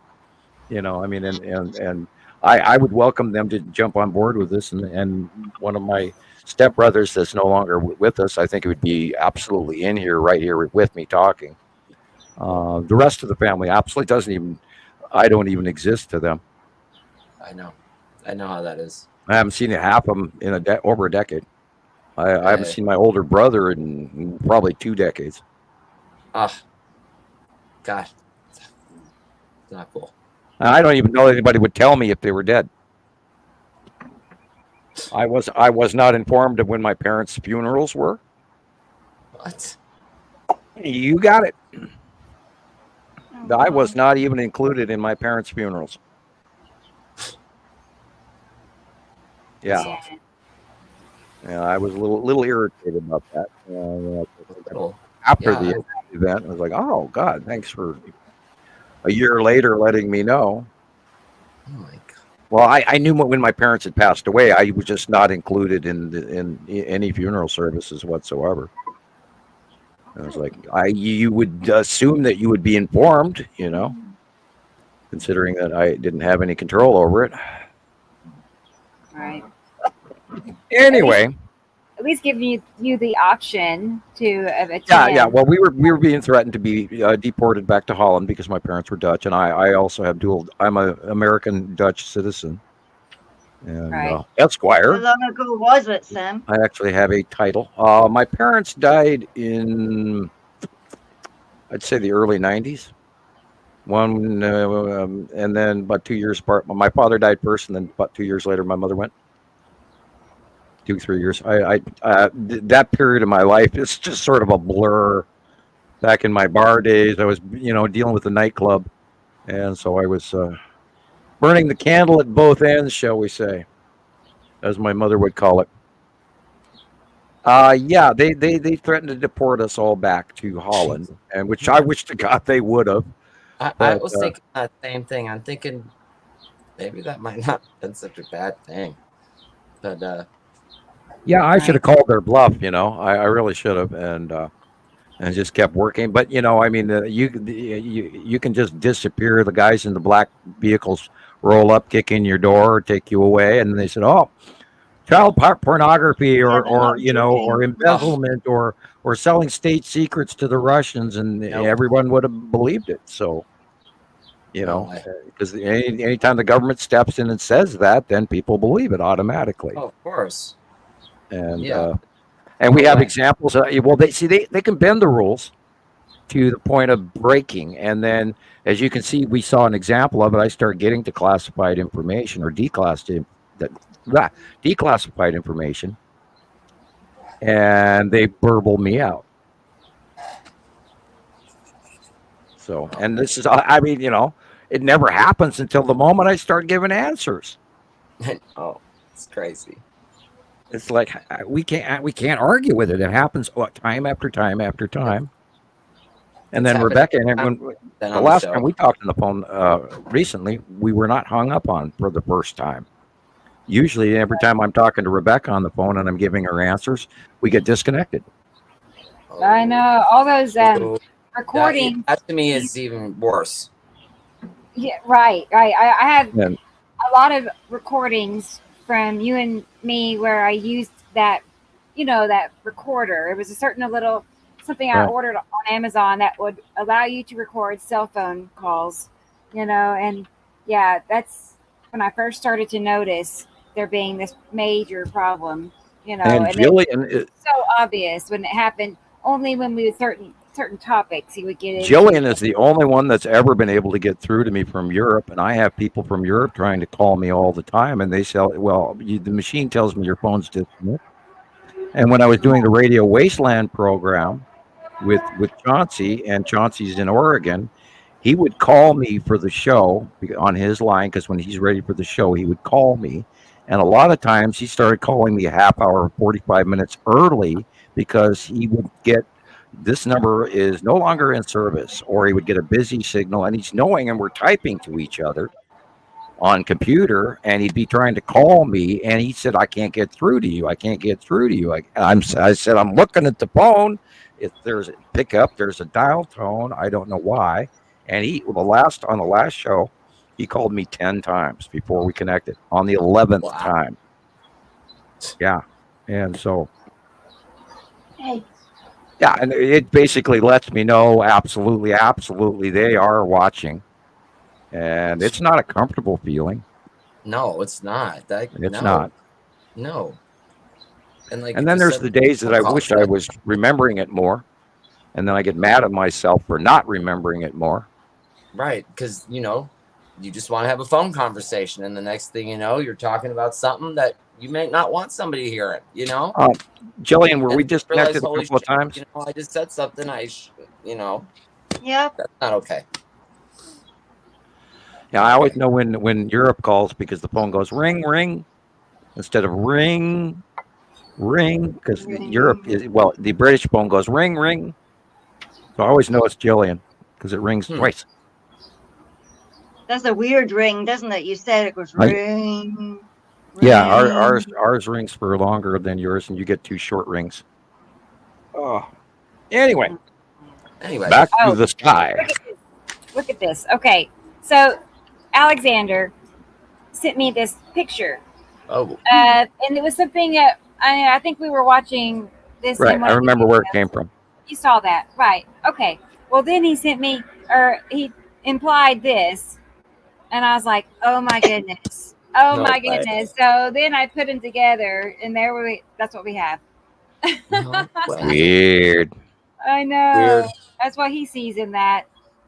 Weird. I see it. Yeah, it's pretty good. Look at that. It's almost identical. Yeah. Interesting. I'm not going to agree with it, but interesting. I know. Interesting, yeah. Yeah, I know. But what him interests and him me think is, alike. Yeah, I get that kind of, yeah. So. You can't argue with that, right? I mean, right. No, it's similar. So good job, Alexander. What blows me away the other day, because of this, I cross thought.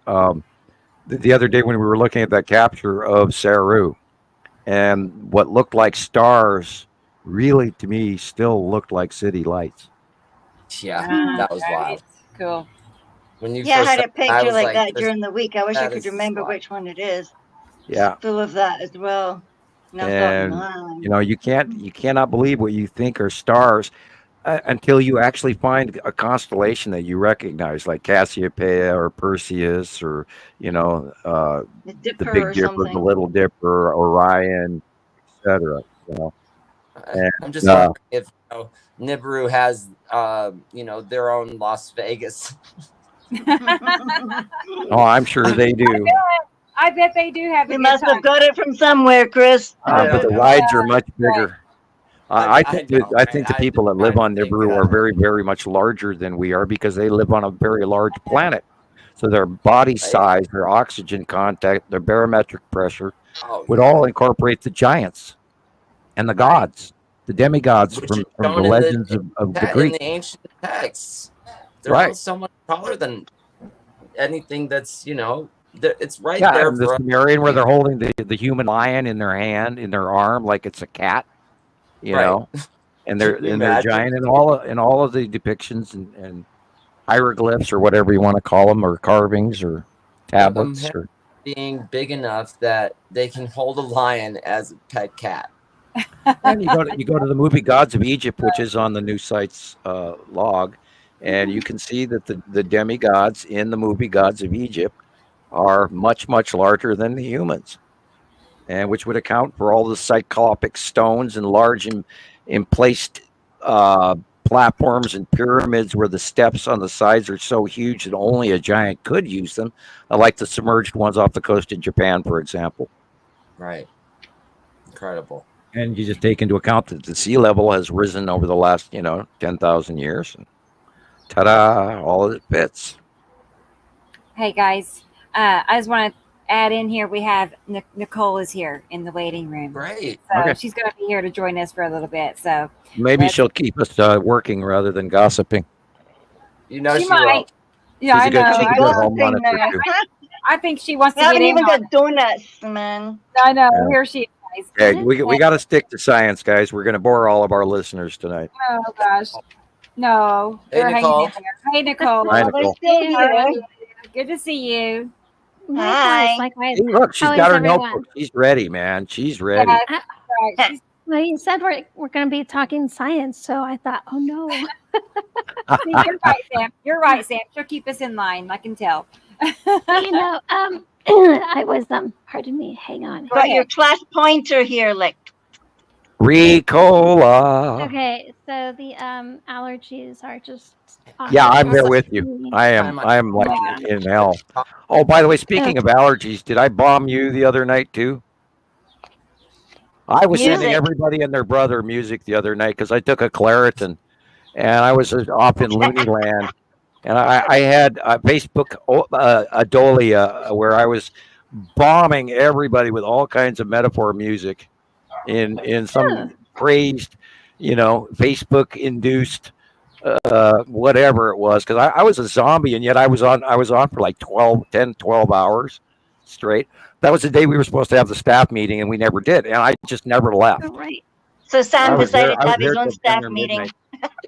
It was like 2 o'clock in the Claritin. afternoon. And That's all I it was takes there is at least 10 hours afterwards, and I never left. I went, back and forth to the bathroom, but I was in front of the computer for 10 hours, and I bombed everybody with music, all because I took a stupid allergy pill and was crazed out of my mind. I've never taken an entire Claritin before. I only take them half at a time, and this time I took a full Claritin, and woo-hoo!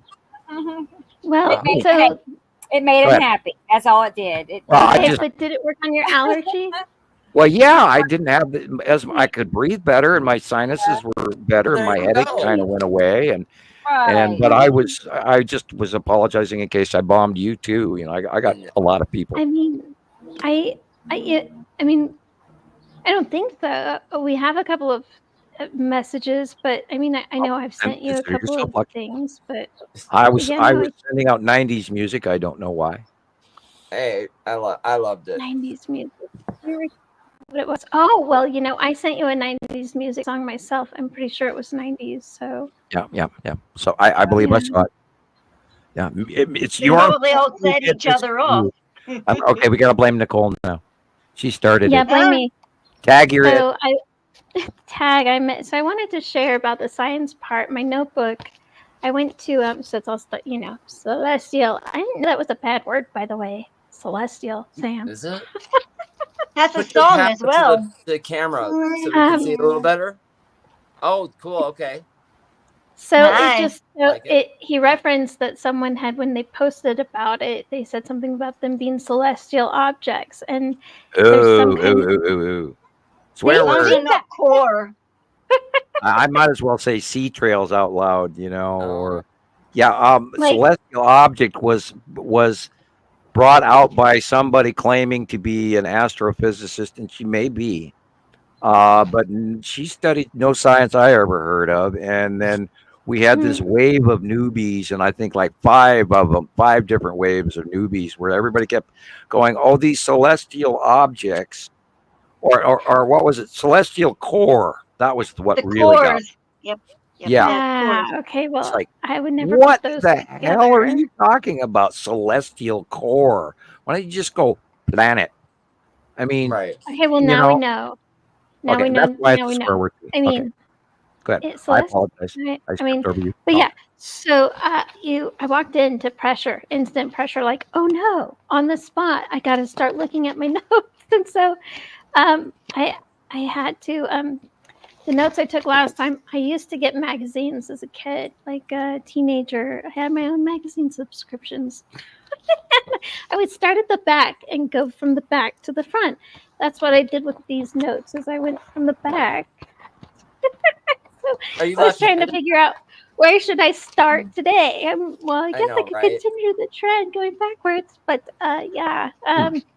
So I've got February in the middle of the book. I've got March at the front. I've got January at the back. Yeah, I'm all over in the middle. Why do they do that kind of weird stuff? My notebooks do that too. I write over the top of stuff and then go back a couple of pages and write stuff in there. And then you look back a month later and you go, oh my God, how do I read any of that? Right. Or you come across something like, and you're like, where did I get that from? Like, if it's a note from something else, what was I watching when I wrote that down? I'm so glad there's other members of my tribe out there. I feel better now. I have a black notebook that goes back to the original days of Montana Skywatcher, where I put so many people's phone numbers on. And I open that book up now and I turn to it's like the third page in with all these numbers. And it is so worn out, old, it's like a tissue. It's no longer even paper anymore. I've used that page so many times that it's now soft like a tissue. It's no longer hard. You either need to get a photocopy of it or take a picture or of just it rewrite and it. print it out, I have notebooks. I was actually dreaming about notebooks the other night. That's funny. Yeah, that's hilarious. Do you guys have notes from your college days still? I know like it's so weird because all of my notes from college, I kept everything in a book because it was part of my internship for the hospital. And they were so perfect and so precise. And now it's turned into this jumbo I can't even read. So I don't know what happened.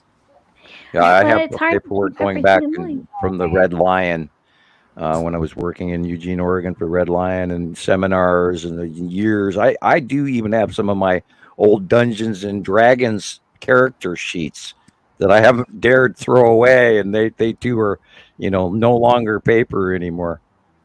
They're so old. That goes back to the 80s. Go ahead, Nicolle. What do you got to say? We've been sidebarring a lot. We've been gossiping a lot today. Well, I was just going to say that we know that we first saw this come in, everything over the Neumeyer station in 2011. That's when the second star was viewable in the northeastern sky. And let's see what else. They're in a larger spiral. Saru is always green-blue. Has green-yellow base cloud to left horizon. That was usually orange-yellow base cloud. Okay, very thick, very bright, luminescent, very thick orange and yellow base cloud. And Nepicity is way smaller than Saru. Right, and Nepicity occasionally has a rainbow-colored, very unusual base cloud, which we have many pictures going off for many years, with the open core, and sometimes it's the only thing you can see is the open core and the rainbow, funky little side area, and then usually the three asteroids coming in on the left-hand side, or in the middle, or sometimes in the right. Right is far more rare, but usually they're coming in on the left. And yeah, we watched. And we watched them when they were smaller, so we got to see these weird effects, and nobody even knew what the hell they were at first. And then over a period of time, I started cross-referencing in my head placement, and then we determined that Nepicity was unusually weird in her base cloud. And we argued back and forth on whether or not Nepicity was actually the green asteroid or was the green asteroid Nepicity, because they were both green. And both had weird dots. The green asteroid had different weird dots. There's a spatial markings of a close path to Nepicity. We didn't come to terms with that until 2017. I believe when Deb saw Close Pass, and she was talking about how the dots on Nepicity proper looked like little volcanoes that were on its surface that were actually causing puffs up through its upper atmosphere into the cloud holes. Whereas the difference between that and the green asteroid is the green asteroid has those little weird, almost virus-like dots on the outside of the green asteroid. And that way, at the same time, also, we knew that the two sizes were not one and the same. One was way smaller, and then literally the next day we'd see this very large green thing. So we finally, it took us quite a few years to differentiate the difference between that. And of course, all of this is time proven. All of the information that we have has been cumulative after 14 years. And unfortunately, now what was that gentleman's name again? The video we watched that was putting up the binary solar system. What was his name? Billy Carson. Billy Carson. Okay, I will try to memorize his name and go look at some. Unfortunately, he has an education, and he has cross-referenced some information. And unfortunately, I think he's been soured by some of the disinformation that has unfortunately affected his summation. But other than that, I applaud the guy just for saying binary solar system, because that's huge.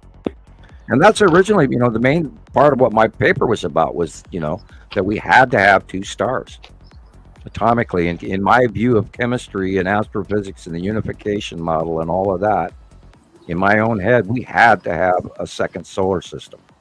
And this, of course, was part of the reason I was approached. And the other was finishing equations that not too many people could. And to me, it was so basic and simple. I couldn't believe that not everybody knew this. And it is. I think they're trying to overcomplicate astrophysics. It's far simpler, for me anyway. It's far simpler than I think most of those guys out there are giving it credit for. It's amazing. It's self-evident. I don't see why they don't see it. Well, then I'm that crazy Nibiru guy. What do you think, Rebecca? Well, Why is it? I mean, like they're the ones like they're just bought out or set in a way. Like you're not either allowed. Surely there's another independent person that could figure this out. But then again, I don't see or hear anybody else ever talking about anything like this. Very rare, yeah. Mm-hmm. Yeah. I don't know. But as far as, because we get that question a lot, how come the people that have all the fancy telescopes aren't talking about this? Because they're so large, I don't think that you're going to look and understand what you're looking at. And you'll just see a blurry mass and you're going to say, what's wrong with my telescope? Right. Because they are so close, if you're not looking. They notice these shadows, if anything, they're just these. I cannot answer that for them because I see that it plain as day, these planets now, they've gotten so huge that it's, only because we know that they're there and we know the basic qualifications of what the planets should and should not look like and the base clouds and everything. Because we know that, we still see them moreover and understand what we're looking at. And once you put a word to it, like you've done here exactly before it, normally everyone would look at this picture and they'd go, oh, cool, lightning. But they would never look at that dark patch above it. That's curved just so perfectly. Right. Yeah, that, of course, is At2. That's the bottom of At2. Yeah. And it's and this is 2022. So that is the side, believe it or not, that's the side of Nibiru. And the illuminated area behind where it says dark blue, that is Saturn's yellow moon. And the illuminated object below the word planet is the long box cube and side orb. Wow. These are some slides I put together for that interview. I was on somebody else's show yesterday. I love it. I love it. Recorded segment. It was my second visit on his show, and he said he'll definitely be having me back. But I'll get the details for you. He has his own website. So excellent. Anyway, but you have to you get to be the star for once. But he has now in this shot, you get to be the star. In this shot above the where it says planet, and in between the N and the E, right above, straight above it, is the green asteroid. Wow. Really? Okay. Yeah, now, it's green. It is green. It is. It's perfect too. And it's got the dots. I never paid attention to that before. Yeah. Yeah. See, all of these things jump out to me right away because I've seen the patterns for so long. Right. Awesome. Da, da, da, da, da, da, da, da, da. I created this slideshow. Right. I didn't get nearly into it as long as I, to get through them And all. this, of course, where it says planet, that is Yuri. And this is a picture that is about 3 years old. Yeah. Wow. Because I remember my planets. And this is also in, God, let's say 2019-ish. But yeah, remember how good the Mexico's webcams used to be? Now we miss them. Oh, terribly. I missed them so much. They took most of them away from us. Most of all of the good stuff over time. The good sites, the satellites, everything we used for science was robbed from us over time. I was going to say, all they show now are volcanoes. Right. I mean it. That's all they show. It's just videos of volcanoes. And this is the axis tip. That's about it. Bottom of planet Nepacity, and you can see by the base cloud, which is that white cloud going through the middle of the picture. Right. Rebecca, have we said hello to everybody? I see some newly joined. Let me go back and take a peek. I've been looking a little bit. Oh, I see one. Yeah, we've covered everybody pretty much today. We've been trying to read their stuff too. I see Nina, and I do see another one here. Anissa Radiance. Hey there. Let's see. Hi, just joining. Have you discussed the Atlantic Ocean mystery? Oh, thank you for reminding me that. I do have a clip to share. Okay, I'll get that right now. There is a weird video taking over TikTok right now, so I'll get that. And did anyone see anything behind the eclipse at totality? So... Yeah, we saw ships flying in front of it, and we saw larger planetary objects to the upper right, the upper left of it. We saw other stuff over to the far left. We saw all kinds of stuff, and then of course we're going to get more of that in over the next couple of days. Is this the picture? What are we? That's just a picture. Yeah, but this thank you, Anita. This is the site of Teru and Nibiru. Yeah, there's an anomaly that got picked up on the ocean, in the ocean. And I believe we actually do have Nana and Amel Saru in this shot. Dead center above the building, there's two blips. Wow. And Amel Saru is bigger, and Nana concentrically orbits Amel Saru. Yeah, and look at that's that. how big it is compared to Nibiru. The really tiny moon. Right. But there are two of them right there, and I was automatically looking for it, being that Isatum is slightly out of the way of it, so immediately right there facially should be, and there it is. Yeah. There again, this is Nibiru also again. See the base cloud? And in the upper right corner is bubbly Isatum's yellow moon. Wow. It's good. And another Nibiru. And I remember this one. I use this one all the time. Right. 2020. It's just so perfect, I mean, there's no reason why the clouds would just be, at that perfect angle, especially over and over. That's why I was showing that person was how repetitive and consistent it all is. Right. Yeah. And that's what we have to do. Example. So there's And another. the base cloud of Nibiru. Oh. And the there it base is cloud of again, Nibiru. 3 times. And the base cloud of Nibiru.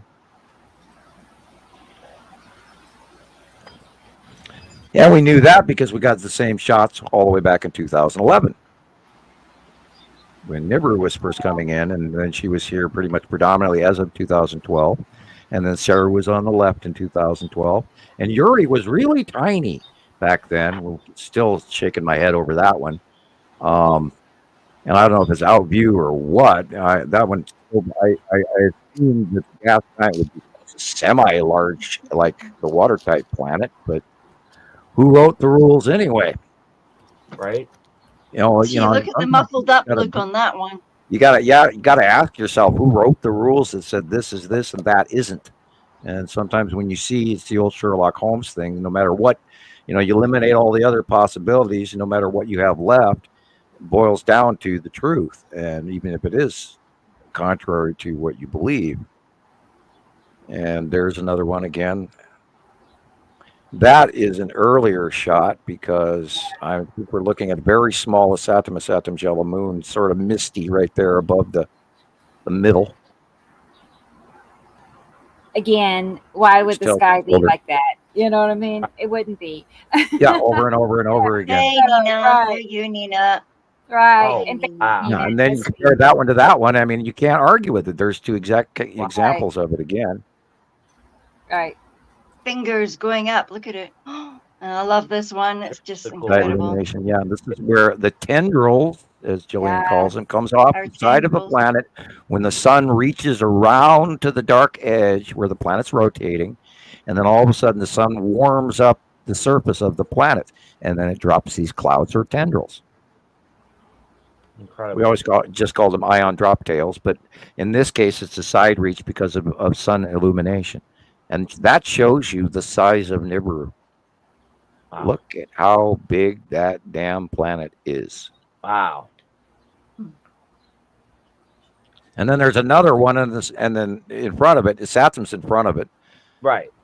And the yellow moon is also there. But I mean, look at the size of Nibiru.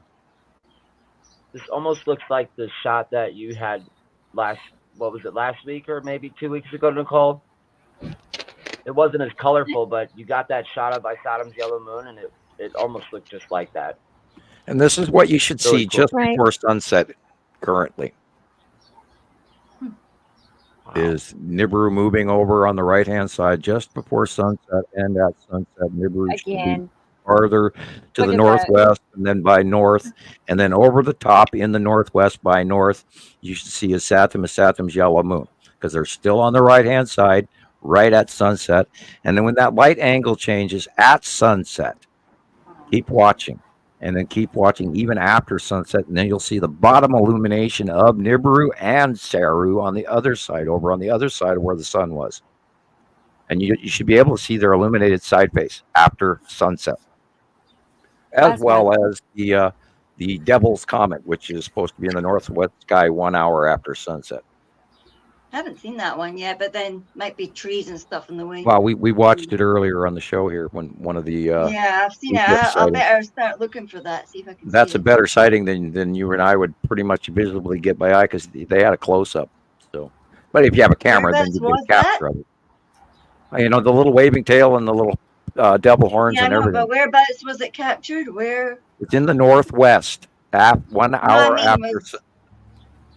I mean, it was American, wasn't it? Yeah, it was American video. I was just going to tell Tara and Andrea, And thank also with you. They're just leaving me all these nice comments, so I appreciate that. Yeah. So thank you guys, ladies.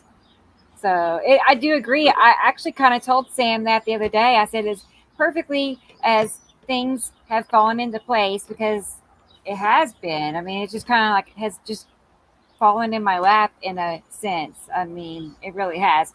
So here we are doing this, and I'm like even asking myself, how am I, part of all of this? It's like crazy. I don't know, but here we are. So I felt like, I started the group because I just wanted to share sky pictures. It wasn't because I could see the planets at that time, 2017. I just found Sam. I didn't know what I was doing. So I just had a group. And then as I started to learn things, I thought, well, shoot, I should at least pass this on. If I figure this out, I can help Sam, and I'll just tell my members in the group. And that's how it Well, you made my workload so much easier when you laid my drawing next to a comparison pic, and I didn't have time to do. I could do that, but you did it so much faster than I would ever get to, because I was trying to deal with everybody that was yelling at me that I didn't answer them because they wrote me a message or sent me, "Did you see this? Did you see that?" And then, so I spent all that time looking up stuff while you had other time, and you came up with it before I did, and I went, "Wow, thank you," and then it became a regular thing. Issue. Oh, well, yeah, she saved me so much time you wouldn't believe. And by the way, Andrea, Tara, all you folks who are here, if there's a better way we can do content in our show, or if you're enjoying our show the way we're doing it now, including some of our gossiping, because we're friends catching up on the phone, and you like it, let us know. I mean, if is there a way we could do this better? We'll take your advice. We may not do it, but we'll try. Yeah, here's an older one. This is Atu's moon. Beautiful. This is about 2 years old, I think, or a year old. Wow. It might be recent. Water like that, Earth the brain, come in. I'm sure. I'm getting punchy at 4.5 hours in. I'll admit it. I know. That, of course, is the side of Uri. Uh-oh. And I think Atu's moon is in front of Uri. The more I look at it. Yeah. And then these were some examples. I was showing him how they're always to the right, they're always to the left, they're always right above. They're just all around us. And he's going over those examples here.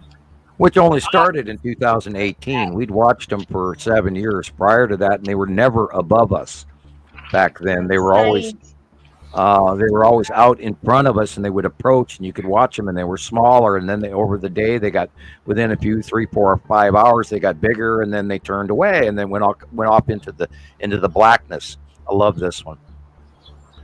Boy, look at the asteroids in that. Jeez. Wow. There's umpteen asteroids in this shot. Yeah. Now, as of 2018, they started going past Earth remotely, slightly, where you could actually see their facial illumination in the opposite end of the sky where the light was. And then they would just jostle back around and then disappear up above us in this weird, different axis orbit where they'd come in, get bigger, and then go away. Come in, get bigger, circle around, and go away. And now they're literally in our face, and we're in the middle of them now from dawn till dusk. And so that's all changed. And they still move, but they're not coming in from much smaller, coming bigger and bigger, which has actually sort of made it easier in some ways and harder in others. Okay, look where the light is coming from behind us, so we know that this is Atu's moon and the asteroids. And yeah, and there's a lot going on. I bet you anything the Texas Cube is involved in this, because I think the cube is up in the upper middle, just slightly middle of left, or left of middle, excuse me. And you see that one orb right there in the dead center, an inch down. That's the side orb of the Texas Cube. And then you see a whole bunch of other smaller stuff right there too. There's that drawing you have for it. Mighty I'm not gonna busy. have it, but you do have a drawing that matches that. I'll have to put that together. Oh, I bet I do. I can see it. I know which one you're talking about. Yeah. You want me to grab a copy of it for you, or? Oh, I bet I have it. Okay. I know I have it. Yeah. It takes longer for me to send it to you than for you to look it up. But let's see. Oh, I love this one. This is of course the illumination of Isatum's yellow moon and Isatum. The darker area is Isatum, but the illumination is Isatum's yellow moon. And then behind that is a blue Nibiru. And I think this is one of our best captures ever. Was with that series. Whoever created it, you did a wonderful job. And it's phenomenal. A time lapse that I just found this time lapse one day on YouTube. It's somebody's, backyard or whatever. I'm gonna see if I can get it. Let me see if I have It's on the startup, isn't it? Isn't this video where it's actually time lapsing in the startup? It is. Yes. Let's see if this I absolutely love this, and I did a jig the day I saw this. Sorry. That's all right. I like a little wake up call too. Right. So notice in the upper where the sun is, and you can see that's the yellow moon right there, illuminating, and then watch the light round the planet Isatum, and you can start to see the orange and the red, and that's the illuminated face of Isatum coming out there, and the dark shadow circle. Oh my! Wow. Because when I found that video, it was a lot longer you know, but I scanned across it and I saw what was, you know, so You'll also notice the green I knew asteroid. to crunch it, you know, and speed it up, and After the light goes Anyway. around, you'll see the green asteroid just Like above that over- tree on the right. an hour and a half worth of time, hour and a half time span. So Yeah, when you started doing these comparatives, it saved me so much time. That is absolutely amazing. There it is. I was going to see if I could And get a hold the date on this is 2021 in June, I believe. Yeah, I've gone through every frame on this Hey, video. gosh, have you noticed how this is the videos from 2021 and the drawing is from 2021 and they match? Wow. Right. Perfect. It is. And that's why I very much like having it when somebody sends me an older picture and I can go back to the month of the drawing and pick the drawing up and compare it, and then you can ta-da, you know, see, we were right then, we're right now. Like you can see, it's freshen up. Rebecca, you this was a time lapse video you found on YouTube. Mentioned? It was. There's channel 4. They were like, it was probably like a 10-minute video, and then I sped it up to about 30 seconds, and then that's how we're seeing what we're seeing. So gotcha. Yes, but Clever, overall, yeah, just speed it up. it's over an hour and a half worth of time going by here. And citizen science does work. Mm-hmm. Right. And Whoever, we're going to have to get you that white coat, Rebecca. oh, great. I'll get it dirty. Pointer. I messed up everything. Yeah. We're going to start calling you Dr.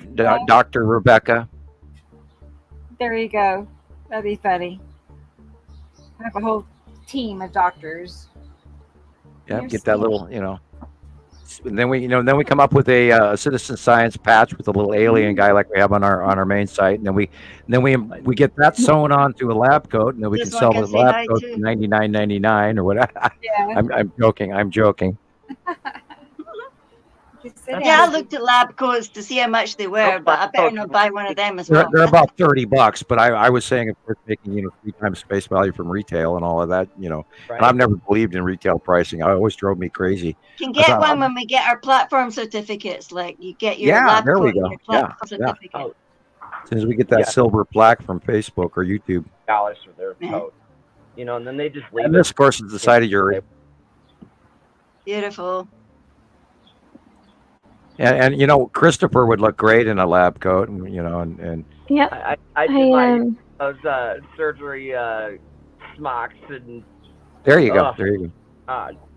The worst thing about it And, was throw them in the community laundry, with that horrible industrial laundry detergent. Yeah, and all the little old people poo that gets mixed into all of that laundry. Exactly, so it was bad. Yeah, no, thank you. Fun. I would buy my own scrubs, thank you, and I would not touch anything in the hospital. I wouldn't even, frankly, right now, I don't even want to go in a hospital. Anyway, I know. Go ahead, Nicole. Nicole, you were going to say something? Sorry, I was just putting it in the chat, but I was going to say that Chris could possibly adjust his mic setting because I know he's got some distance, but I don't know what you would recommend. I don't know if it's on automatic right now, but you're really quiet versus some of the rest of us. I don't know if anyone else you can go into hear the that. settings. Go into the settings on the page below there at the bottom. Click on settings, and then go to manual adjust your microphone instead of automatic, and then run the setting around 160, 180. See how that works. It might be too loud, might not, but we have found. I found with the old, because God, how many shows did we do where I was so quiet people couldn't hear me, and I had to go in and hand set mine all the way to max. I wonder if it was like the 44th show or something. I don't know, but it was. No, Was it it wasn't 41, that. 42? No, way before then. I think somewhere around 20. I think it was about 20. Hey, I goof up too. It was just recently. Do you remember,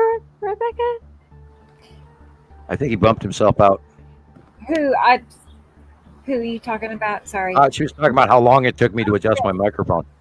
Oh, Wasn't that just like in somewhere in the last 40 shows, something, 40 something? Yeah, yeah. Yeah, but we're all starting to fiddle with that.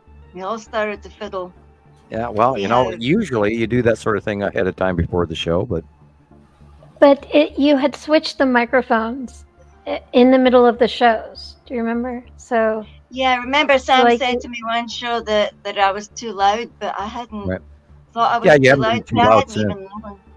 I didn't know you could adjust it. So I learned something new. Yeah. Hey, I was reading this comment from Tara, and I'm not sure if she's talking to just me or us as a group. I mean, we're on live right now on TikTok, but at the moment, I'm only able to get them to be able to see from my laptop, from my desktop perspective. So they get a whole different view. Okay. But I do lives on TikTok. I should do more. I did 30 last month every day. I did one every day for a month. You should post all your shorts on TikTok. Yeah. Or even you make sure you get your shorts up on YouTube to somehow so they'll play more in the shorts, because I've never found any of your shorts on the live feed. Although you have been handed to me and suggested before, but I have a question. Did you remove your backup channel on YouTube? No. Did them up today? We should be live on the backup channel right now. Also, I show we are. Well, I looked up the other show because I wanted to read all the comments before the show today, so I had them fresh in my mind. And then I only saw your normal Nibiru Followers Anonymous on YouTube, but I did not see the backup, which is usually right next to each other. It wasn't there, so it could have been just a fluke. I don't know, but we've been having trouble with your account lately. So I think it'd be fun to have Sam on TikTok with me sometime, just like me and Sam. That way he can have a chance to get to know the people there. But I do Can you feel get like on TikTok, Sam? no, not yet. I don't know if my computer will do it or not or what, but I never tried. Here's the problem we're having with my computer. Every time I type in my email address to sign up for anything, it tells me that my email address does not exist. Well, we're getting ready to set you up your laptop tomorrow. I think I am IP flagged, where just generically they're not letting me access anything anymore, and that's why. Hopefully, with the laptop, he's going to set up an email address that goes with that. I know what else you need too.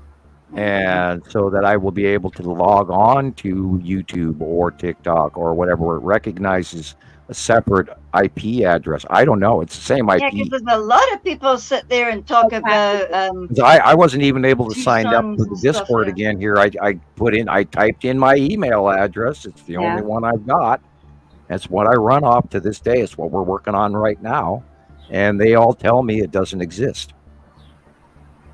Right. I'm sorry, that one does not exist. I'm sorry, your email does not exist. I'm sorry, does not recognize your email. Yeah. But even if you set up another one and use another password, it won't. We don't know. We have, this is why we're getting the laptop to see what we can do other than, and if I went downtown and rented an office and paid internet in an office, maybe it would work just perfectly fine.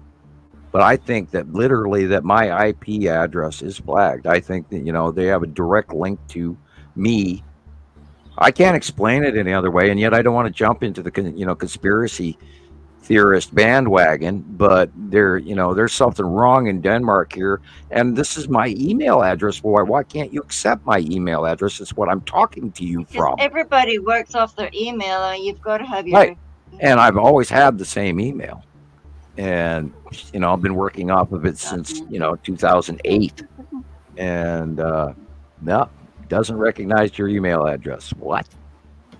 And it's like I couldn't even upgrade on Discord for the I was using Discord for a while, and then when the upgrades came here, and said, "Oh, you got to upgrade to click on this, click on that, and upgrade your Discord," and it wouldn't upload. Just sat there and scrolled for a couple of days. I let it run for 2 days. Boy, look at that. That is a red asteroid, little sister. What a weird shape around Somebody little sent me sister. some of them from up north in Scotland. I should have sent them in. I'll send you them. Okay, that's lead asteroid. We know that. That's Give going an back. example of asteroids. That's Here's a 2019, 20-ish. No, 20-ish. Because in 19 it was huge, and then she got smaller. Yeah, that dot in the sun really gets me. Yeah, I always think of that as the Empire Orb or the Norway Spiral Orb, whichever you choose to call it. Because it's intermittent. It's not always. Everybody says, "Oh, it's just a lens fail on your camera," but it's intermittent.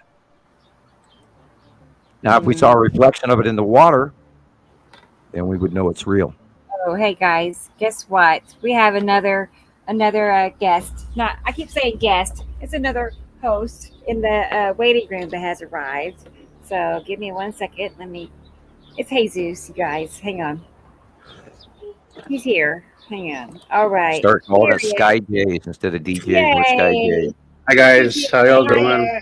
Okay, I gotta get this out of the way right away. I apologize, Jesus, for bombing you the other night with music and being silly.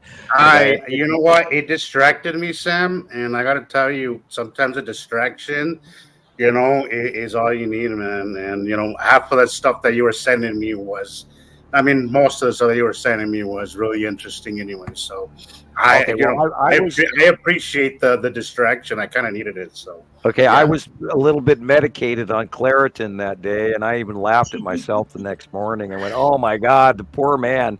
And you're the one I felt the most embarrassed about. I bombed him with all kinds of music half the evening, and we were talking. No, I for a long time. thought you were. I thought it was maybe a little 1 cup of coffee too much, but again, yeah. I enjoy the things you share. So Right. I love the Buddha stuff. You sent me a whole bunch of Buddha stuff in about. I was. In fact, it reminded me to when you told me to go stretch and walk. I went outside and I grounded for a little while. I took my shoes off. I went to my little backyard, and I sat there and I took my shoes off and I relaxed out there, and it was really helpful. So yeah. Yay! Excellent. It helped me, if anything. So yeah. Wonderful. And ever since you said that to me that one night, go outside. You're chaotic, and do it now. And I did it. Since then, I can't wait to everybody, Michelle, Audrey, everybody. How y'all doing? Nice to see you here, Nicole, Christopher. I see you have some beautiful weather out there, Rebecca.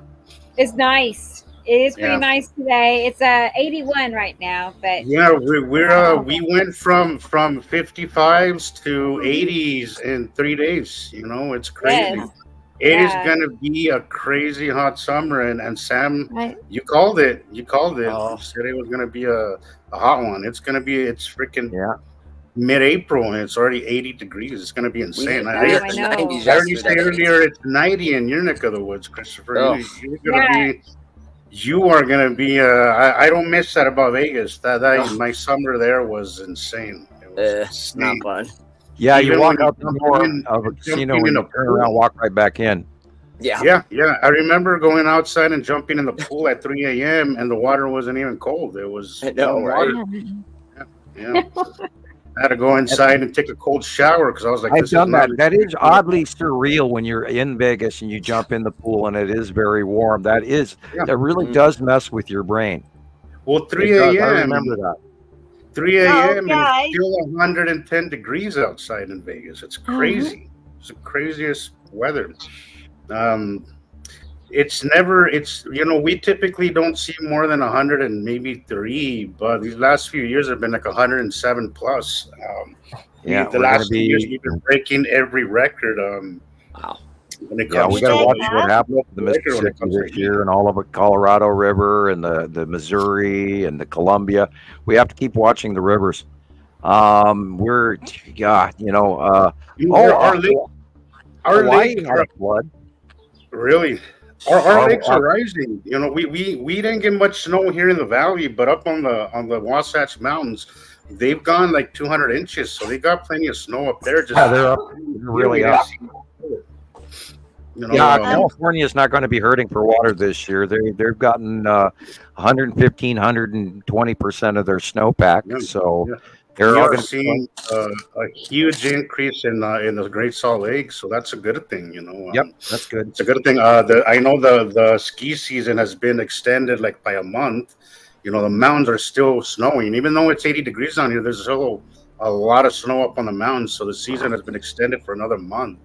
My brother works seasonally in one of the resorts in Park City, and usually around this time he goes back to his regular job, and now they extended it to another month. So, you know, it's good for him, you know. So, and it's good for the local economy here too, because we depend so much on the ski season. So, yep, yeah, not bad.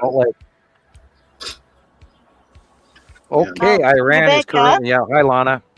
Iran is currently attacking Israel. We did hear about that. I'm going to, of course, watch the news after the show. On that last picture we were just looking at, came from 2023. Do you notice the orange corona around the two suns? I do. Yeah.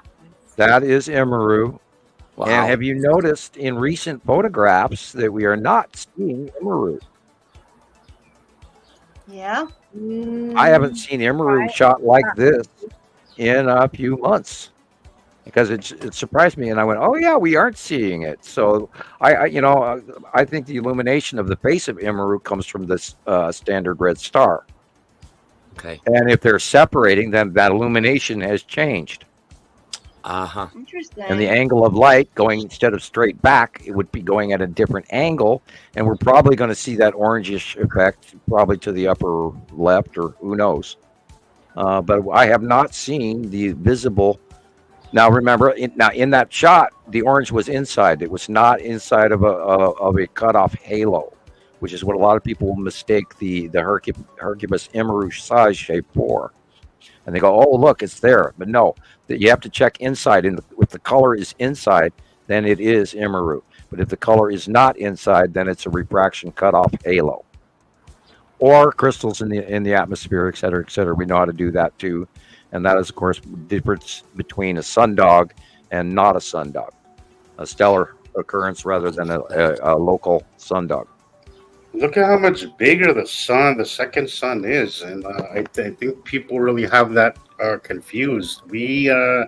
Our sun is really not that big, guys. You know, sometimes we see this enormous sky, and people have forgotten how much smaller our sun actually is. You know. Yeah, in the 80s, it was the size of a quarter up here in Montana.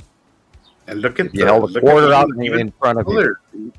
Even the color is just wow. You can't even put this on you can't even say this is a camera anomaly. I mean, the difference in color is just significantly, just so different. That's so crazy. Rebecca? Yes?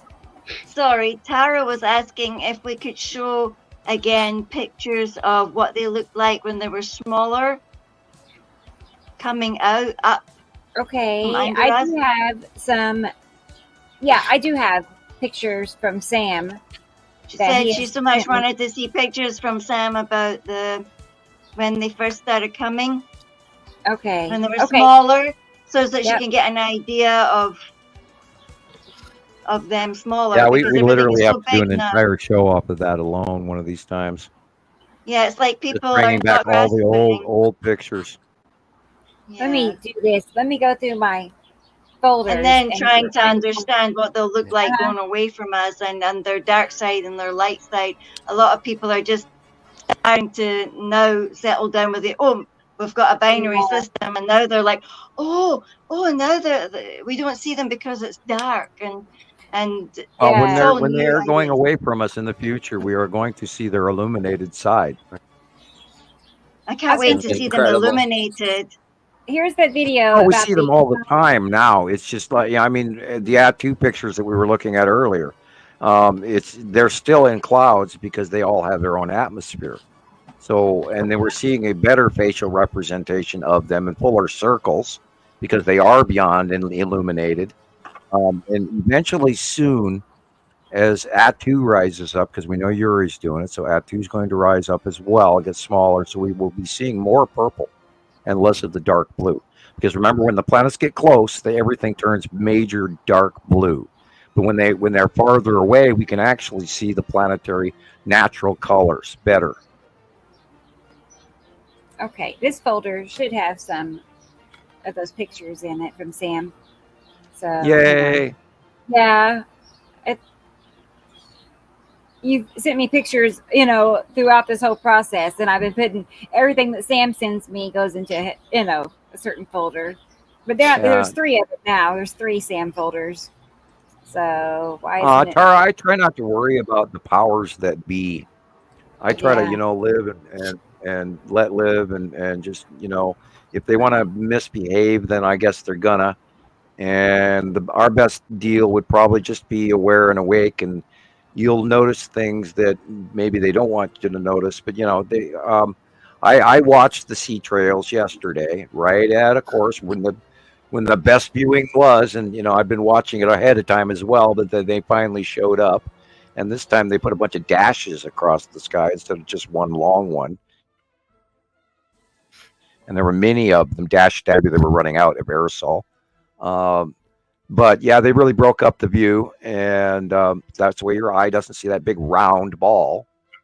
So no telling what they're going to do. And I mean, it's kind of toxic, and I think they do a lot of the spraying so that that the atmosphere will actually refract a good portion of the heat and the light that's coming in. So some of those sea trails are actually for our benefit, even though they are mostly toxic. It's full of metals and aluminum this and aluminum that and silver iodide and God only knows what other chemistry's in there. I did not look at that. I've avoided going into too much military information because I didn't want to get in trouble with anybody. And I'm a good little American, and I have no ill will toward my government. So therefore, I like to live once in a while in the ignorance is bliss column. And there you go. Imaru Sumerian for light. Oh, interesting. I mean, there's some things that are just kind of out of our control, guys, and there's really no use or sense in driving yourself crazy about it, Yeah, don't be fearful of the transition. Just be aware. Yeah. And then focus on your world. And, for example, we can't really focus. Oh, God, here we go. We can't. Israel and Iran. Wow. They have been sitting here throwing snowballs at each other for the last 30 years, 40 years. I mean, ever since the formation of Israel against the regional will, the United Nations sort of created the Israeli scenario right after post-World War II. So they would have a place to put all the displaced Jewish folk. And that was kind of crammed down the throats of the Arabs and the Palestinians and everything. And they've never quite gotten over that as well. Although, the Sunnis and the Houthi and all of that have been arguing amongst themselves for so many centuries as well. And then that's part of the war that's going on there. And then you got the aspect of Russia effect and Chinese effect, and then yet what's going on in Yemen and all of that right now, and Qatar and anyway. So let's just hope they all stop treating each other for shit and start realizing that we got a lot more in common. Like, hey, let's pay attention to climate change, maybe, So when is Blue Beam going to happen and turn everything around? Better housing. Well, they're not going to be able to run all of their money crap without us. So they better start saving some of our asses, because a lot of those poor folk over there in the Arab countries and the Israelis and Palestinians and everybody else along Egypt and Libya, those folks are in trouble. So you guys better get your shit together and stop shooting at each other and start feeding your people. That's all there's to it. You got the damn money, feed your people. I can't believe how they use their people as pawns, man. Well, you don't need $1 million houses and $1 billion fleets of cars and and you know, and the Saudis and all of these guys, they've got all the money in the world. Feed your damn people beyond. I mean, hey, do something nice and feed somebody else's country because you know they're suffering. Be nice. Show how good you can be, not the fact of how wealthy you are. Right. You should see this Sultan of Brunei's home here in Las Vegas. This thing is like, you know, there's one main house, and then he's got like 5 individual homes for all his mistresses or his wives. I don't know how it works, but yeah, they've got them up here in the Highlands too, Chris. Yeah, it's insane. It must be like 15 acres and, you know, like 200,000 square feet of living space or some astronomical number like that. It's the most beautiful, you know, property I've ever seen. But my gosh, come on. What he's never been there. They just had some kind of court case fighting with a farmer who wanted to be able to see something that he always used to be able to see. And these guys built something so that another wife could come and stay in it. And they didn't like it. So they had this big fight a couple of years ago. Wow. A lot of that's going on. Yeah, we gotta start looking, remembering who our neighbors are, and those are the friends. Yeah. And of course, these people have all the money in the world, so they can be arrogant assholes. We can't let that happen anymore. And you know, they're going to go so far where, you know, eventually people are going to go, no more, we're done.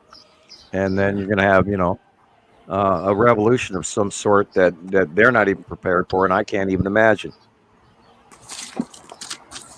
At some point in time, people are going to have enough of rich people. You know, I made a joke a week ago, you know, feed poor people, eat rich people. Oh, look, there they are. The baby's arriving. Yeah, and this is like 2009-ish, 10-ish. This is the Anno Domini cross. This is when, now remember that orange thing behind there? See that big orange circle? That ring thing, the fuzzy Nibiru, ring. behind the star, and there's a planet in front of the star. And then you just go to that orbit model that we use on Montana Skywatcher, and it all makes sense. Now, can you just give us a basic understanding of what Nibiru is again? Nibiru is a large gas giant, so big you couldn't even imagine.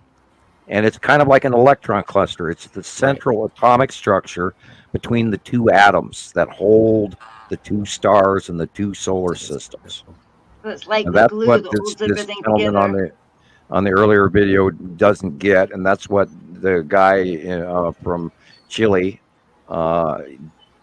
viewed and then cross-referenced as the brown or reddish Nibiru, because they were looking off in distance of space, and maybe they had an idea, but I don't know. I don't know where they got their information.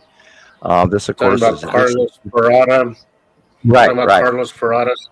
This is 2010. You know, early on in my rabbit hole hunting, he's one of the ones that I came across, and I found him very interesting. But after knowing a lot of what I know now, I see that he had some of his information. Well, I mean, I don't think he took into consideration the electric universe, and I think that's where a lot of these astrophysicists go wrong. You know.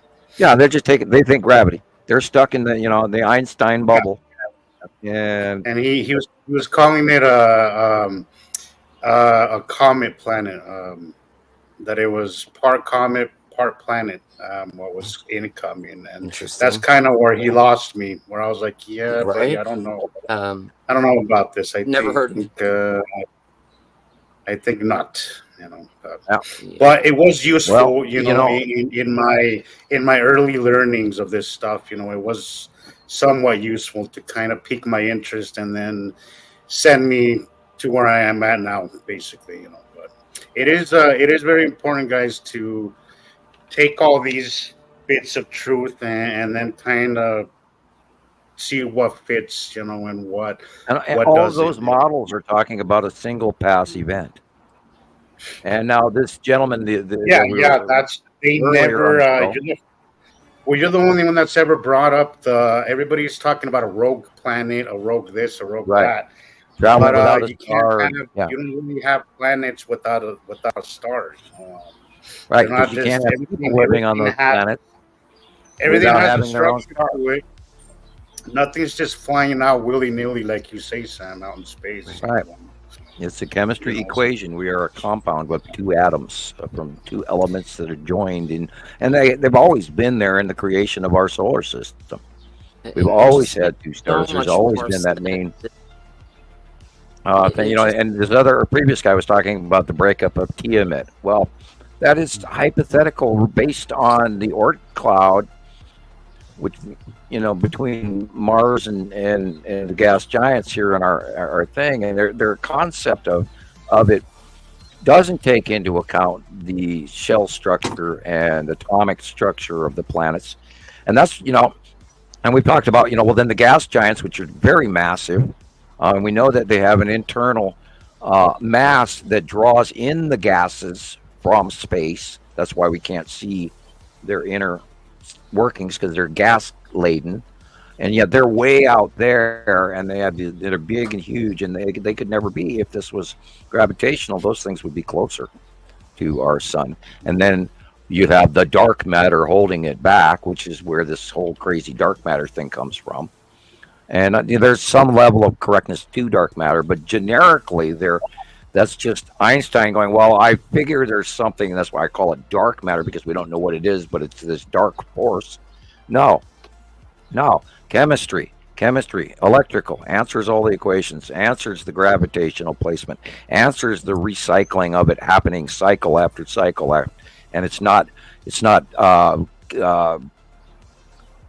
to break up. It just happens over and over again. And this is why we know there's been many societies here on Earth prior to us.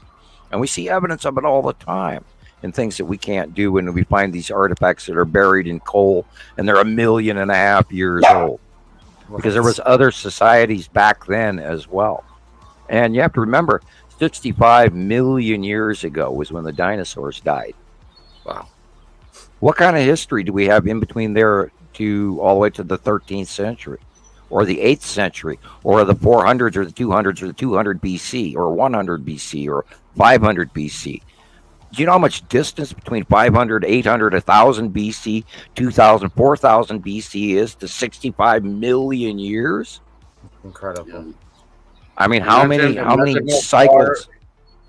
Well, imagine how far these societies also got, Sam, and in the time, you know, look how far we've gone just a couple hundred years, you know. Right, and we talked about that video, the Pleiadian message, where they're telling us. And also look at, go ahead, Sam. Well, they're telling us in the Pleiadian message, they're saying 300,000 years ago, there was a fight over the top outside of Earth for control of the Earth, which I've known about.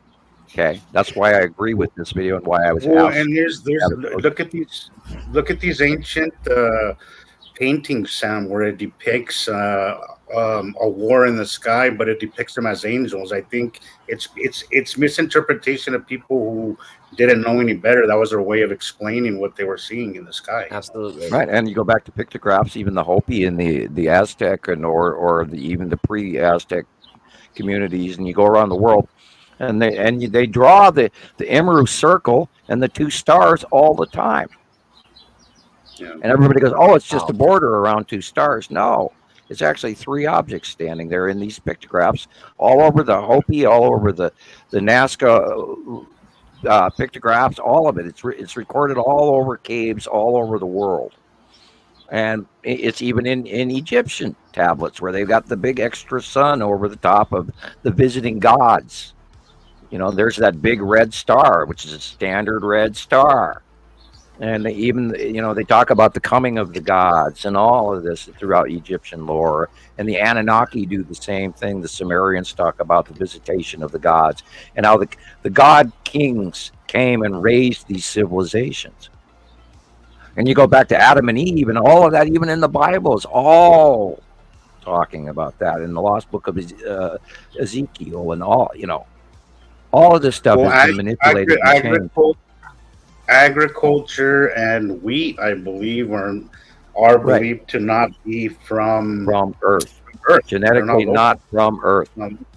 Yeah. And we were changed and we were placed here as a workforce. We were given a food source in order to do. Agriculture, learning agriculture, teaching us agriculture kind of, you know, catapulted us into the society that we are today. I mean, or else, you know, it really kept us from starving and coming out of the caves, you know, and you know, progressing and evolving, you know, as quickly as Well, we yeah, have. you also have to go back to even pre-ice age. The entire Earth wasn't frozen. The middle of the Earth was warm, tropical, normal, with two major glacial came down halfway down the middle of the United States. It didn't go all the way to Baja or the Yucatan Peninsula, and then the Antarctica didn't come all the way up through South America. No, the middle band of the Earth was warm, and there was cultures living there. And even before that, there was lost cycles, and then there was catastrophe in 5,000 some odd. I'd have to do the math real quick again. But whatever year, another 3,654, or not, just add another 4,000 years. So it would be 57 BC, etc. There was the Great Flood and all of this. And there was a civilization before that, a civilization. Anyway, I am being told it is pizza cutting time. Okay, Sam. So I'll be right back. Okay, go ahead. Okay, wow. It's good to see everybody together like this. You know, it's cool how we all made it. We all made it. I want to say hi to William. William finally, I think in the last show I was kind of calling him because he'd been disappeared for a little bit, but he came back and I guess he got the message. Good. So now he's saying hello. I just want to say hi, buddy. Thanks for tuning in. You know, always good to have you here. And if you ever want to, you know, come hang out, you know, let me know. We'll make it happen. I know you are a great sky watcher. So, you know, anytime. Anytime you want to come on, hop on, and you know, let me know. We'll make it happen. So right. Yeah. I'm always looking for another guest. So yeah, right. Well, yeah, it is really nice to be hanging out here, you know, with all you guys. It's always nice. Yeah, I love your video this week, Jesus, where you know. Yeah, it was. You know, it's been so boring lately. But yesterday I got a little bit of action, and I'm thinking opacity, but those colors were a little different, you know. But I have it ready for whenever. You want to wait till Sam comes back? See what he says. Yeah, you got it. Okay, good. Yeah, share it when he gets back. Things are just so close right now that it's hard to really photograph them. It's like what's going on? Yeah, it's just filling the entire sky, and I cannot get a good picture of it. I had to wait until the sun was down and the colors kind of started popping up, where I was like, okay, now I think I can tell the difference in a video between blue sky and the freaking planet, because they've just been so huge. It's hard to catch anything, you know. Yeah. I've been getting a lot of night stuff happen, but you know, it's really hard to photograph or record anything at night. It just isn't the same. So but I had a little bit of fun yesterday, you know. It was pretty fun. So it was a little something. So that was good. How about yourself, Rebecca? Are you getting anything out there in Oklahoma? Any weather? Any sky action? Oh no, it's been pretty empty the last couple of days. Like today has been totally clear, but it got kind of warm. But you know, it's not. I'm outside, you know. But I am enjoying that because I spent how many months cooped up inside, you know, when I wanted to be out here, really. So.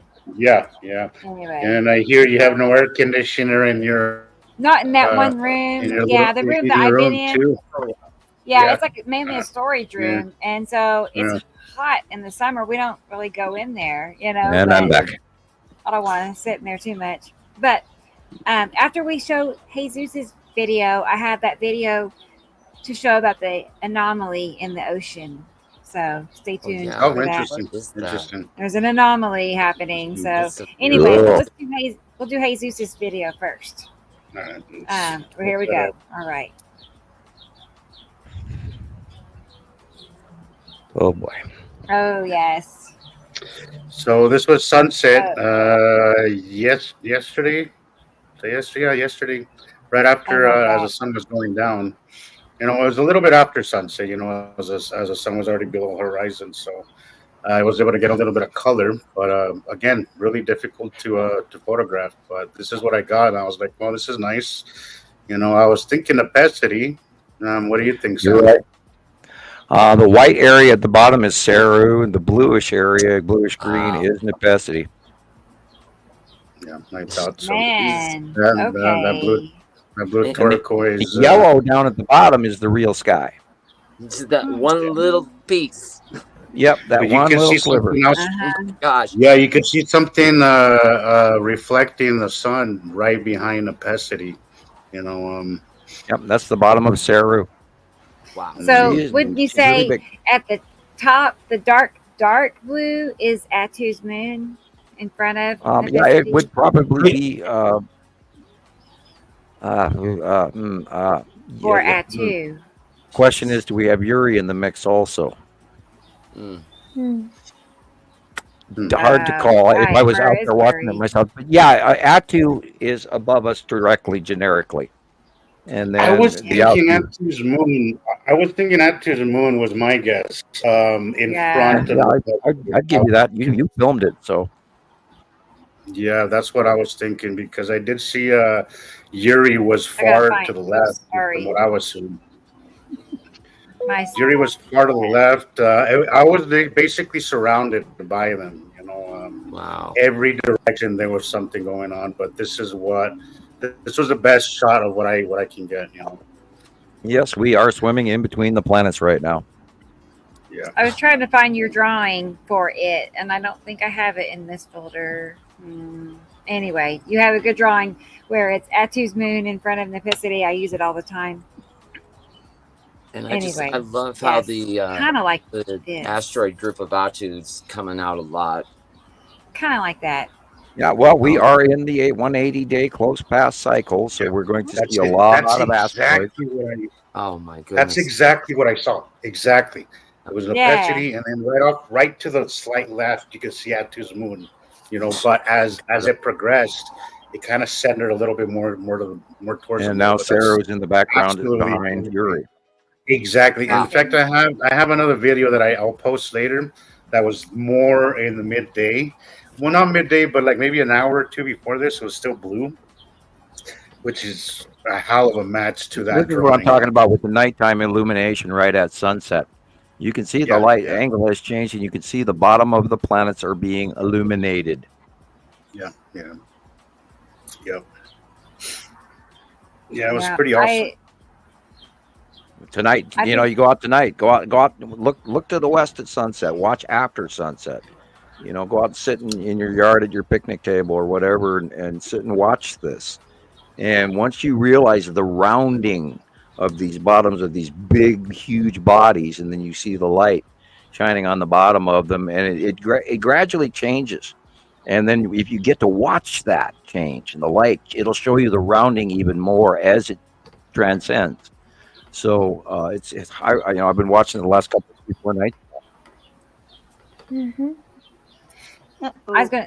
Do you think Shelley talked about how she said, I feel like the Earth is surfing, but is that, does that have anything to do with like people having vertigo, or is that a physical problem? Yeah, well, we're all feeling affected by the passing planets, from headaches to ear ringing to nausea to being on the deck of a ship, to feeling the ground vibrating.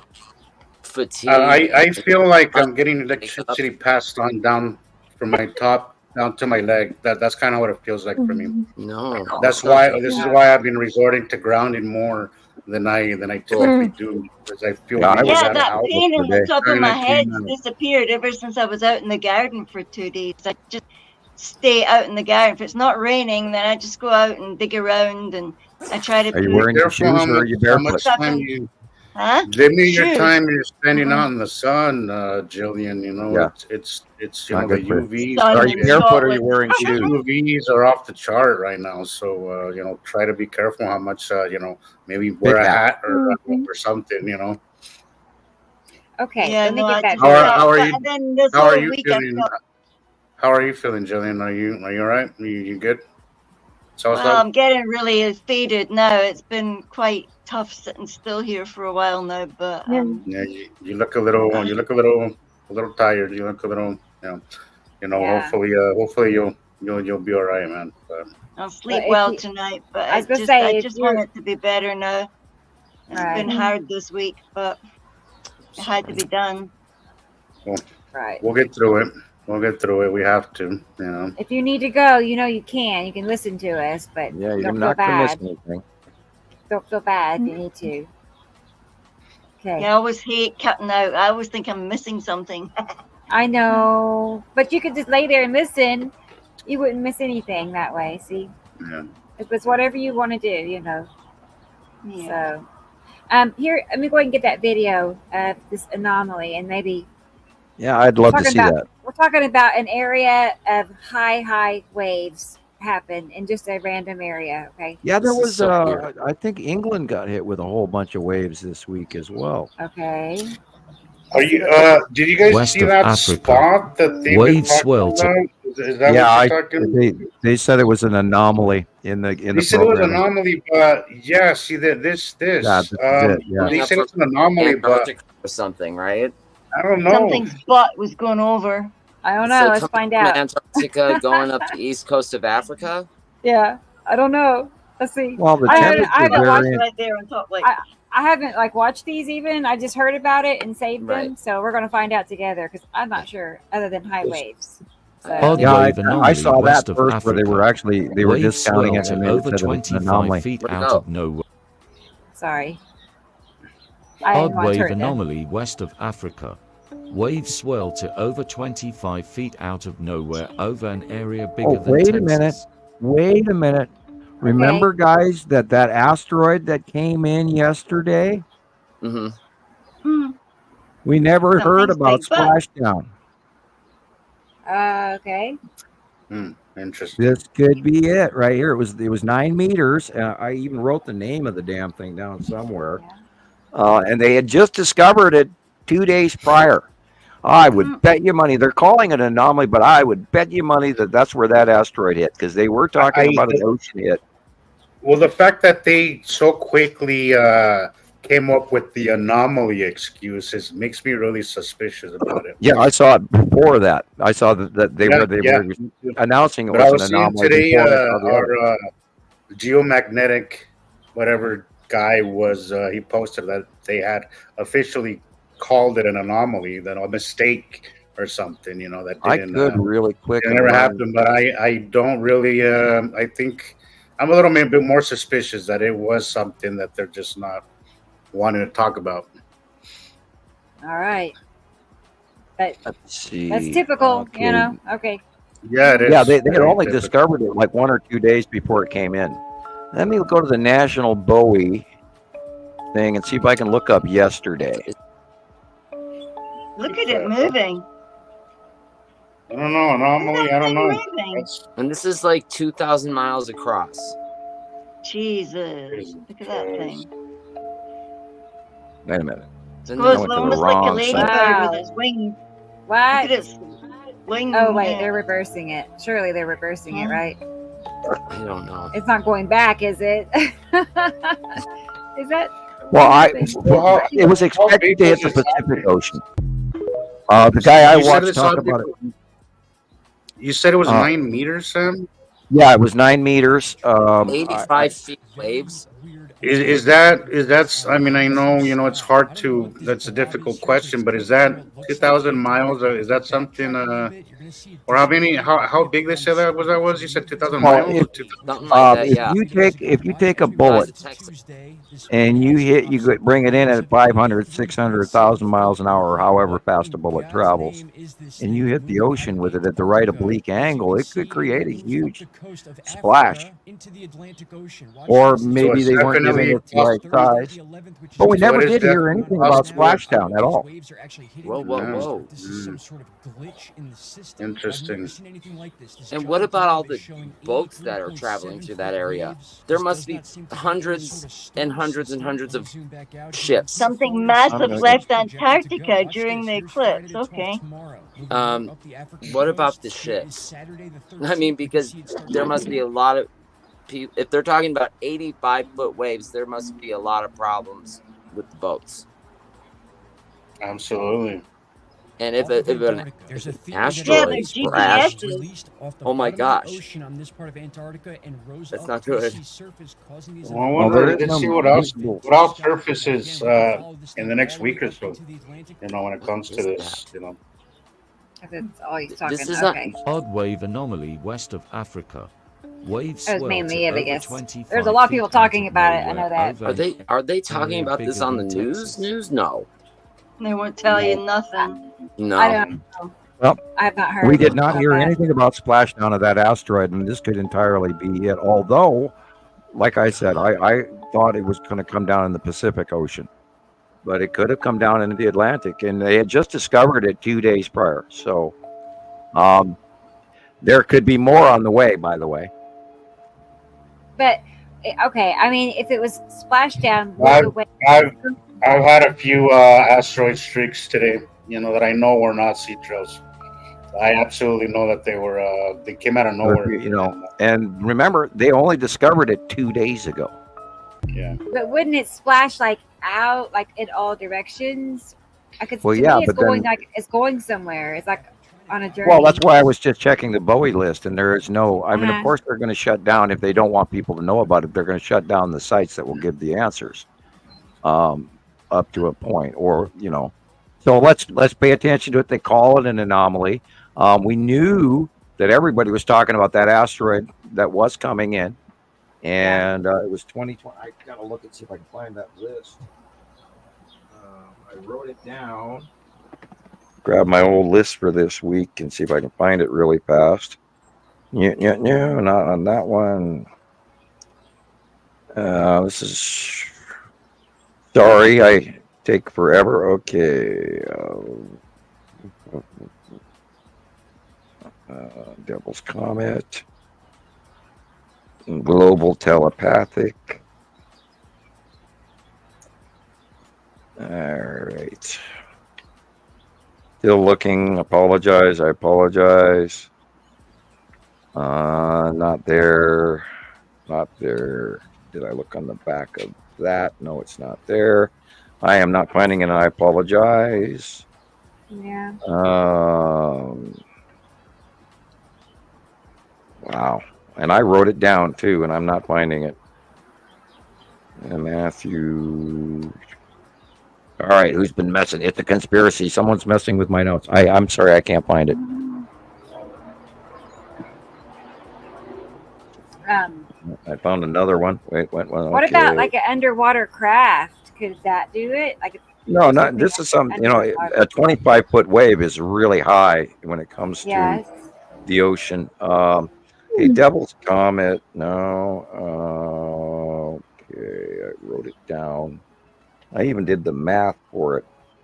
It passed, supposedly was going to pass 11,600 miles away from us, but then they changed the announcements midday and started saying that it was going to hit Earth. Okay, Earth-facing sunspots. No, I cannot find it. Maybe it's out in the living room. Okay, I found 2 more sheets. Let me see. Close approach. I got it. Close approach asteroid 2024 GJ2.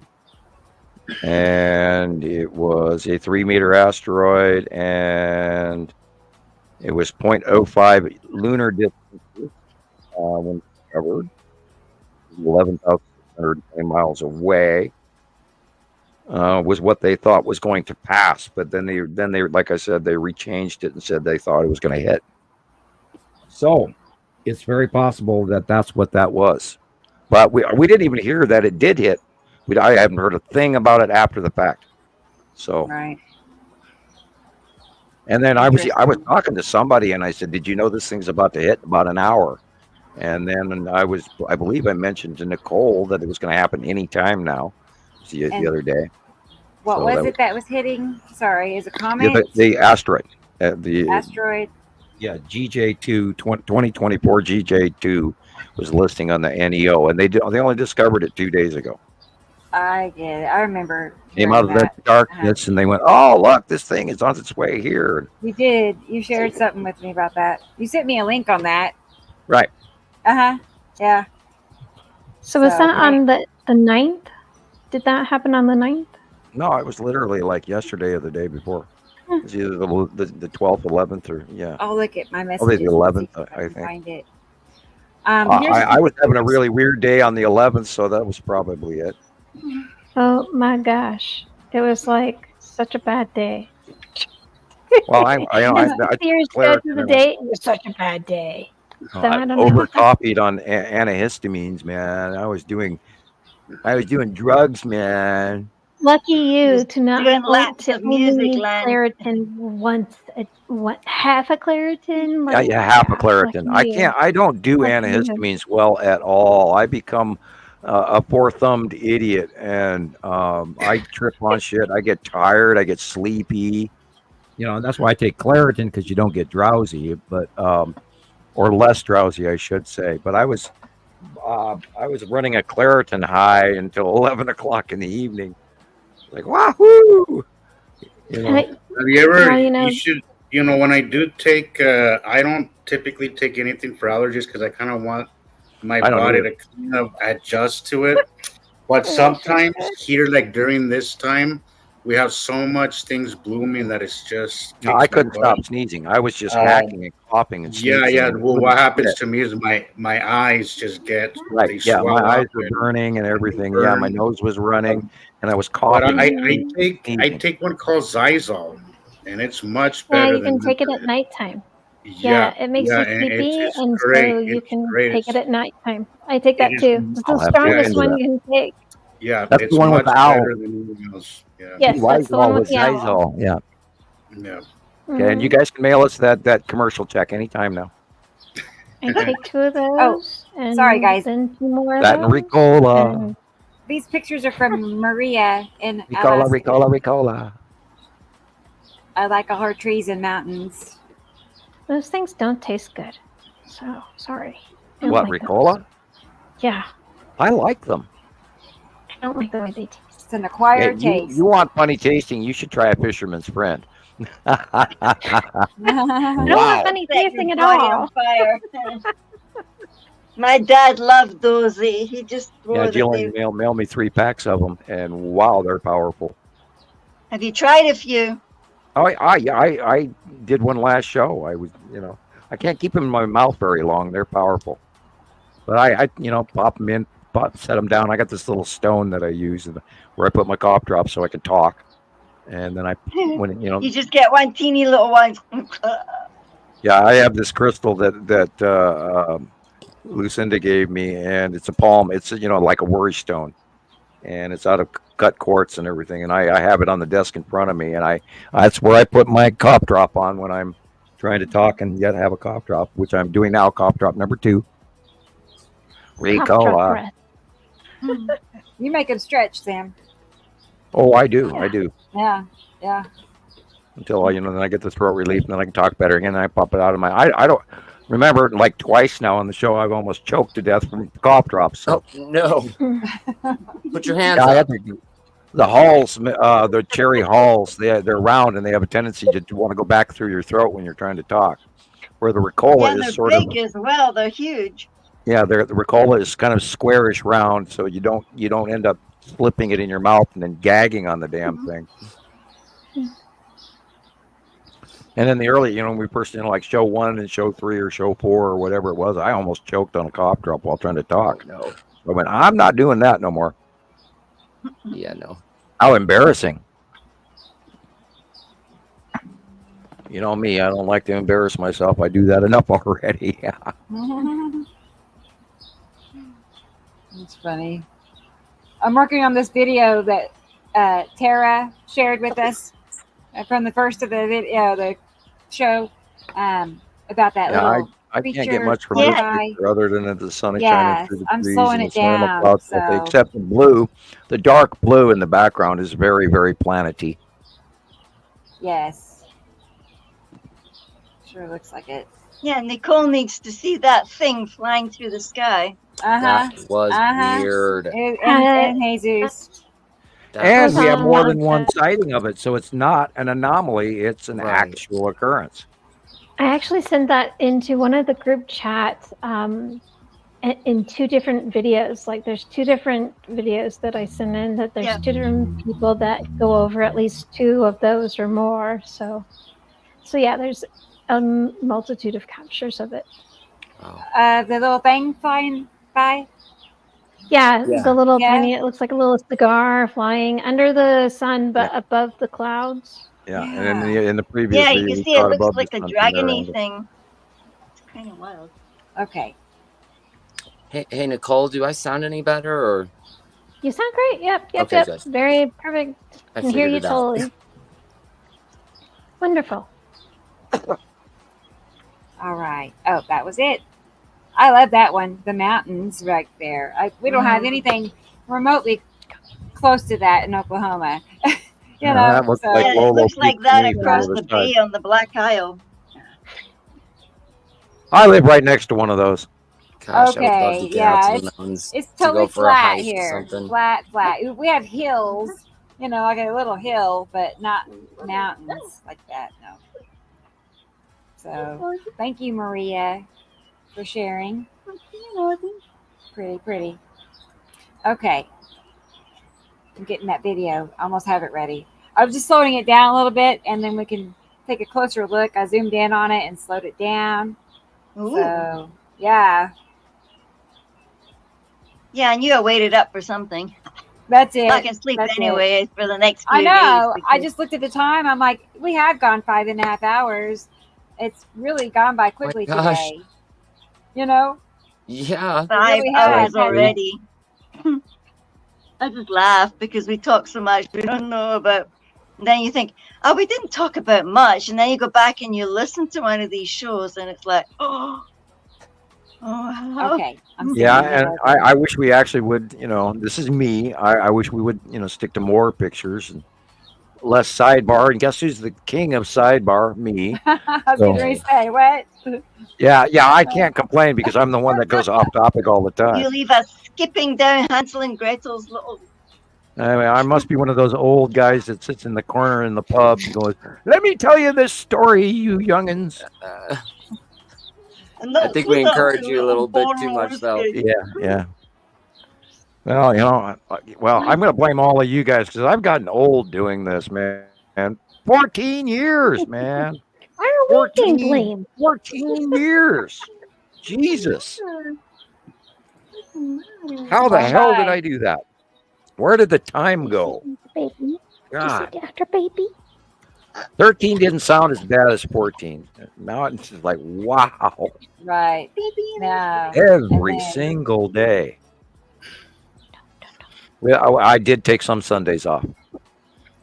2 holidays, maybe. Yeah, I do. I have taken a few holidays, and this is why, you know, I always underestimated like my 50 to 70,000 hours worth of research time plus. I mean, I think that's probably half of what I've done. Look at that little. Uh-huh. Okay. Look at that little mother sucker. What? Yep, that's.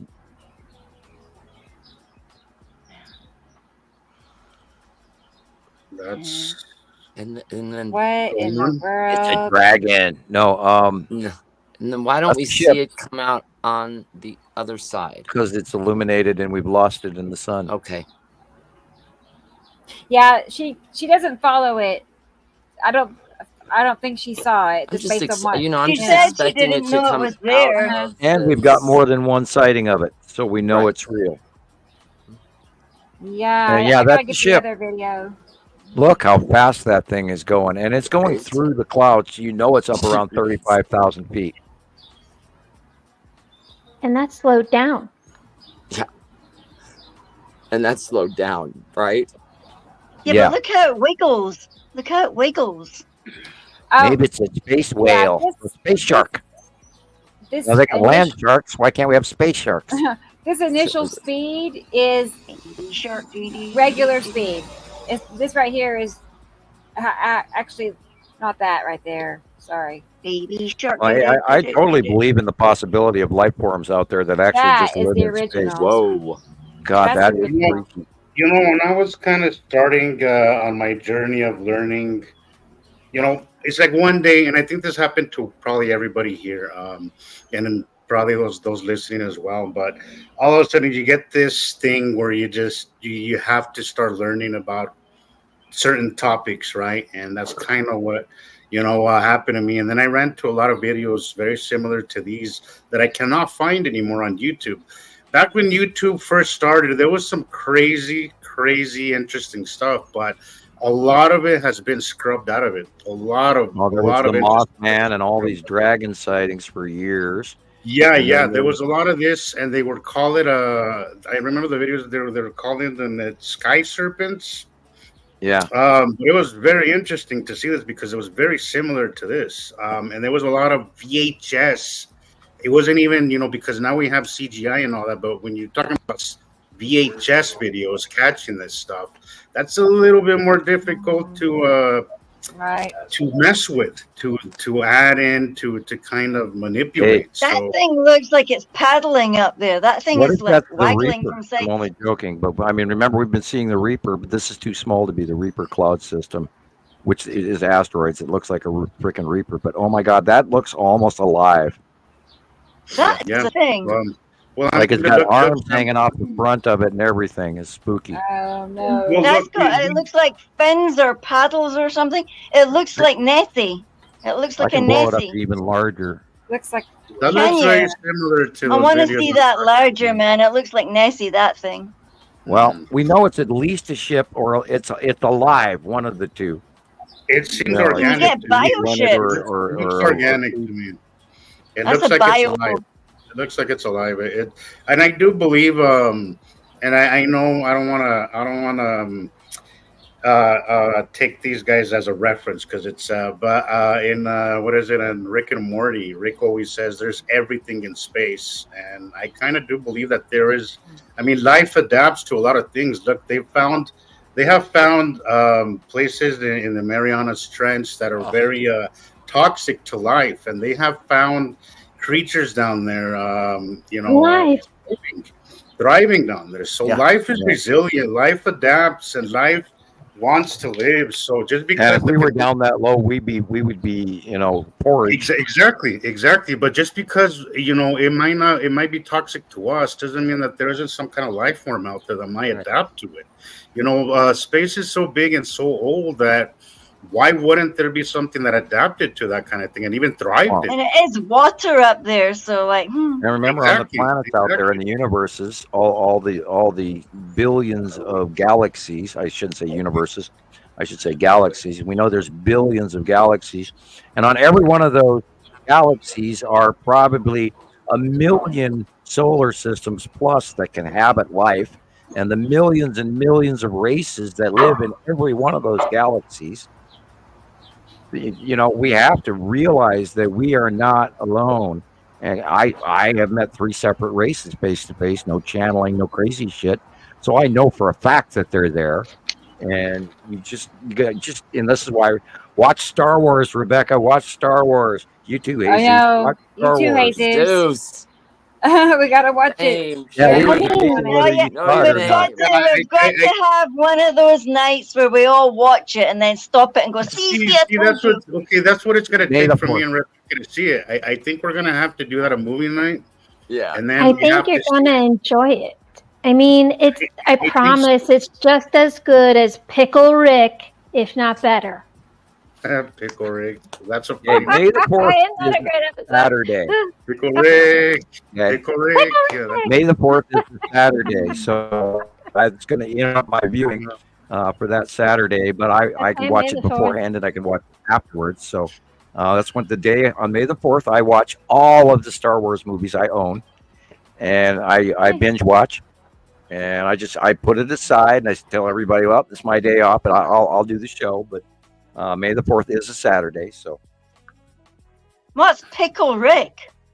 It's Rick and Morty is it's a kind of it's like a semi-adult cartoon. Like a cartoon that's based on like Doctor Who. I mean, even the opening credit song, and it's very much like the Doctor Who show. So they go everywhere, and they actually, I can't figure out. Jesus, Chris, do you remember which episode it is where Rick takes Morty to a little alien civilization where they worship him, and he's their creator, and they basically are like. You're talking about the battery episode.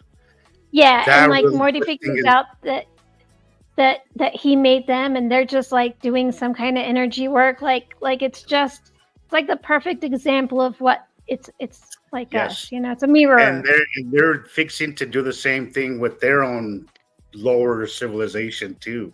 Exactly. So, right. Right. And yes, that I found, this is why I love that show, Rick and Morty's, because they really talk about these things that you're like, you can't help but really start thinking about and the that. multiverse and all that stuff. They just leave this verse, so they just go to another one.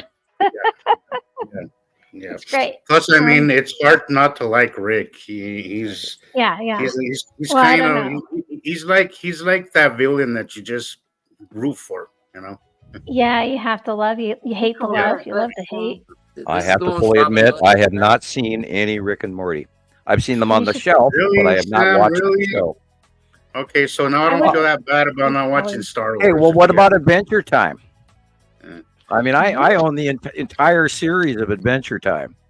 Never. Adventure Time. Come on, join your friends. I've seen some of that, and I find it interesting, but I haven't really. Yeah, Pickle Rick. Pickle Rick. I think you would like it. Okay, well then I'll start into the series. I'll get one of the early versions and work my way up. Yeah, I like to buy myself a movie from time to time, and I don't get Netflix or anything like that. We don't have Disney Channel or anything. I think you might really take a liking to Rick, Sam. Rick and Morty. He has a way to him that is interesing. But all right, it says there are a whole bunch of them, like Rick and Morty. You can't help but you can't help but really be his way of looking at the world is a little cynical, but very based on a lot of realities. So the Night People episode, that's a great one. The Night People, you that one, right? You guys know that one? I didn't hear any of that. It kind of cut off. What was that? She's giving out classified information.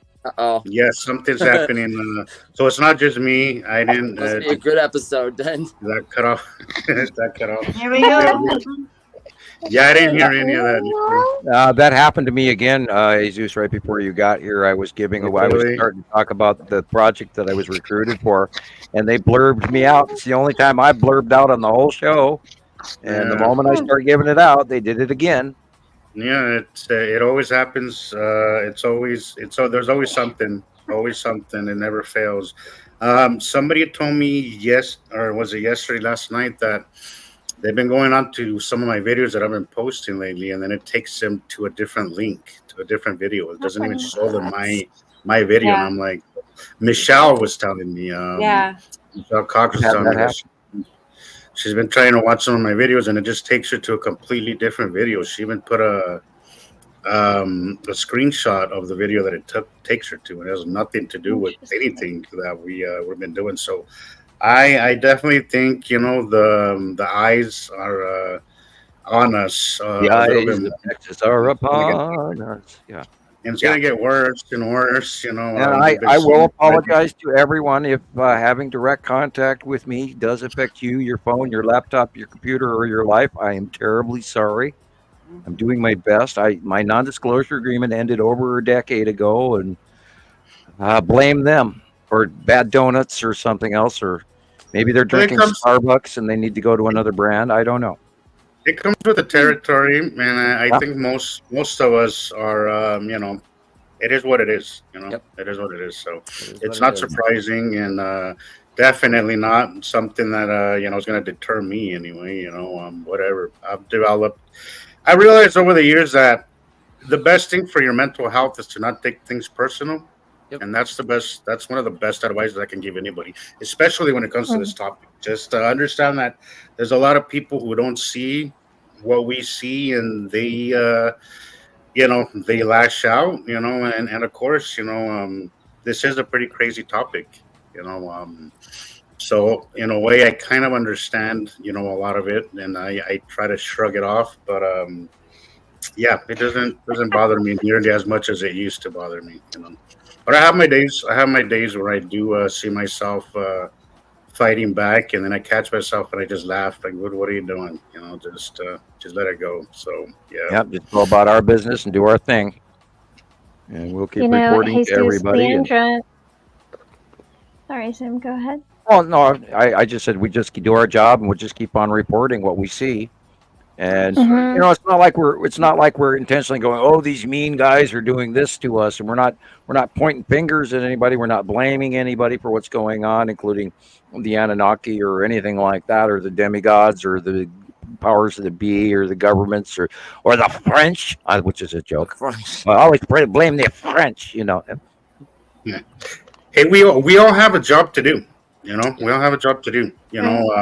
Our job is to put this information out there, and unfortunately, for every reaction is going to be a reaction. There's somebody else's job out there is to stop us from talking about this, and may the best one win. Yep. Yeah, so, at least we have truth on our side. We have truth on our side, and I think the truth always comes out. The truth always comes out. We're lies never. They only last for so long until people start seeing things. Right, and since I got on, since I met Rebecca and got on Nibiru Followers Anonymous, there has never been a time where this information has been forced down my throat at any point in time. Nothing like that. If you don't like the information, you don't have to. You don't have to do it. Just keep doing you. But this is real, and that's what Jesus is saying. We're here to report it, and that's what we're doing. Right. Right. Jesus, did you see? I don't think you were here. I know you weren't. Christopher's dad sent in 2 pictures. Awesome. Christopher's dad. Really? We got let me get them. Let me get it. Go, Chris's dad. Yeah, I know. Right? It's like I know the first picture he sent me. Yeah, nice. It's a big deal. Wow, he's progressed. It is. Right? Perfect. I mean, shoot, he's got better pictures than I do this week. Wow. No, I asked my daughter to take a And picture. this one. These Wow. 2 he sent. Holy crap! Look at that Where are these from? Where's your dad? Chris. He's in Maine. Wow. Oh, nice. So he is on the east Yeah, coast looking totally. out. Way Yeah, up he's on the right east there coast, on the right there on the coast of Maine. So, sea level. Oh boy. Yeah. Definitely. So Safer than South Carolina right now, currently, I could add. And I've said this, I think right now, because things are so close to Samoa's in the higher elevations, I think the people in the lower elevations are getting a better view, because it's a little bit more distant for them. So, Yep, Yuri. Yeah. I hate to jet, guys, but I am going to call it. Thank you so much for having me. Okay, Nicolle. Yes. We will see you soon. Thank you. Thank you for joining us. It's good seeing you, Yeah, Nicolle. Likewise. Always nice to say hello to you, Nicole. Right. Likewise. We'll see you here in Feel a few better, days. Julian. We know you're busy with family life, so enjoy and be safe. Yes. Yeah. And don't forget Be your own safe. chant. All the time. Grounding and home chant. Right. All right. Have a great night, guys. Okay. Bye, Bye. Nicole. See you next Yeah, I week. think I'll also pop out now because I need to go sleep. Okay, Jillian. Okay, Go go. do Good that. night. Good time. Yeah. Good night, everyone. You're not going to miss anything. We'll talk to you later, Jillian. All right. Get some rest. Okay. Bye-bye. All right, bye, Jillian. We'll Bye, keep bye, you better. guys. Thank you. Yeah, you're. Now help me get out of here, please. I can. I can. Okay. Bye-bye, Jillian. Push the button. That's a tough, but I do that when I'm trying to get off of like TikTok Live. I'm like saying bye, and then I can't get my way out of there. So it's embarrassing. But I know. I mean, we are at almost 6 hours, guys. Yep. Wow. So what would you like to? Well, anytime, if you're out of pictures and anytime you're ready to go, you just let us know, and then I'll always go find something to do. I could post 90s music all night long. I'm Take another joking. Claritin. I'm good with that. Yeah. And I hopped on for a little while. I didn't expect you guys to be. I know I was catching the end of it, but I just wanted to glad hop you on came for a in. while and just say hello to you guys and everybody else. But whenever somebody has a police car. I live down the street from like 2 hospitals, so I'm numb to it. Yeah, so right. Yeah, I have been watching videos on people that drive from town to town, and they've been doing the towns of Texas, and I see the towns of Oklahoma and Pennsylvania, and you name it, in these little tiny towns. There's a guy that does it, and it's mind numbing, and you could sit and stare at for 45 minutes and not be concerned about the world for once. And I do that sometimes, where I'll break into something that's just educational and yet not connected to anything I want to really chase down. I am really interested about that anomaly. I wasn't until I cross-referenced the GJ2 2024 GJ2 asteroid, and we cannot trust what they tell us as far as the size goes. And they did give the lunar units, angstrom units versus lunar units, which was good because then it's easy math. And then you take the math and then you times it by 265,000 miles approximate distance between Earth and the Moon, which is 1 lunar unit. Okay. And then you can, I haven't even really checked the NEO list recently, but it wouldn't have done any good because it was a 2-day. There's a lot of my systems going. Is it me? Am I patching out? What are you talking about, Sam? I'm talking about the possibility.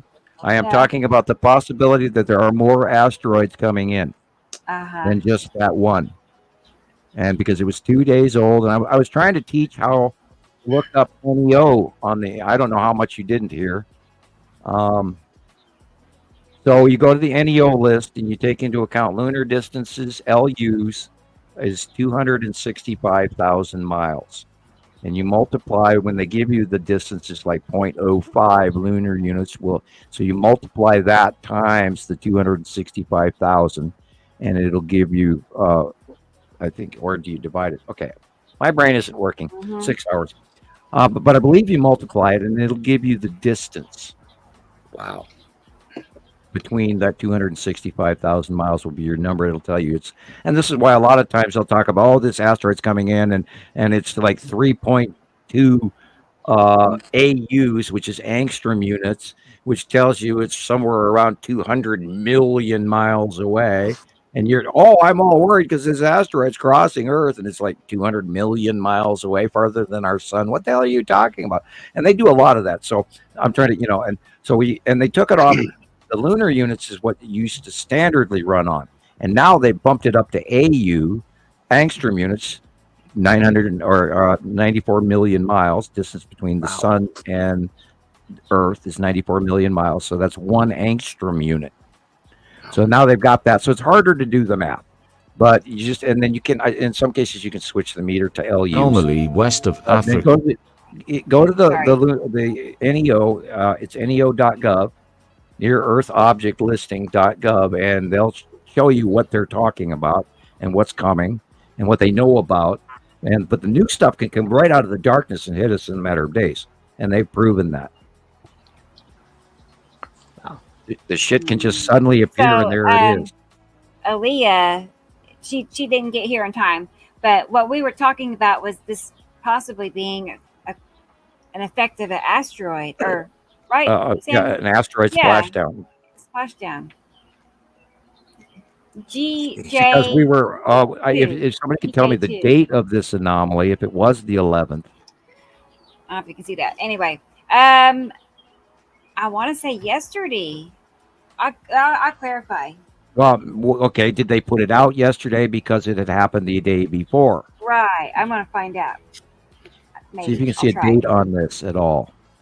Because they were talking about it coming in, and I was live and I was paying attention, and that's, I was also getting on the computer for staff meeting, and it even shows up in the weather pattern. How interesting. Yeah. Okay, ocean anomaly date. Yeah, I think it was the day after the eclipse, actually. Right. think Michelle, I think you're right. Well, that's the day April. they discovered it was the day after the eclipse, and then the next day was, I believe, the 11th that it came in. It was April That was- 10th. Okay, weird. April 10th. So that would have been before that. So maybe there was another one they didn't talk about that came in before that, or it's a computer glitch, which is what they told everybody. It was computer glitch. I really don't buy that. I really don't.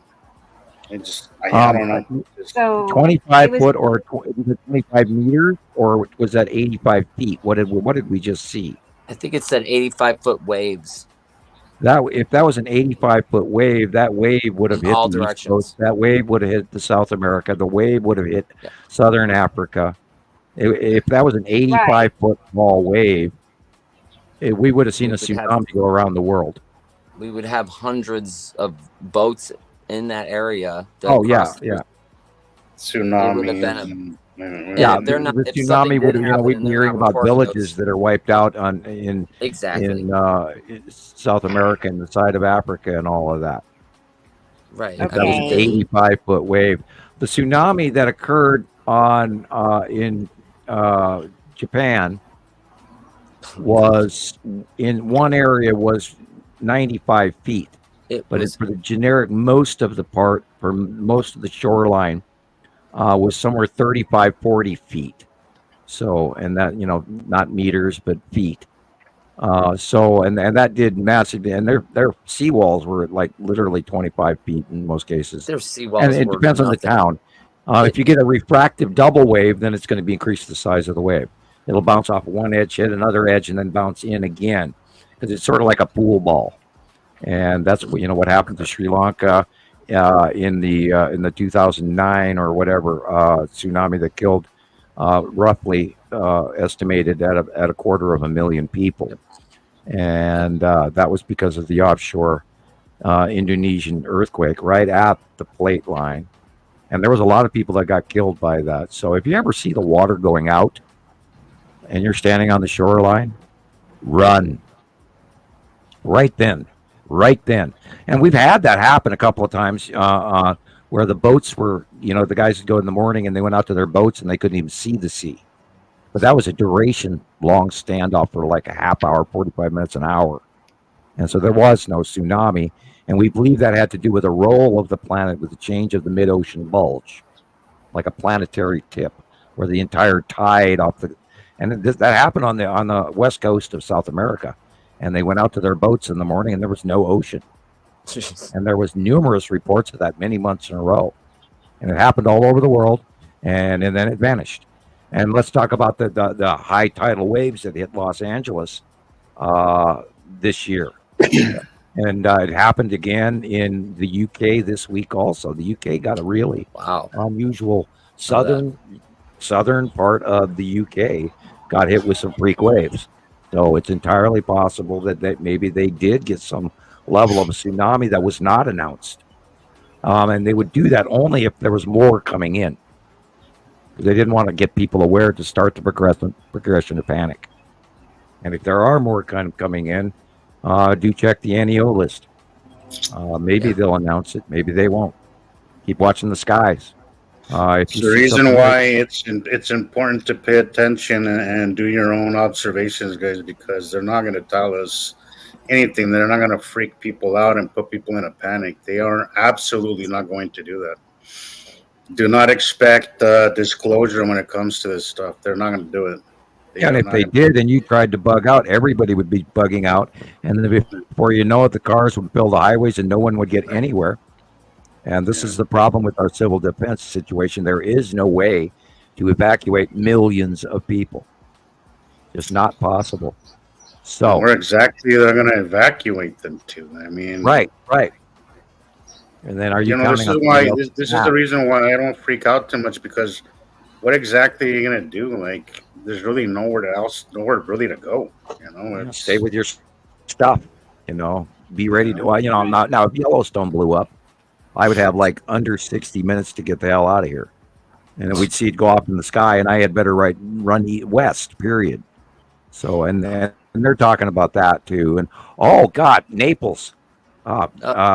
Kepi, you know the name. Campi Flagrei or Campi Flagrei, Flagrei. right? I read it today, and I knew I was going to remember it, and I didn't. Yeah, that is really active right now. Yeah. Seriously, they are warning people now, and they don't have any way to evacuate 5 million people. Right. It's like basically the And same it's thing going. as Yellowstone is. It's like this super volcano. It's like right off the coast of. I don't particularly know where it is. My wife is all into this stuff. It's on the side of Naples. Yeah. Yeah. Before I got It's into right all beside this, Naples. somehow she knew that, all these volcanoes were going off, and I'm trying to tell her, no, it's because of, we have so much information at our fingertips. It's probably always like this, right? No, it's not. Nope. Right. All these records are being set. That reminds me, I do have some clips of weather situations if you want to take a look real quick. Sure. Sound good? We're seeing Reddit. It is really, really active. They've raised the warning level because it is really acting up. Yeah, and we're seeing in Geomagnetic Earthwatch was saying we're seeing earthquakes in areas that we don't normally see earthquakes. I mean, we had a whole series of them recently. The entire Rocky Mountains moved this morning from Canada to Utah. Well, we've been feeling tremors here, and they've been telling us that it's due to the military destroying some engines or something. And I'm like, the really? Rocky Mountains is moving. The San Andreas Fault is moving. The Seven Sisters, all the volcanoes in Washington State are more active. Like I said earlier today, there were 5 medium-sized earthquakes to the east of San Francisco Bay today. So, and they were all at the same time. So they were big, and there's a huge population there. Interesting. Yeah, San Francisco Bay, and then east, and that's where all those people live is off the, and all the way up to the mountains up there, and which is another thing. Another thing that comes in. And again, I hate quoting scriptures, but there's a lot of it says that when we start seeing earthquakes in areas that we don't normally see them, that's the time to start paying attention. And the signs in the sky and the pestilence, and now the bugs are all, and the cicadas are all blooming, and we're seeing planetary objects flying by and bodies in the sky, and the warnings, and we saw the Null asteroid, and we're seeing the Devil comet, and we're seeing the eclipses, and the moon will what is it, shake like a drunkard? We've been seeing that, how the moon's shadow is not in the right place. It's the moon, and everything with the moon is just not normal. Yeah, and 1 hour it's in the south, and then an hour later it's all the way up in the north sky. That's right. Which it's not supposed to do. It's just supposed to go east to west, not south to north. And we've seen that, I don't know how many times in the last 5 years. That's right. Before you play anything, Rebecca, I've been told it's dinner time, so. Oh, okay. Yeah. Well, we can hold off. It's not. We can save it for another show, even. So it's kind of late. I realize. Yeah. Yeah, we did just go past 6 hours, so we can end it right here. That's fine. I'm hungry too. I haven't eaten anything. I am too. I know you talk about it. I'm like, yeah, we probably should end it here. So. Call it. I'm fine with that too, guys. Okay. I'm sorry. Yeah, I'm gonna leave everything with scary earthquake. You're good. Actually, we need an intervention. So otherwise, we just can't stop. So. We're leaving everybody with scary earthquakes and shit that's about to happen all over the planet, and that's a great place to end the show. Yeah. Be on the lookout. Yeah. And if pay attention to your local weather, to your local, I don't know wherever you live. If there's, I live over 3 major fault lines, so I pay attention to earthquake activity and all that kind of stuff. But depending on where you're at, just pay attention to what your local, what you're prone to, whether it's flooding, whether it's earthquakes, whether it's whatever it is. Just pay attention to that, because again, you're not going to see this on the 7 o'clock news. You have to be self-taught, so you have to look for that information. Yeah. Yeah, you have to You're go getting look for dark it. out there. And there's Yes, a it lot is. of good. There's a lot of good Yeah. source of information out there, guys. You just have to look for it. You know, we have a lot of instruments, a lot of apps, a lot of things that could tell you We what do. is happening in your area. So pay attention to those. I like I've been really recently the geomagnetic guy. Even though there's some things I don't agree with them, he goes a little religious often, but I do like that he does some really interesting research and science based research. So he's interesting to pay attention to. Sometimes. Another voice. Yeah, Cool. yeah. So, All lot of right, good everybody. That can't hurt. We will That- see you again Right, we'll on be back. Tuesday. See you Tuesday, guys. That's Okay. 7 or 6 Mountain Time. I don't know what time. Right. 7 Central, 6 Mountain. 6 Yeah. Mountain. That's right. Yep. That's right. So If anybody has questions still, just message us on the messenger on Right. Facebook. We'll be more Like, than happy subscribe, I'm hit gonna- the notification questions buttons. you have. Be sure to comment on the YouTube videos. Please go back and watch the show again on YouTube because we want to grow Rebecca's views and her likes so That's that right. she can get that silver shield Yeah, and a Right. million views. The Let's YouTube go. button. Let's go for Oh, it, man. yes. Okay. I was like, what is that? Okay. Yes. Smash the like button, share, subscribe, and we'll see you guys next week. Okay. All right, I'm gonna leave first. Good night, everybody. We're going. It's a All right, race. Bye, guys. See you Have a later. good night. All See right. you.